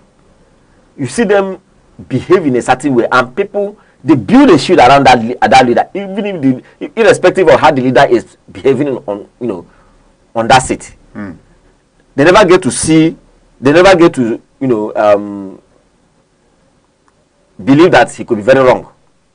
They support practically everything he's doing because the belief is that our own Abraham, our own Godfather, is there now. You understand the point I'm trying to make? Like Napoleon is always right. Exactly. In George Orwell's Animal Farm. Exactly. Because his supporters, those who are from his side, so to say, see him as their chief protector. So he must be supported at all costs. He can never be wrong. Even when others are saying, no, what this leader is doing is they rather go after those people. And that is what you get. That's the kind of leadership you get in Africa. And so values are neglected. Values are abandoned. But when you see a leader come out to say, I am going to protect this, as long as those things border on values. For instance, the issue of human life. No Christian deserves to be killed. No Muslim deserves to be killed. Not even those who don't believe in anything, atheists. Or even the third major religion in Nigeria, the traditional. That's what I'm saying. The African traditional religion. Not just them. Christians, Muslims, African traditional religion, atheists, and people who believe in other foreign religions. Nobody deserves to be killed. If God wants to kill anybody for not believing in him, leave that for him. You're not a heavenly policeman. Playing God. Leave that person with God. And if God has decided to leave these people alive, what is your own job? Why are you giving yourself headache? And this is something that, you know, and this is a value we need to entrench in this country. Whether there are persecutions in this country or not, nobody can come and tell that. No, I'm even surprised that right now the government is preaching and asking all Nigerians to, you know, rally around, come under one umbrella, speak in one voice. But tomorrow, if you have issues with this government, you want to say no, I don't believe in this, you want to do protest, they will go and deal with you. When you do things like this, you create a sense of, you know, disenchantment and amongst the people. And to now rally around government on matters of this nature becomes very difficult. So for you now, for Donald Trump, he's looking at the protection of values. Yeah, for me, because if tomorrow he sees where Muslims are being killed or people of other religions are being killed and he doesn't say anything about it, I would say he's being partial. You're being partial? Yes, because for me, it's the value that I'm concerned about. There are some other aspects of Donald Trump's personal character, disposition, I want us to look at, but not right now. Okay. If we are going to have enough time, you know, by the producer, we may look at that. But I want us to look at the factual, the third factor you mentioned earlier, the factuality of the matter. Yes. Now, yes, the factuality of the matter is that I already touched on that, and I did say, if you look at Nigeria today, yes, nobody denies the fact that killings have been going on.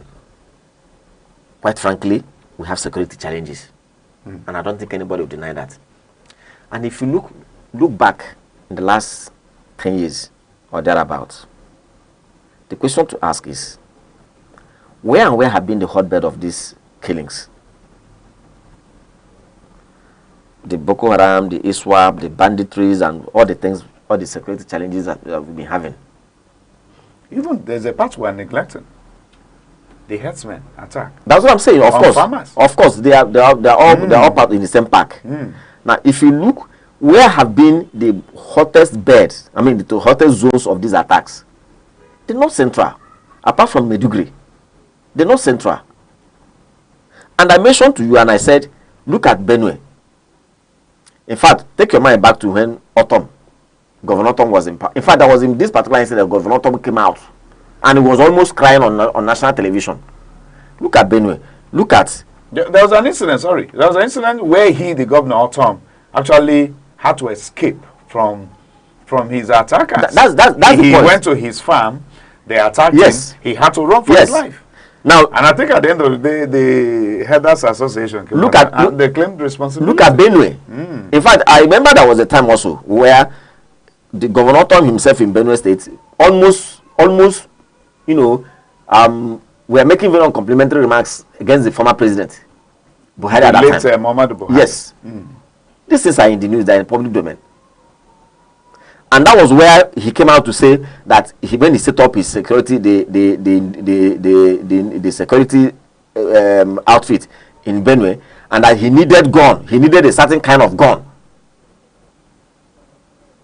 for the security outfit to carry in tackling insecurity, but it was denied. Remember? Yes. Now, and in addition, also, T.Y. Danjuma. Which part of the country? He's from Taraba. Is he a Christian? No, yes, he's a Christian. There was a time he asked his people to rise up to defend themselves. Go ahead, sir. Now, look at Benue State. Look at Nasarawa State. Look at Plateau State. Look at the Southern Kaduna. And Taraba. Look at some parts of... Now, these are places, though in the northern part of the country, we call them North Central, but these are places that will have large number of Christians. And they seem to be the hotbeds of this. Now the question is this. Among all the people that are dead, victims of all of this insecurity, can any Nigerian agency today, because we are talking about facts, can any Nigerian agency today come to say, between 2014 or 2010, 2025, these are the total number of people that have been killed by either bandits, Boko Haram, ISWAP, or through all of this insecurity that's happening. This is the total number of people that have been killed. Among all these people, so and so number are Christians and so number are Muslims. And if you go through these indices, then it is very clear to say that more Muslims have been killed, or nobody has that figure. Probably that statistics exist. We may not. That's what I'm talking about. That's exactly where I'm going to. Now, we do not know whether America has such statistics or not. We don't know. So, and that is when this news came out, what I expect, the first thing, even the Senate, to my own consternation, the first thing everybody did was to condemn Ted Cruz, and people said all kinds of things. Now, I had expected some institutions where to go beyond the ordinary. These are institutions that engage in research. These are institutions you can call think tank. They have a think tank arm. To go beyond that, to engage these people, engage probably the American agencies and say, look, this is the figure we have. Do you have a superior figure? For you to come up with this, what led you to say this? So that we can compare and contrast. But I'm not sure these things were done. The first we did was to become that defensive. And let me tell you, Ted Cruz, the same man. The senator. Yes. There's a bill that is in the works in the American Senate now. I think it is called a religious appropriation bill or something like religious protection appropriation, something like that. Okay. Now, that bill is making a steady progress. The moment it becomes a law, in the U.S. The Secretary of State, based on the statistics available to them, they can look into any country, particularly, I think it's even centered on Nigeria. They can look into the country and mention names.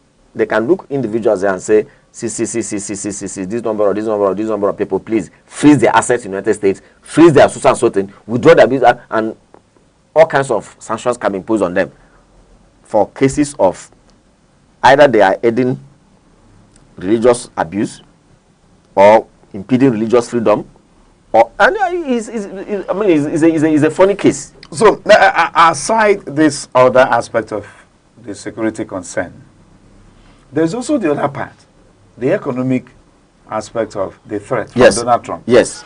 He threatened that he was going to cut off every aid coming from the U.S. to Nigeria. What's the implication if that should happen? Of course, that's what it's supposed to be. See, and that is why it's good for every country to be 100% independent, if it is possible. Could that ever be possible? No, but at least which nation could be an island of its own? To a reasonable extent.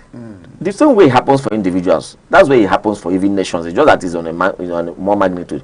As an individual, yes, if your basics, if you cannot be responsible for your basics, it's a serious problem.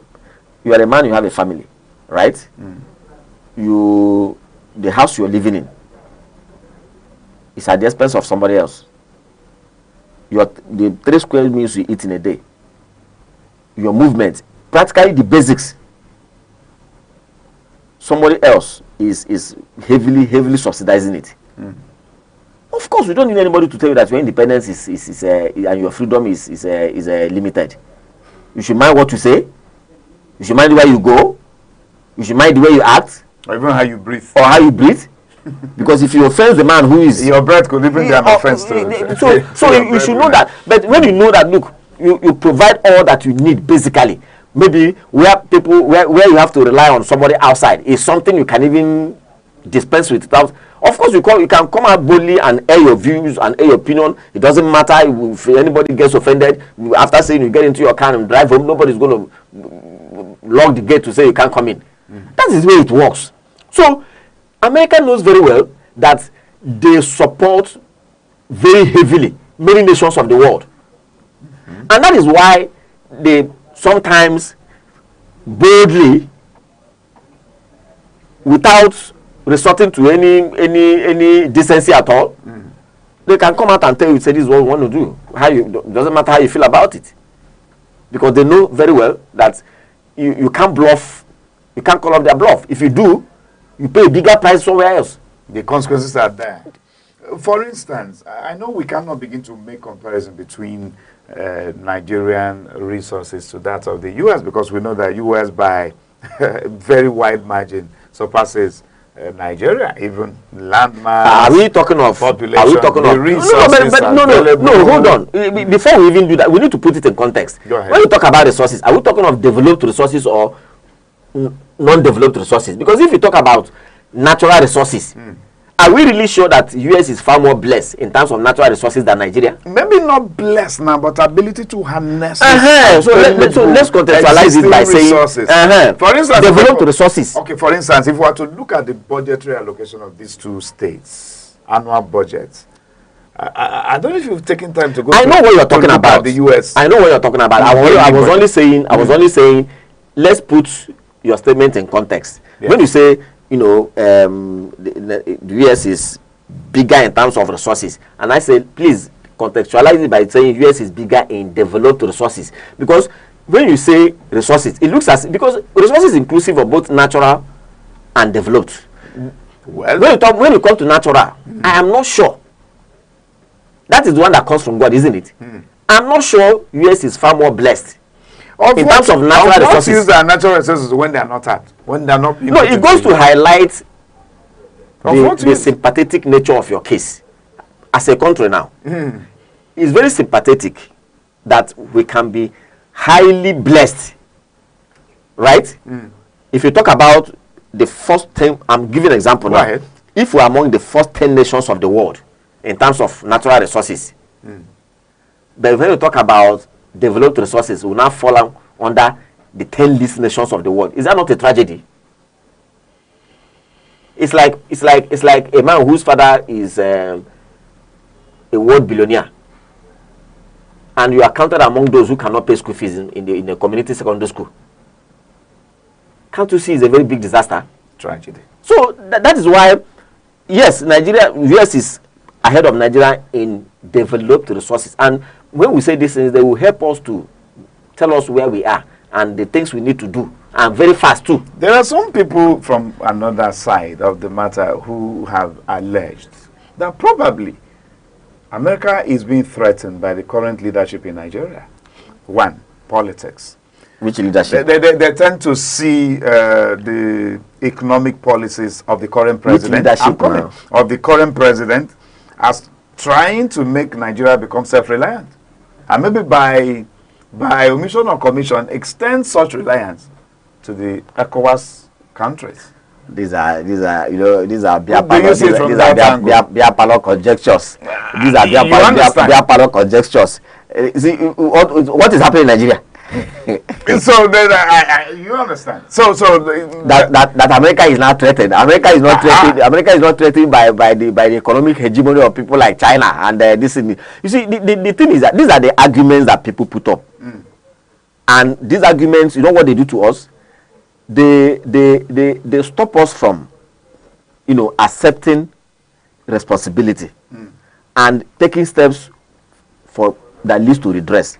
The truth of the matter is that now sometimes too, I like this kind of arguments when like this kind of scenario that is unfolding now. Everybody is rattled now because Donald Trump has said so. But quite frankly, if Donald Trump is pointing out the fact that there's no total religious freedom in Nigeria, can you really say that there's a total religious freedom in Nigeria? Because you're in Enugu here. You wake up in the morning, you want to go to where you want to. You put up your in some other parts of the country. Are people there? There's a video that's been circulating on social media. Okay. One, is it a Reverend Pastor Dakoma or something from the north or so? Okay. There are many parts of this country today. And by the way, let me ask you. You heard about the story of the woman who was murdered in Kubwa in Abuja? Okay. Some time ago. Was it in 2015 or 2016? The woman that was on an early morning cry. And she was born. You heard about the story of the young student that was murdered somewhere. You see, and you think these things are not. You see, it happens, and we forget. There are people who catalog these things, and sometimes what they are concerned about is not that they happened, is how did the government handle these cases? What were the consequences? You see, because for every wrongdoing of this nature that the government fails to address very squarely is a latent encouragement for more to happen. And beyond that, see, if I'm the Nigerian leader, you have less than a minute to go. Apologies. It's okay. Yeah, but that is true. That's where it happens. So hitting the nail on the head. Yes. What should Nigerian government do now in the next 30 seconds? Nigerian government should activate the highest diplomatic, opportunities that are available, and they are there to deal with this situation. It hasn't gone that bad. What happened is that Donald Trump just called our attention, and that's the point I was trying to make. If a Nigerian had called attention, or any group in Nigeria had called attention to these things, now would we have been taking this serious? Okay. So it's coming from the right source. That is why it's coming from where sometimes attention will be. We need things like this to enable us take redress. Okay, we need things like this to enable us take redress. We hope that indeed the Nigerian government will be able to address this matter so that it doesn't get out of hand, it doesn't escalate. Donald Trump said he's coming. We'll watch and see. Until come your way again, I remain Chris Anibogu, thanking Emeka Odom for coming to the show today. Thanks for having me. Bye for now.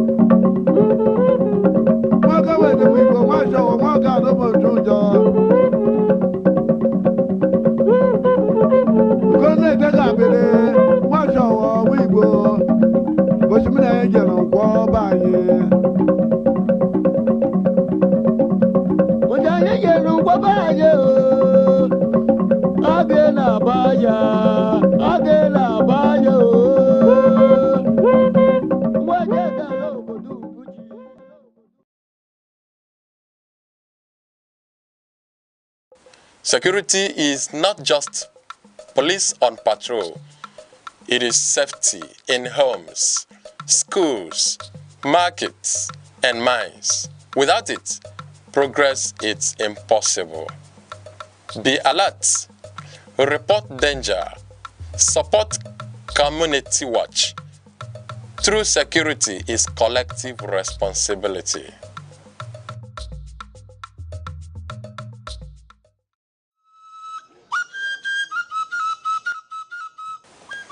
Helping others is not weakness.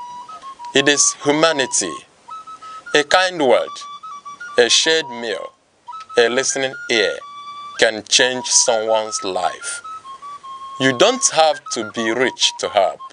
Compassion is the greatest wealth. Lend a hand when you can.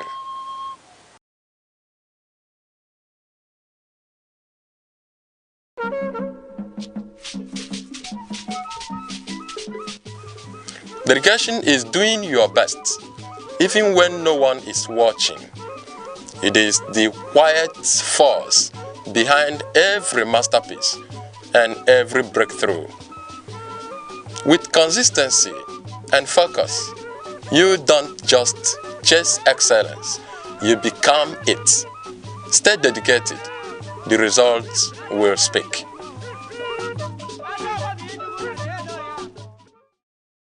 Beauty is not a mirror's gift. It lives deeper in how we listen, how we love, how we live. It's the kindness that lingers and the courage that doesn't quit. The world may sell perfection, but real beauty is flawed, fierce, and free. It's in stretch marks and smile lines, in stories and scars. When you see someone who glows, it's not their skin, it's their soul breaking through. That's beauty, raw, radiant, and real.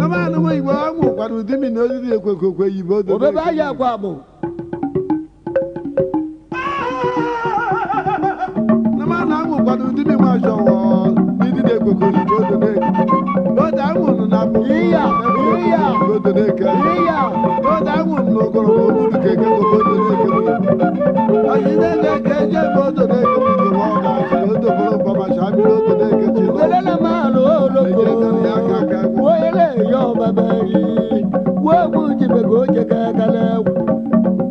Wele kile jogu bide ya dolu gula bole jenu ketongo, dulo tokolo.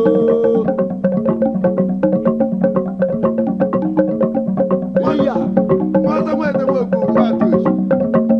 Mwana ide yi mweku mweku. Mwaza mwala kukoto jeni dama chok.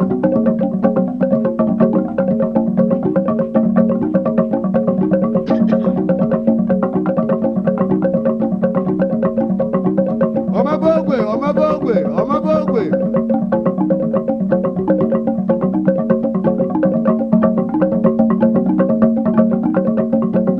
Iya, ọ gara achọ, ọ dịghị wọrụ ka ọ ga-eje.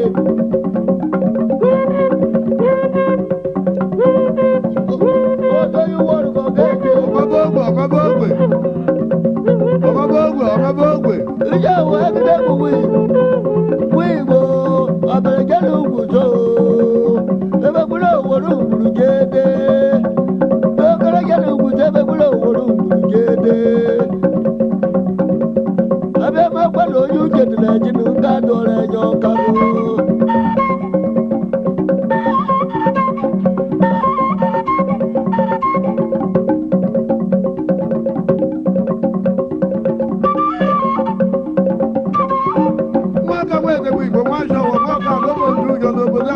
Ụtụtụ nke nje ka na-ajụ ije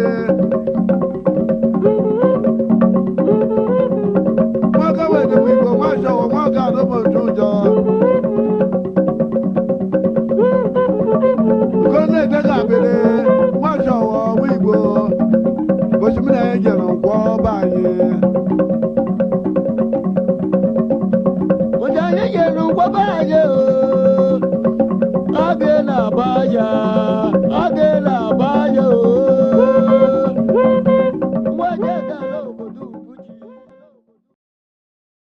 There are questions the world are yet to answer.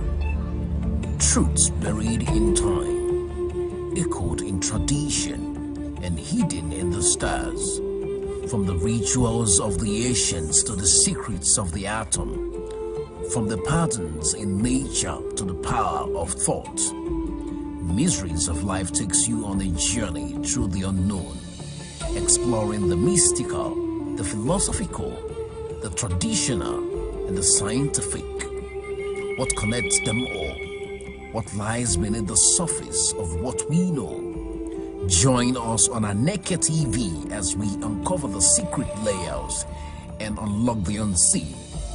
This is Mysteries of Life, where every truth begins with a question.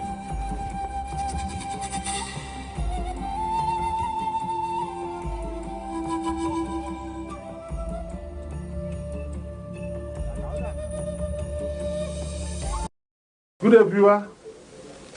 Once again, you're welcome to our darling program, The Mysteries of Life. Life is full of mysteries. And as one, sage once said, there are more things under the heavens than is contained in your erudition. So, we don't know what, we're not doing our best to manage what we can see. Because God has created, He's the God of the visible and invisible, of the known and unknown, of spirits, of souls, of mortals, of trees, and so on and so on. So that's why we have the mysteries of life. So that's why we're told that if you bend like this, you're going to see the people going. Whether it's true or not, we don't know. But these are all mysteries of life. And today we want to look at what we call fetishism. Fetishism. Because it's becoming the new trend that we have fetish practices here, there, everywhere. And with me in the studio, we have our regular discussants.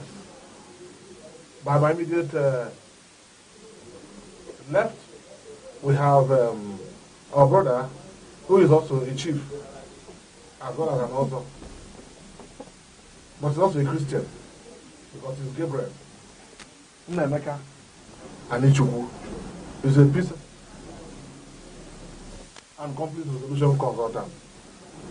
Aneke, welcome to the program. Thank you. Let's now come and learn deep things about life. And next to him, we have our brother, who is a pastor. You know, sometimes people say, they should forgive me. But whenever I tell them, give me the name, but he's our brother. Pastor Uche Carlo. Uche Carlo. Yeah. Pastor Uche Carlo is a pastor of the Assemblies of God Mission worldwide. Worldwide, because if I say Nigeria, it could be translated. Yes. Assemblies of God Mission worldwide. Pastor Carlo, you're welcome to the program. Thank you, sir. Yeah, we also commiserate with you over the loss of your uncle and your mother. Thank it's you, one sir. of those things. These are part of the mysteries of life. Thank you, sir. Of life. Thank but you. it's life without end. It's life without end, because the Carlo that you're answering the name of, I don't think you know that Carlo. The Carlo that you're answering the name, I don't think you know him. But you have continued, that's why it is life without end. Exactly. So, we want to start with you, the peace and conflict specialist. We want to look at, this thing called fetishism.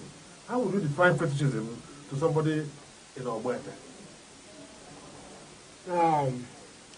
From a layman's perspective,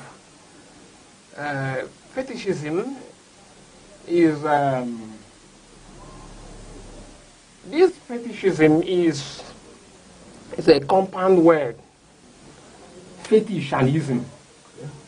Fetish and ism. Fetish means inanimate or material objects that is endued, that is capacitated with supernatural power or magic. Let me say, it is in material objects that is infused with supernatural power, which human beings use for protection, favors, and other good things to attract protection and favors of life.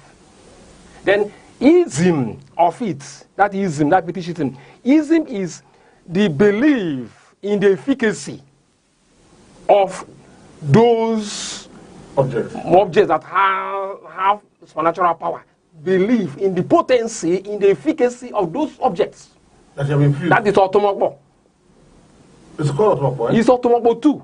Okay. Christians call it relics. Okay. Some call it sacramentals. Okay.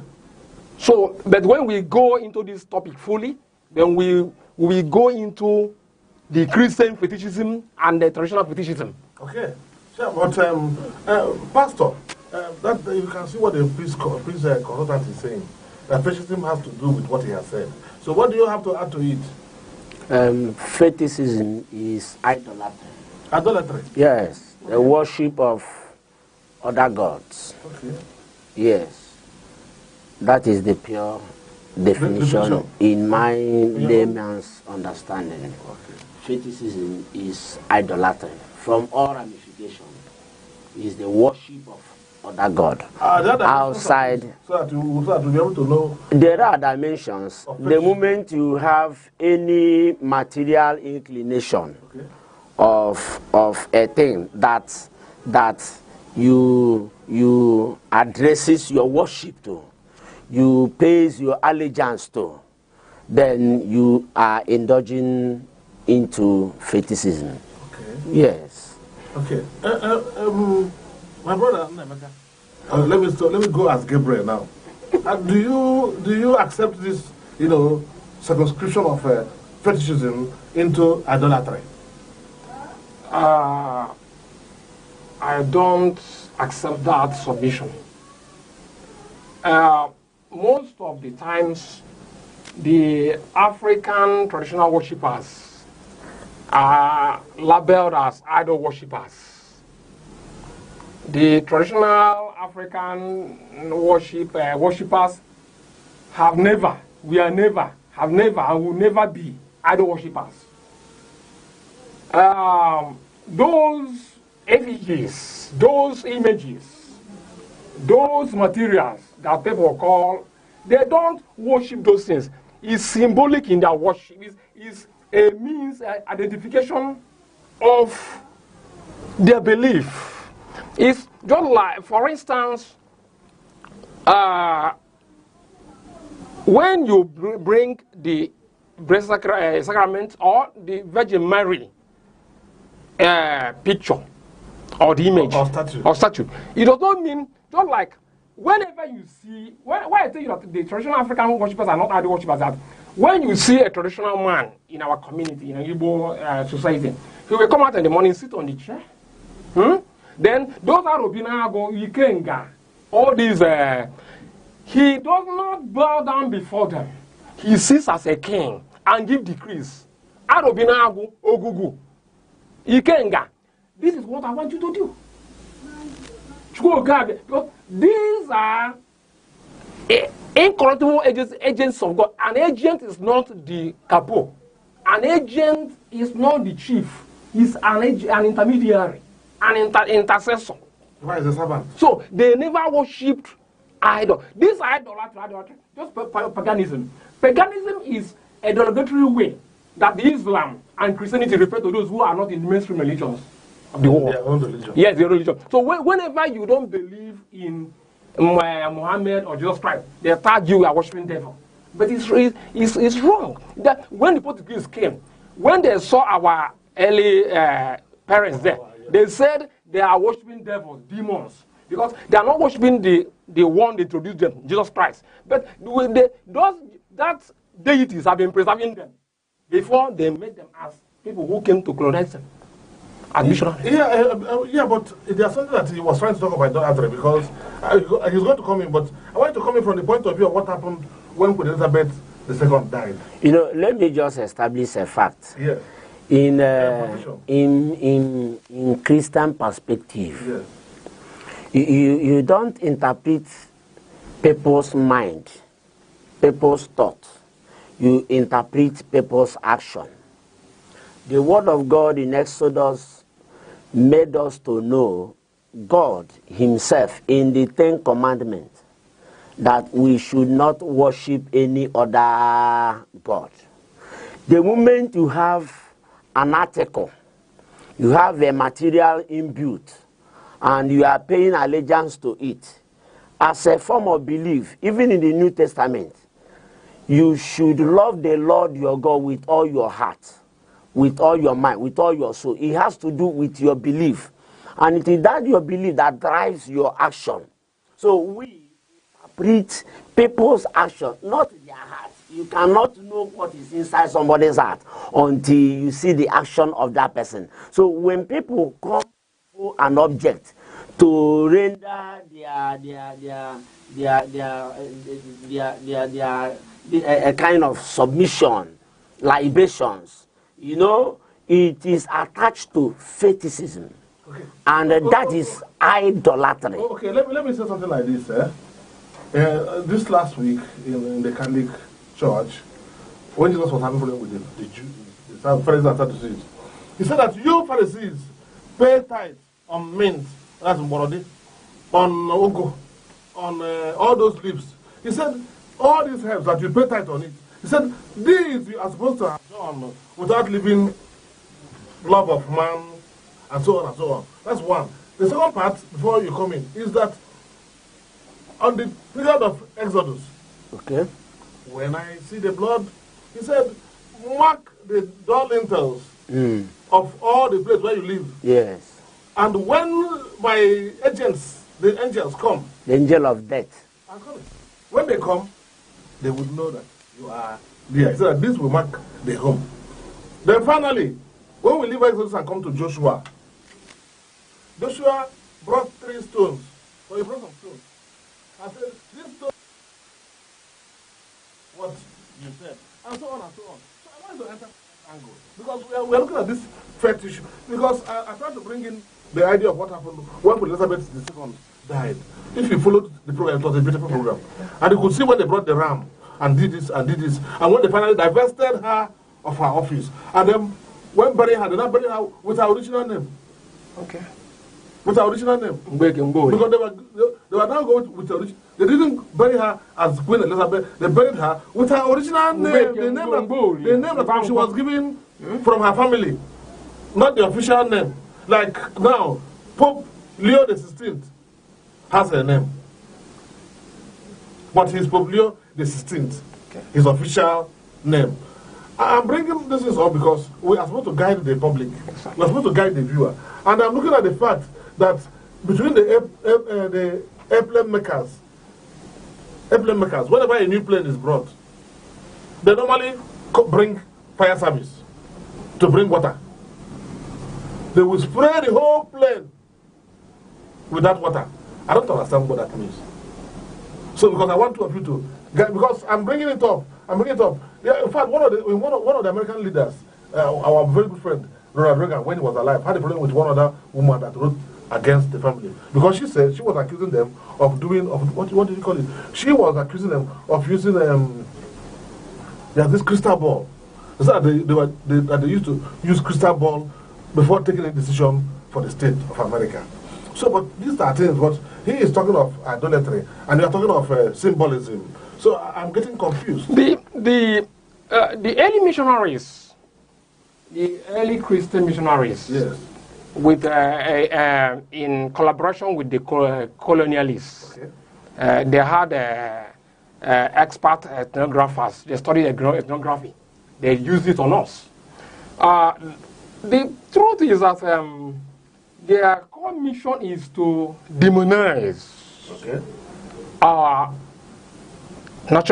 cultural heritage, so that they will bring their own for us to accept. Because until you reject your own, you cannot accept another. So they did their work perfectly. That's why even most of the things, who said the Africans worshipped another god? We knew God before them. Ndibo. The 10 commandments you are talking of, Pastor, go to read. Even if you are doing cleansing, 10. The 10 evils, go to read. Is in tandem with the 10 commandments of the Bible, of the Torah.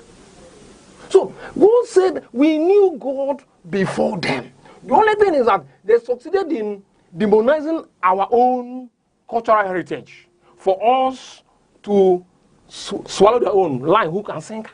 And they succeeded. That is, if you call me Gabriel now, I accept it. But if you call me Okonkwo, I said Nkwo is a deity in Igbo land. Maybe you are now trying to link me with the devil and demon. So, the word of God said, Jesus said that he did not come to trash the word of God, but to fulfill it. That's why he said that whenever you look at a woman lustfully, you have committed that fornication and adultery. But Moses said, until you do it physically. So Christ came with even a stricter. They said that when you were in Christ, you are liberated, you are free to. Christ brought a stricter principles. So love, I don't see any idol worshipping in our traditional worship system. They knew God and they worship God in spirit and in truth. Yeah, well, that's maybe where we are going to have problem now, because the young ones among us now are running into trouble, and are running into trouble because they are not able to split or separate between the cosmeticals in terms of those rites and rituals, and then occultism, which is a thing which is where probably a pastor is coming in from, because these young men find it difficult to separate between these things, and then because nature has not working, and immediately the world is full of energies. Yeah. When you generate these energies, they must work. It's like what they call Frankenstein monster for the scientists. You create an energy that would come to destroy you, kind of thing. So maybe the pastor would help us there, because for him, he sees it as idolatry, because for him, something is wrong about that. Or even occultism. But you are not seeing it like that, because you are seeing it more as symbolism. But he is going to come in. The truth of the matter, as long as I am concerned, there is no need for us to have crash of knowledge. Okay. When we bring out a point, we digest it to the core. Okay. And not multiplying ideation. Okay. So that there will be no conflict and confusion in understand distractions. Okay. Yes. You mentioned Queen Elizabeth, yes. you know, the burial, whatever. Yes, people trace what they do according to their roots. Okay. And there are universal truths and there are peculiar truths. Okay. Truth that apply to you, but it doesn't apply to others. Yes, that somebody like I am answers Carlo does not mean that I am dedicated to an idol. Does not mean that I am an idol in replica. Rather, I bear a name of someone's name that bears someone's name of someone's name that was dedicated to an idol. Probably my father has a friend of his that has that name. And when he gave birth to me, he decided to name me after that his friend. This is peculiar in our environment as Bende, Abia people. You have multiplicity of that name. Carlo, Agun, Aronse. Not necessarily. No, that's the Carlo now. Yes. Not necessarily that child is dedicated to that idol. But rather, in every compound, there is an idol bearing any of this Everybody name. has an idol. Bearing any of this name. And the first son is always dedicated or named after that idol. And we have namesake. And when you bear somebody's namesake, that name multiplies. That is it. So it becomes a peculiar truth and not a universal truth. Now, when we come into fetishism, you understand very well that the love of God is without compromise if you must serve the Lord the way the Bible recorded it. Jesus that my brother mentioned that says he has come to fulfill the law and not to trash it out. He is saying that he has come to do that which we will inherit through his righteousness. Because the death on the cross of Calvary was Jesus that paid that debt. We couldn't do it. Do you understand? Because we couldn't do it, that is the fulfillment of the law that Jesus has come to fulfill for us. And no man could have done it. Now, fetishism is whenever you carry every of your belief, every of your service to a man-made God, a man-made material, it now builds your emotion that there is protection, there is service in this.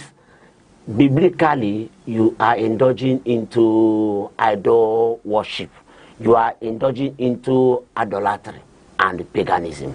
Okay. You cannot avoid it. No, because that is your own view. But that's not his own view. But the point you have made, which I think is adherent here, is about if you do this, you are indulging in. That may not fully define that situation, because in this thing we have, you spoke about symbolism. That's why I brought in Queen Elizabeth's burial, which was a great thing all over the world. Everyone watched it. And we go to the point where she was finally put down.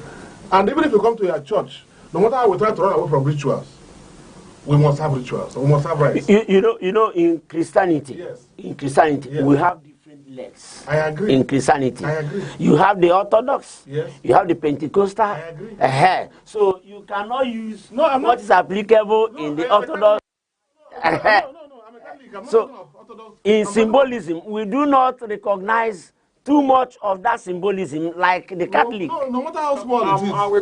No matter how small it is, you cannot avoid symbolism. But what we are trying to split between is how do we separate between authentic symbolism and occultism, and because people also get into necromancy and so on and so on. And I want to, before I leave you to continue with it, because I remember that man is created in the image and likeness of God. And he said something. He said, you even created him a little less than the angels, a little in the Bible, maybe it depends on how you want to interpret it. But he said you even made him a little less. That should be Psalm 8 or 9, depending on your own Bible. So he said you made him a little. So you have that image, you have that point, you have the word you were using the word capacity. You induce on, like if you get cola nut, for example, if you get cola nut, some parts of Igbo land you don't even play with cola nut at all. They will kill you. Some pastors. Some parts, I don't want to mention. Some parts or some pastors. Some parts of Igbo land. Some parts of Igbo land. You don't play with cola nut. Because if you try it, they will tell you that there's a lot of energy imbued in that particular decision. So there's something I will add here. Yes. Because I know that the Assemblies of God is one of the finest, is Pentecostal, modern Pentecostal church. Yeah, but one of the oldest, one of the old ones. Exactly. They still maintain that apostolic standard that is very, very okay.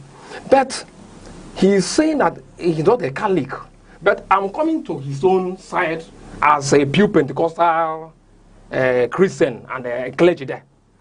In the consecration of the Holy Communion, do you know that Holy Communion is fetish? It's a fetish. No. Let me. Fetish is material things that is endued with supernatural power. Holy Communion, some people give it 2 times a week, depending midweek service and the Sunday service and so on. But Kali give it always. So that is Aaron or Bara Christi, the blood and the flesh of divinity. That is interwoven with humanity, where it will become possible. That's why whenever a true, as you people practice born again, whenever they have some illness, certain you as a pastor administer the Holy Communion on that person to take it. And you see himself reviving, bringing the life of Christ will come into him because he has taken the life of Christ in him. So, do you know that this cross Prof is wearing, this cross pendant is a fetish? Let's not do divergence. Let's finish with this particular communion. Let's finish with this particular communion. Have you ever, whenever you buy the Holy Communion wine and the bread or the wafer, whatever you use for it, can you just come into the church and minister without consecrating it, infusing it with that supernatural power? Of course. It's a fetish. Holy Communion is a fetish. It's fetish. No, you see, whether you are, no matter how you, we are presenting fetish. Our opinion. Call it Christian we are presenting our. We are not enforcing. We are presenting our opinion. Yes. We are not enforcing our opinion. Yes. You present your opinion and allow the public to choose what they want. Yes. Now, in Holy Communion, Jesus himself, after giving it to his disciples, said, "Do this in remembrance of me." One, as you are doing it, you are remembering the death of Jesus Christ. Two, the Holy Communion becomes an antidote to a sick body. To a sick body. If you take it in sin, you are already killing your spiritual soul. That is why I say you should examine yourself before you take it. Now, Holy Communion becomes a symbol, but not a fetish item. So it becomes a symbol and not a fetish item. And it was ordered by Jesus to do. The other things I told you is idolatry. God says, "Thou shalt not have any other God except me." Excuse me. I think we don't have any problem here. You know, but we are talking about materialism because there's something you said which I never agree with what you said. I never agree. And it's free to. I'm not saying that you agree with him. I'm saying that we have. Holy Communion is fetish. I'm saying. But it's a fetish. No, you are calling it fetish, but he's calling it sacramental. He too in Catholicism, they call Holy Communion as a sacrament. He's not a Catholic. I'm not a Catholic. Do you know that? Okay. Do you know that? Okay. When that wine and the whatever is brought, there's what they call transubstantiation. Transubstantiation to convert that bread into the blood. So now, when he says fetish, that fetish is what they use to deceive us. Whenever you hear fetish, it's demonized. It's evil. No, it is when we. I know that there are Christian fetishes. No, it is when we live. I think the position thing we're getting here, because both of you agree on one thing. Olive oil is not fetish. No fetish. Wait now. You ask him a question. He said, when you go to market, do you just get it and bring it and start eating like that? Then he said, the olive oil is no, he's not talking about olive oil. the olive oil he mentioned now is an ordinary chemistry. Olive oil is an ordinary chemistry. But when it comes into sacrament as a symbol, you understand? Bible said, the prayer of elders, anointing the sick James 5 with faith, the person will be healed. Yeah, I think that chemistry automatically by prayer becomes a mysterious agent. As a pastor, But not a fetish. But not fetishism. But not fetish. But not fetish. Listen now. Because the moment you bring fetishism, you are of idolatry. From political point of view. No, I know that Okomen is fetish. What those holy oil is fetish. No fetish. No, what he's saying is this. The cross you are wearing, this pendant cross, is fetish. So it's a sacramental. Yes, it's not to protect you against evil. Wait now. It's a sacramental. We have our own sacrament. You are own sacramental. And our own fetish. Evil, devil. No, we have not said that. No, it is. Are you afraid of telling him that it is fetish? Oh, it's about holy apron. For those we want to take some time and then come back. For those simple handkerchief, it's fetish. Wait. No, what is important is this. We had a definition from you. When you started, you said once we have this, he said it's elders. Whoever somebody is in charge, there has to be an authority. You don't just go to the market and get the brew and it becomes something supernatural. Okay. You get the brew and you speak word into it. The word is what gives the power. And your belief. No, and your belief. Not just the word. Your belief attached with the word. Listen now, let me tell you. There's a priest. Because of what you said, I wanted us to stop before we go into this. Now, when he said that when the grandfather was alive, during those wars, when the man comes and says a few things, he will just say those things, and nobody crosses that line. When he was alive, during those days. Oh. Nobody crosses, it's not about whether I believe in it or not. So, because somebody will say, if you don't believe, if you take poison, it will kill you. Oh. No, if you take poison, because in fact, most people don't take, they don't know that they're taking poison. They take poison, they die. Okay. So, we're not talking about those who want to commit suicide. We're talking about those who innocently do not know that something is bad and they go into it. So we have a lot of issues we have raised now. We are going to come back. We'll take a little break. Then we'll come back and then break it down finally. Because we need the viewer to appreciate to separate between chaff and the wheat. Exactly. Because that's why I got happy when you said, when you go to market or Boete and buy wafers, yes, do you just think it becomes communal? It doesn't become communal until you bring some spirit into it. Good.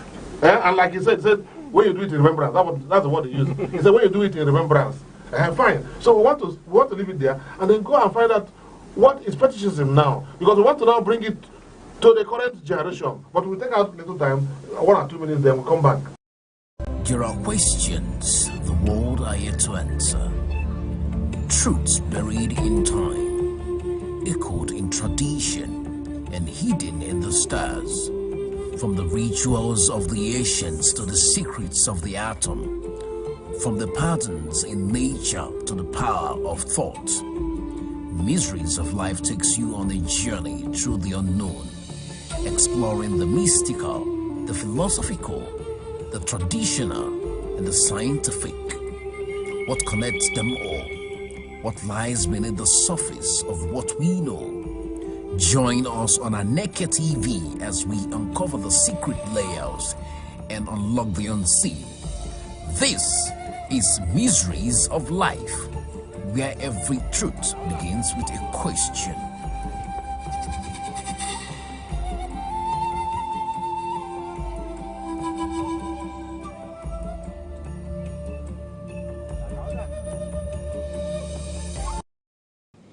Welcome back, viewer. We are still looking at fetishism. And I know we have social fetishism, we have the spiritual fetishism, we have all aspects of it, because we have come across people who are unable to participate in night vigil but they can be awake for days counting money, and so on and so forth. There's a lot of materialism, which we talk about. But at the place, from the place we left off, we are looking at, the issues we have raised. He is talking of, is using fetishism for virtually everything. Because there's what we call in the Catholic Church now, neo-paganism. Where the young men, all of them, are now getting into this picture, into this mode of any tree that they have in their compound. They will dress it, put some clothes, either white or of whichever color, and then begin to get into some rites, which may end up creating problems. So I want you to address that issue. Maybe the negative implications or some of the costs, let me use a general word, some of the effects of some of such practices. Do you know, sir, when you talk about attention to where someone pays allegiance to, whether you bring a cloth and cover a tree or whatever, you are giving attention to that particular item. You are a kind of celebrating the spirit that is attached with that God. I'm listening. Not to be far away from the truth. People, even before they drink, they will pour small on the ground. Okay. Even water, even food. Do you understand? What are they doing? It's fetishism. In the sense, the gods eat your own. Take little from what I am eating. It's a practice that has to do with idolatry. Wherever you come from it, until one can be able to say there is a positive aspect of it which I never knew, my Bible didn't convince me of that. My Bible told me that you should serve the Lord your God. Him alone you should serve. No other attachment. Yeah, Any extra attachment is no. not There are mediums. There are mediums. There are mediums. There are agents. There are. It's not like the person cannot pray in the house, but he comes to the church, and sometimes it's not that he cannot pray alone, but he says, "Please go and call me the man of God." No, in that case, there is what we call a congregational church. There is what I am a body of Christ. The Holy Spirit dwells in me, dwells in you. But when we come together, we become a congregational church. Yes, I'm listening. When other churches come together, we become a congregational church. We become, from congregational church, we grow to universal church, which different kinds of denomination. Do you understand? Yes. But I am saying of a truth when you And that's where that side is coming from, because the side is coming from which we have to look once, or people generally do not veer into what they do not, because there are so many things we don't understand. If you enter into fetishism, you are entering into the worship of another God. He is consecrating that oil on the altar of Jesus Christ, to whom he submits.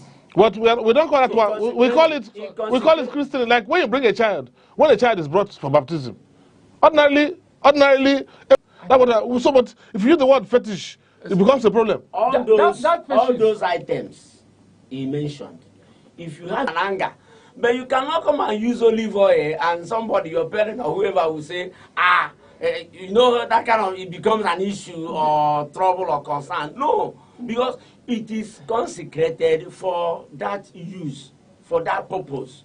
There is no abuse. There is no conflict. Do you know, excuse me, Pastor, do you know that I've seen it happen? No, I do my balance. Go ahead, let me hear. Do you know that a consecrated olive oil, consecrated by a true man of God, that if you have any charm here, you spread it, it will counter the negative force of the charm buried here. I told you that olive oil is an ordinary chemistry. Understand it very, very well. It's an ordinary chemistry. But when you pray on it, the power of God is being what? Involved in it to become a mysterious agent. Okay. Now, when a traditional man consecrates an object and gives it to you, he is consecrating it on the altar of the deities and ancestors of the land. Idolatry. Excuse. Oh, this is the idolatry is the problem now. Because you view the African God as a devil God, as a black God. How can you serve a God you don't know and you worship that God? The one you saw, have you seen him? Must you see the Almighty God before you know that He's Almighty? Let me tell you the truth. That is religious intolerance. The trouble we're having in Nigeria, in Africa today, is that we don't tolerate. I said that paganism is a derogatory reference to any religion that is not Christian or Islam. They refer, that is devilish, the demons. Okay, now, in Catholic Church, you know that, and that's why I respect that church. They have mysteries people don't understand. They believe, okay, in 2 Kings chapter 13 verse 21, the body came in contact with Elisha, the bones of Elisha, and he got life. Any holy person still had the contact of the holiness of God Almighty. That is that connection. Now, do you know that in every parish, that's called relics in the Catholic Church. Every parish has the bone, either bone or hair. Either in the Catholic Church, you have what they call three classes of relics. The first class relics, that is the bone, the blood, or the flesh of the saint or matter. The second class is the clothes he used or rings when he was alive. The third class is if you have a cloth that come in contact with the body or the material he used in the past. So now those things they did there, every parish, don't like something like somewhere like Fratanse shrine at Umudioka. The Fratanse remains, relics is there. When you go down for prayers, it will work. That is fetishism. What you are saying as it relates to Catholicism. So, but even in your own, there's what people call holy apron. You don't have it in the Assemblies of God? We don't have it. Okay, for instance, you don't have olive oil. We have olive oil. That olive oil you are consecrating. The olive oil we use is not like Jesus. You may not necessarily must to be used olive oil. Let me tell you that olive oil you pastor consecrate is automobile. It's a charm. Now it's an amulet. It's automobile. Let me tell you. Ask me why. I need to explain to you. Why we are arguing on what God, what Christ himself upheld. We don't have to go. And what men upheld. No. We don't have fetishism men upheld items. Okay, the one you consecrate. Olive oil, the word of God. Word of God. So the word of Onyichie, Eze Dibia, Onyo Akaji offer is not sacred. Onyichie and the Almighty God, who is greater? He is an agent, a priest of God. You are a priest. You are a priest under the altar of Jesus Christ. The other one, Akaji offer, is a priest under the altar of Jesus Christ. A priest and a member who is greater. A priest and a member who is greater. A priest is greater. No religion is greater than the Akajuofo and the Almighty and the Almighty God something and says you nothing will happen. The Akajuofo that will die tomorrow and the Almighty God that will not die. You will not die. No, we are comparing humanity and divinity. No. Listen, we are comparing humanity and divinity. The Akajuofo that brought item, okay, and gives you to practice fetishism, and the Almighty that say believe in my word, who is greater. Listen, the Akajuofo land consecrate is say death and evil, because you have two gods. We have one heaven, one hell, one God, one devil. We don't have to. It is important that you understand how a church, olive oil, is not served as a god. No. It is faith. No. I said that olive oil is commended in the Bible. Okay, the Akajuofo is not commended in the Bible. We don't have. Do you use Bible? Do you use Bible? Oh, so no. Do you don't things happen even without olive oil? No, wait now. Wait. Is evil prayer. I'm telling you, Akajuofo is a branch of a thing you cut off. Is fetishism. So Akajuofo, the chief priest of traditional religion, is the devil. Doesn't mean who is involved. Who excuse me. It is the Pastor. Almighty that has power. The God that gave you Abeka, wait. To pray. That is your belief. No, both of you should cool down now. Let us have where we are going to. Now, I think we have some clear positions.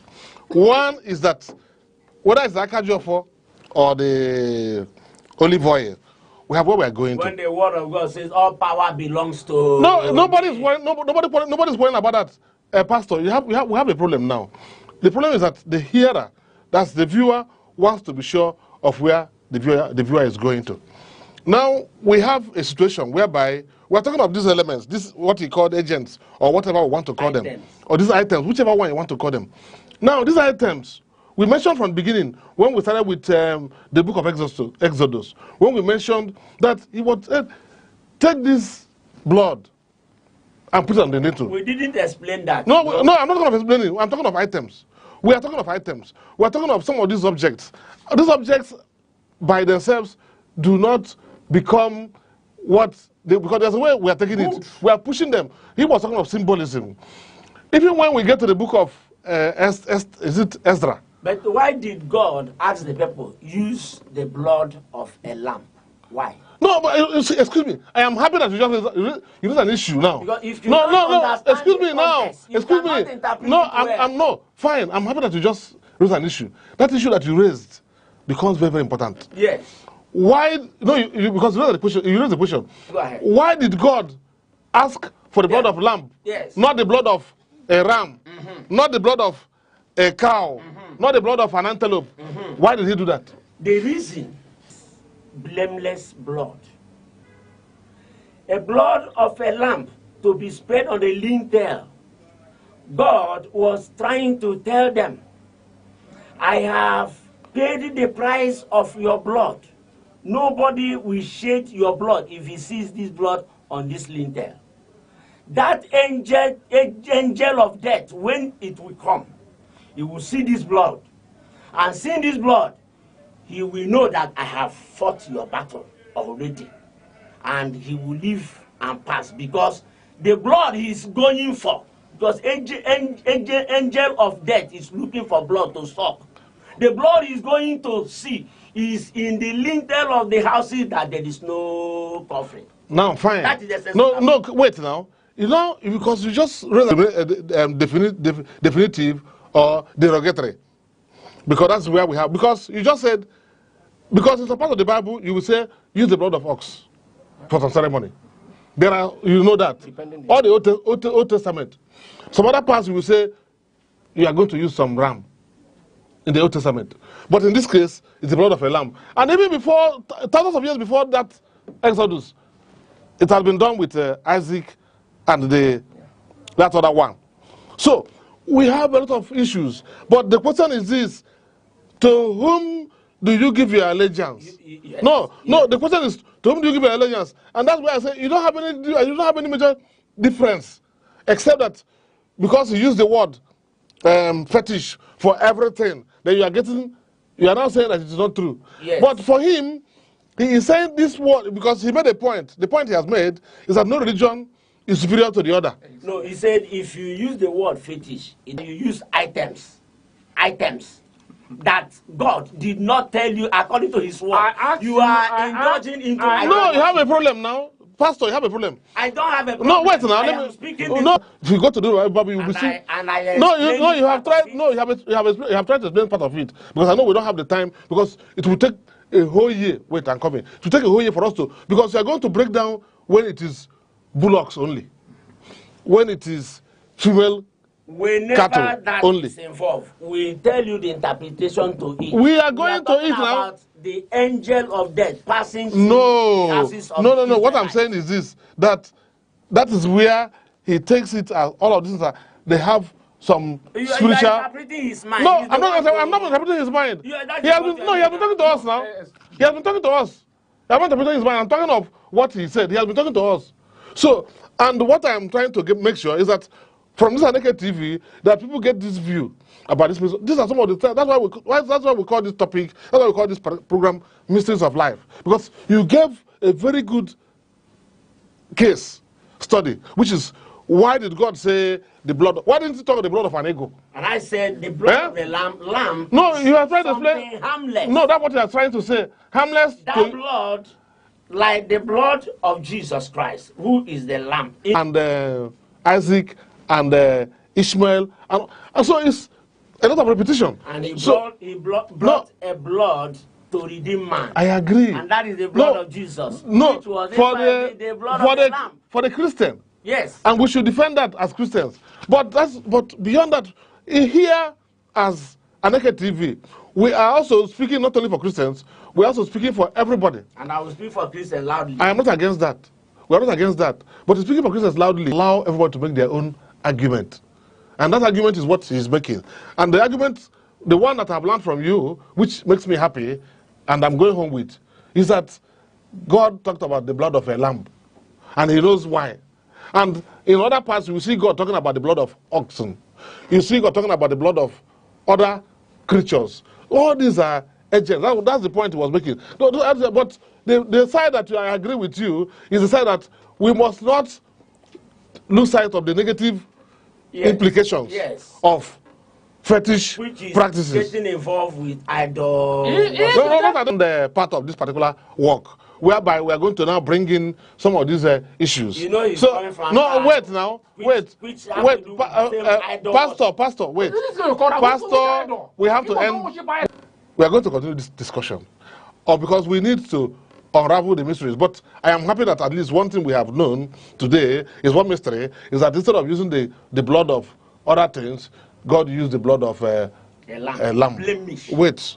And when you talk of the blood of a lamb, he talks of a lamb without what? Blemish. Because there are some... Pastor, I want to thank Aneke and Ichugu, and I want to thank Pastor Carlo. We are not going to ask you for your last word now. We're going to come back and conclude on this matter. Because the people must learn that some of this is idea. Life is full of mystery.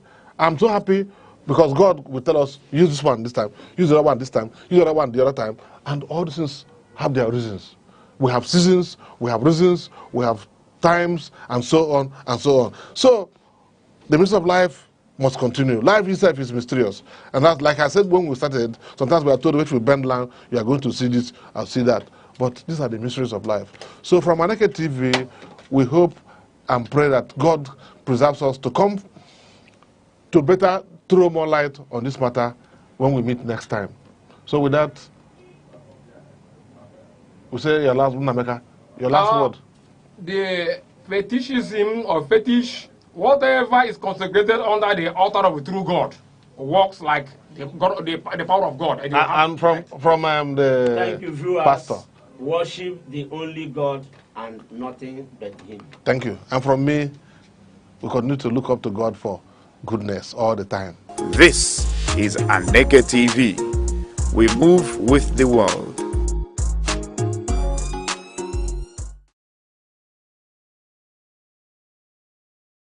Security is not just police on patrol. It is safety in homes, schools, markets, and mines. Without it, progress is impossible. Be alert, report danger, support community watch. True security is collective responsibility.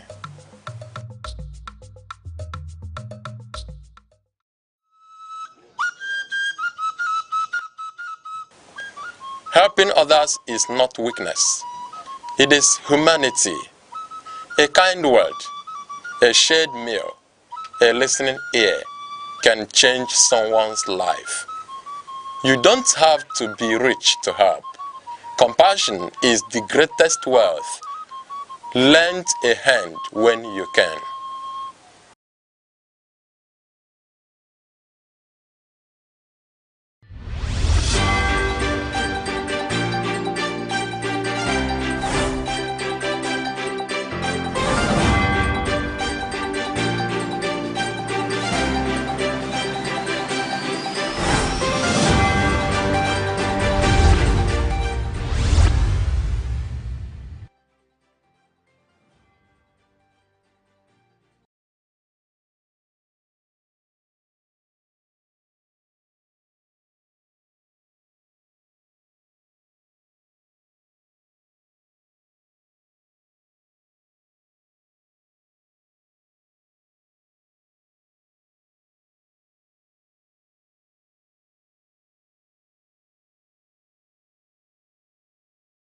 Good afternoon and welcome to the News at 3 on Aneke TV.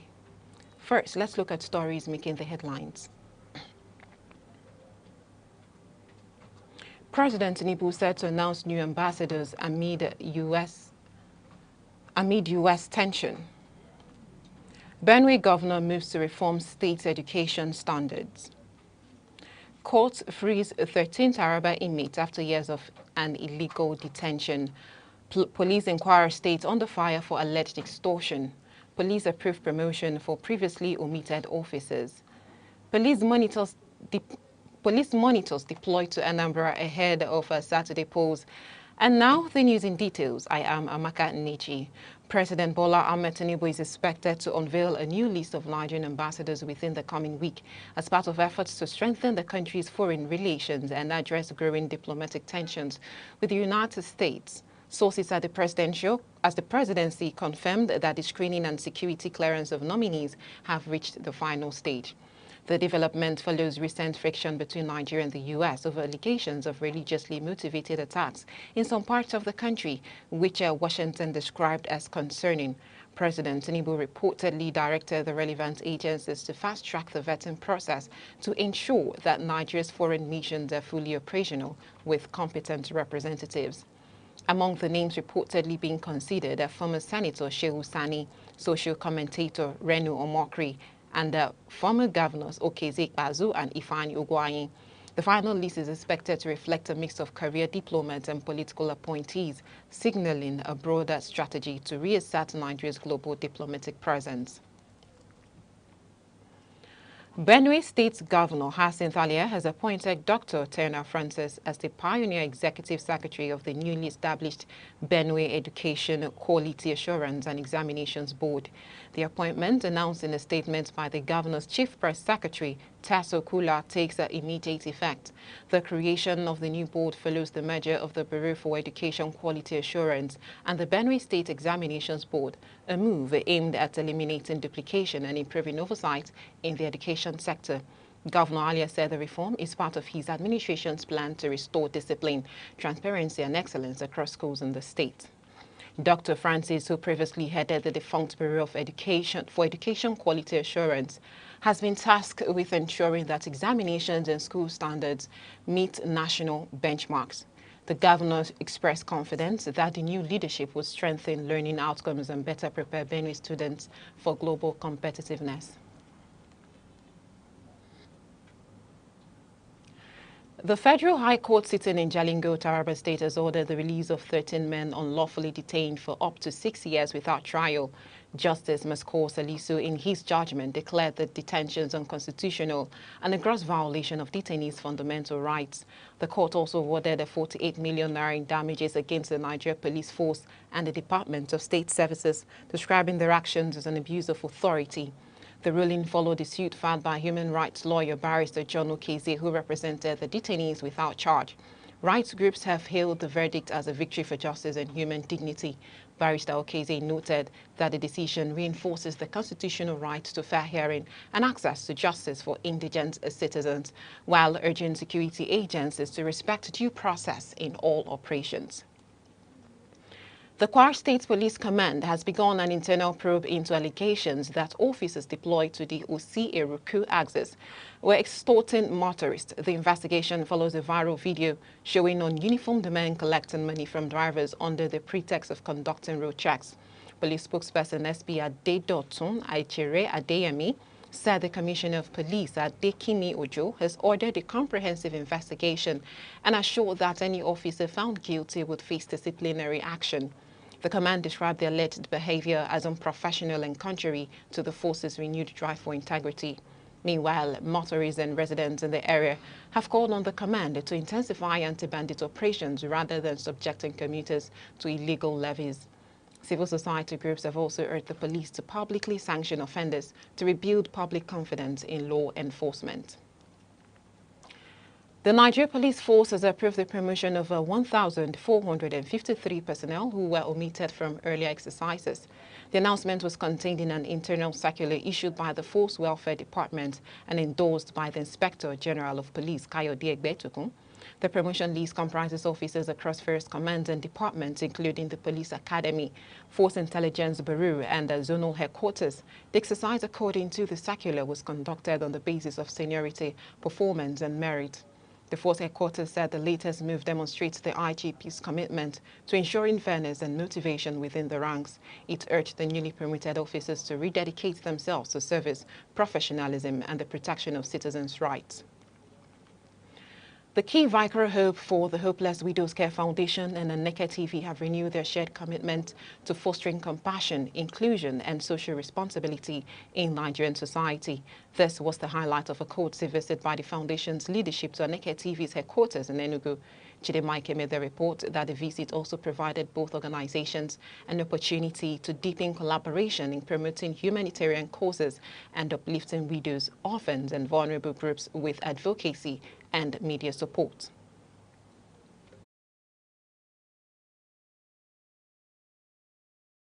The Chief Executive Officer of the Foundation, Mrs. Kate Izuora, said the organization remains devoted to improving the lives of widows, particularly those facing economic hardship. She commended Aneke TV for using its platform to advocate for the welfare and dignity of widows while calling for sustained collaboration in giving hope to the hopeless. Our purpose of this foundation is to reach out to widows, to make sure that widows are being heard, recognized. So we are kind of giving voice to the voiceless and hope to the hopeless.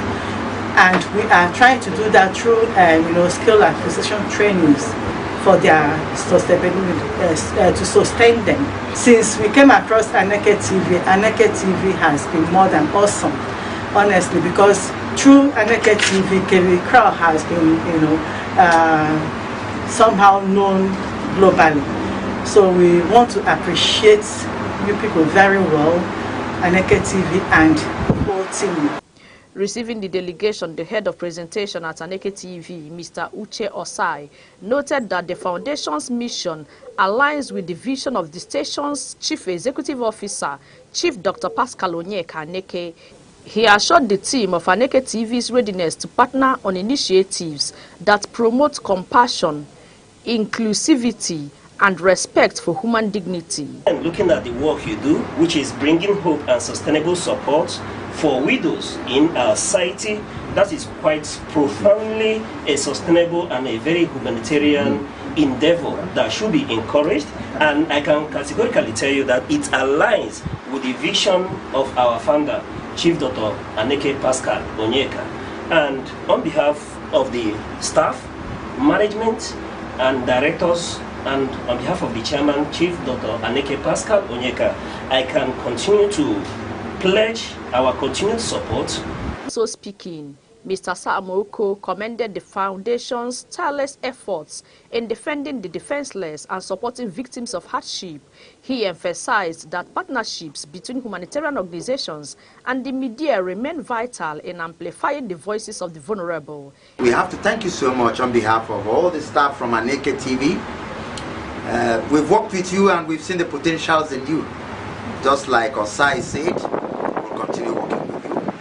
And we thank you and we'll appreciate you when also you appreciate us as we continue to collaborate with you. A presenter with the station and patron of the foundation, Mrs. Ngozi Otahumelo, expressed appreciation to the foundation for the visit and their continued concern.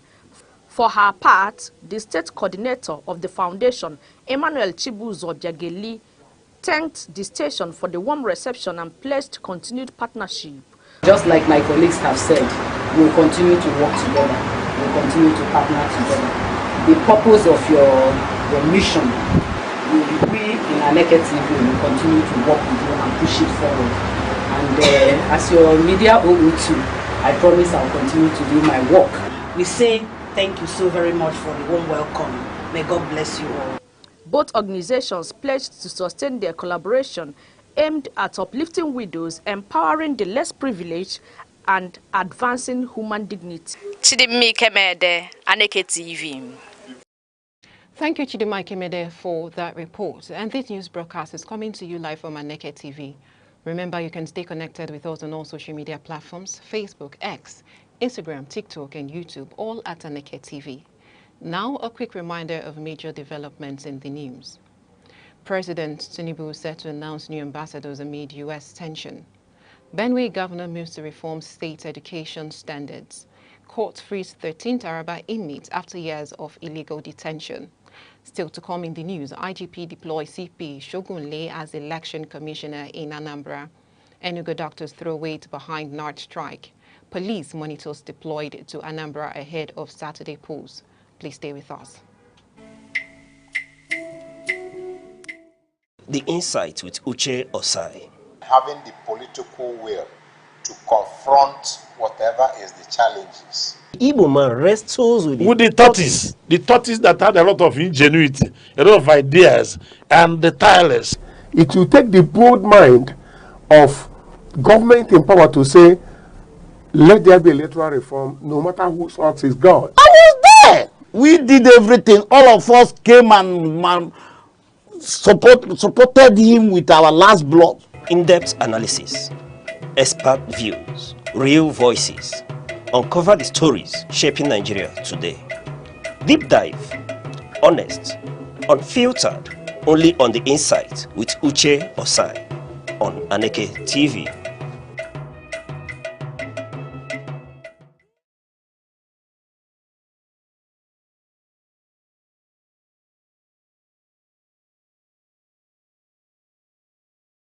You're still watching the news at 3 on Aneke TV. Now we bring you the rest of the news.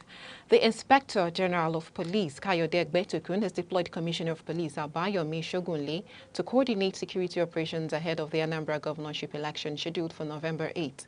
The deployment is part of measures to ensure a peaceful and credible poll. Police spokesperson in Anambra, SP Tochukwu Ikenga, confirmed that CP Shogunle has assumed duty and activated comprehensive security strategies, including patrols, intelligence sharing, and rapid response units across all local government areas. Over 60,000 personnel are expected to be on duty for the exercise. The police have also prohibited VIP movement and the use of armed escorts around polling centers. The IGP warned that any individual or group attempting to disrupt the election process will be dealt with in accordance with the law. The Nigerian Medical Association, NMA, Enugu State Chapter has expressed full support for the ongoing nationwide strike by the National Association of Resident Doctors, NARD. The association said the industrial action was regrettable but necessary given the government's failure to implement prior agreements. In a statement jointly signed by the NMA chairman, Mr. Ndiokwelu Chibuzo and Secretary Dr. Agbo Chukwuemeka, the association urged the federal authorities to address the doctors' grievances, which include poor remuneration, inadequate facilities, and delayed residency training allowances. The Enugu NMA described the strike as a collective stand for better healthcare delivery and urged its members to remain united until their demands are met. It also called on the government to prioritize medical welfare to prevent further brain drain in the health sector. The Police Service Commission, PSC, has dispatched monitoring teams to Anambra State ahead of Saturday's governorship election. The commission said the deployment is to ensure that police personnel on election day adhere strictly to professional and ethical standards. PSC Chairman, retired Deputy Inspector General Hashimu Agungo said the Anambra election would serve as a performance test for the police in preparation for the 2027 general elections. He stressed that officers found compromising electoral rules would face strict disciplinary measures. In a statement by PSA spokesperson Aneke Chukwuani, the commission commended the State Police Command for identifying flashpoints and urged voters to turn out peacefully. It also assured that exceptional officers would be recognized and rewarded after the polls. In business, the U.S. President Donald Trump's recent comments threatening possible military action against Nigeria over alleged persecution of Christians have sparked political and economic anxiety. Analysts warn that statements could affect investor confidence and bilateral ties. The Center for the Promotion of Private Enterprise, CPPE, cautioned that the remarks might trigger temporary capital flight, while Oxford Economics downplayed the threat, noting that Nigeria's oil exports to the U.S. remain largely unaffected. National Security Advisor Nuhu Ribadu has since met with service chiefs to assess the situation. Meanwhile, the federal government has dismissed the allegations as baseless, describing them as politically motivated. The presidency cited recent gains in counter-terrorism and a reduction in violent crime, reaffirming its commitment to diplomacy and the protection of national sovereignty. The Naira depreciated further against the US dollar on Monday, trading at 1,436 Naira 34 kobo at the official market compared to 1,421 Naira 73 kobo on Friday. The drop marks one of the sharpest declines in recent weeks despite rising foreign reserves. At a parallel market, however, the local currency showed slight recovery, trading around at 1,460 naira to the dollar. Analysts attribute the mixed performance to fluctuating investor sentiment and heightened global uncertainty following political tensions. Data from the Central Bank of Nigeria shows their reserves climbed to $43.19 billion as of October 31, 2025. Economists have urged monetary authorities to remain policy consistency and strengthen supply-side interventions to stabilize the exchange rate. Now we head over to the world of sports. Nigeria Super Eagles have suffered a major setback ahead of the 2025 Africa Cup of Nations as defender Felix Ago has been ruled out of the tournament due to injury. The Werder Bremen fullback sustained a ligament tear during a Bundesliga fixture against St. Pauli. Club doctors confirmed that Ago underwent successful surgery but will be sidelined until next year. His absence is seen as a significant blow to Nigeria's defense plans, as he was expected to provide depth and versatility in the left-back position. The Nigerian Football Federation has sent a message of support to the player and assured fans that replacements are being considered. The Super Eagles are currently in camp preparing for their group stage fixtures. In entertainment, popular Nollywood actress and producer Funke Akindele has reportedly ended her mentorship relationship with skitmaker and protege Kamo after a misunderstanding over what she described as an offensive joke. The incident allegedly occurred during a set interaction. Sources close to the actress said Akindele expressed disappointment at Kamo's conduct, calling it unprofessional. Despite his apology, the actress reportedly decided to discontinue featuring him in her future production.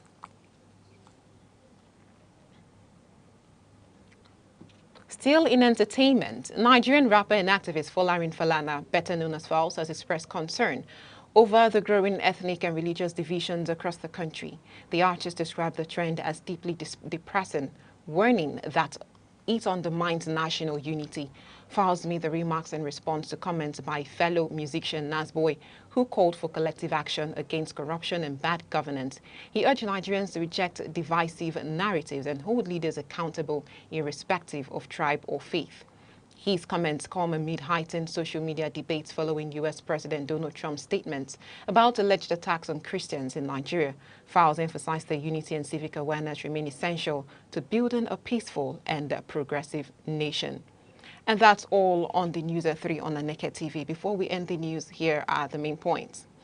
The Inspector General of Police, Kayode Egbetukun, has deployed Commissioner of Police Abayomi Shogunle to coordinate security operations ahead of the Anambra governorship elections.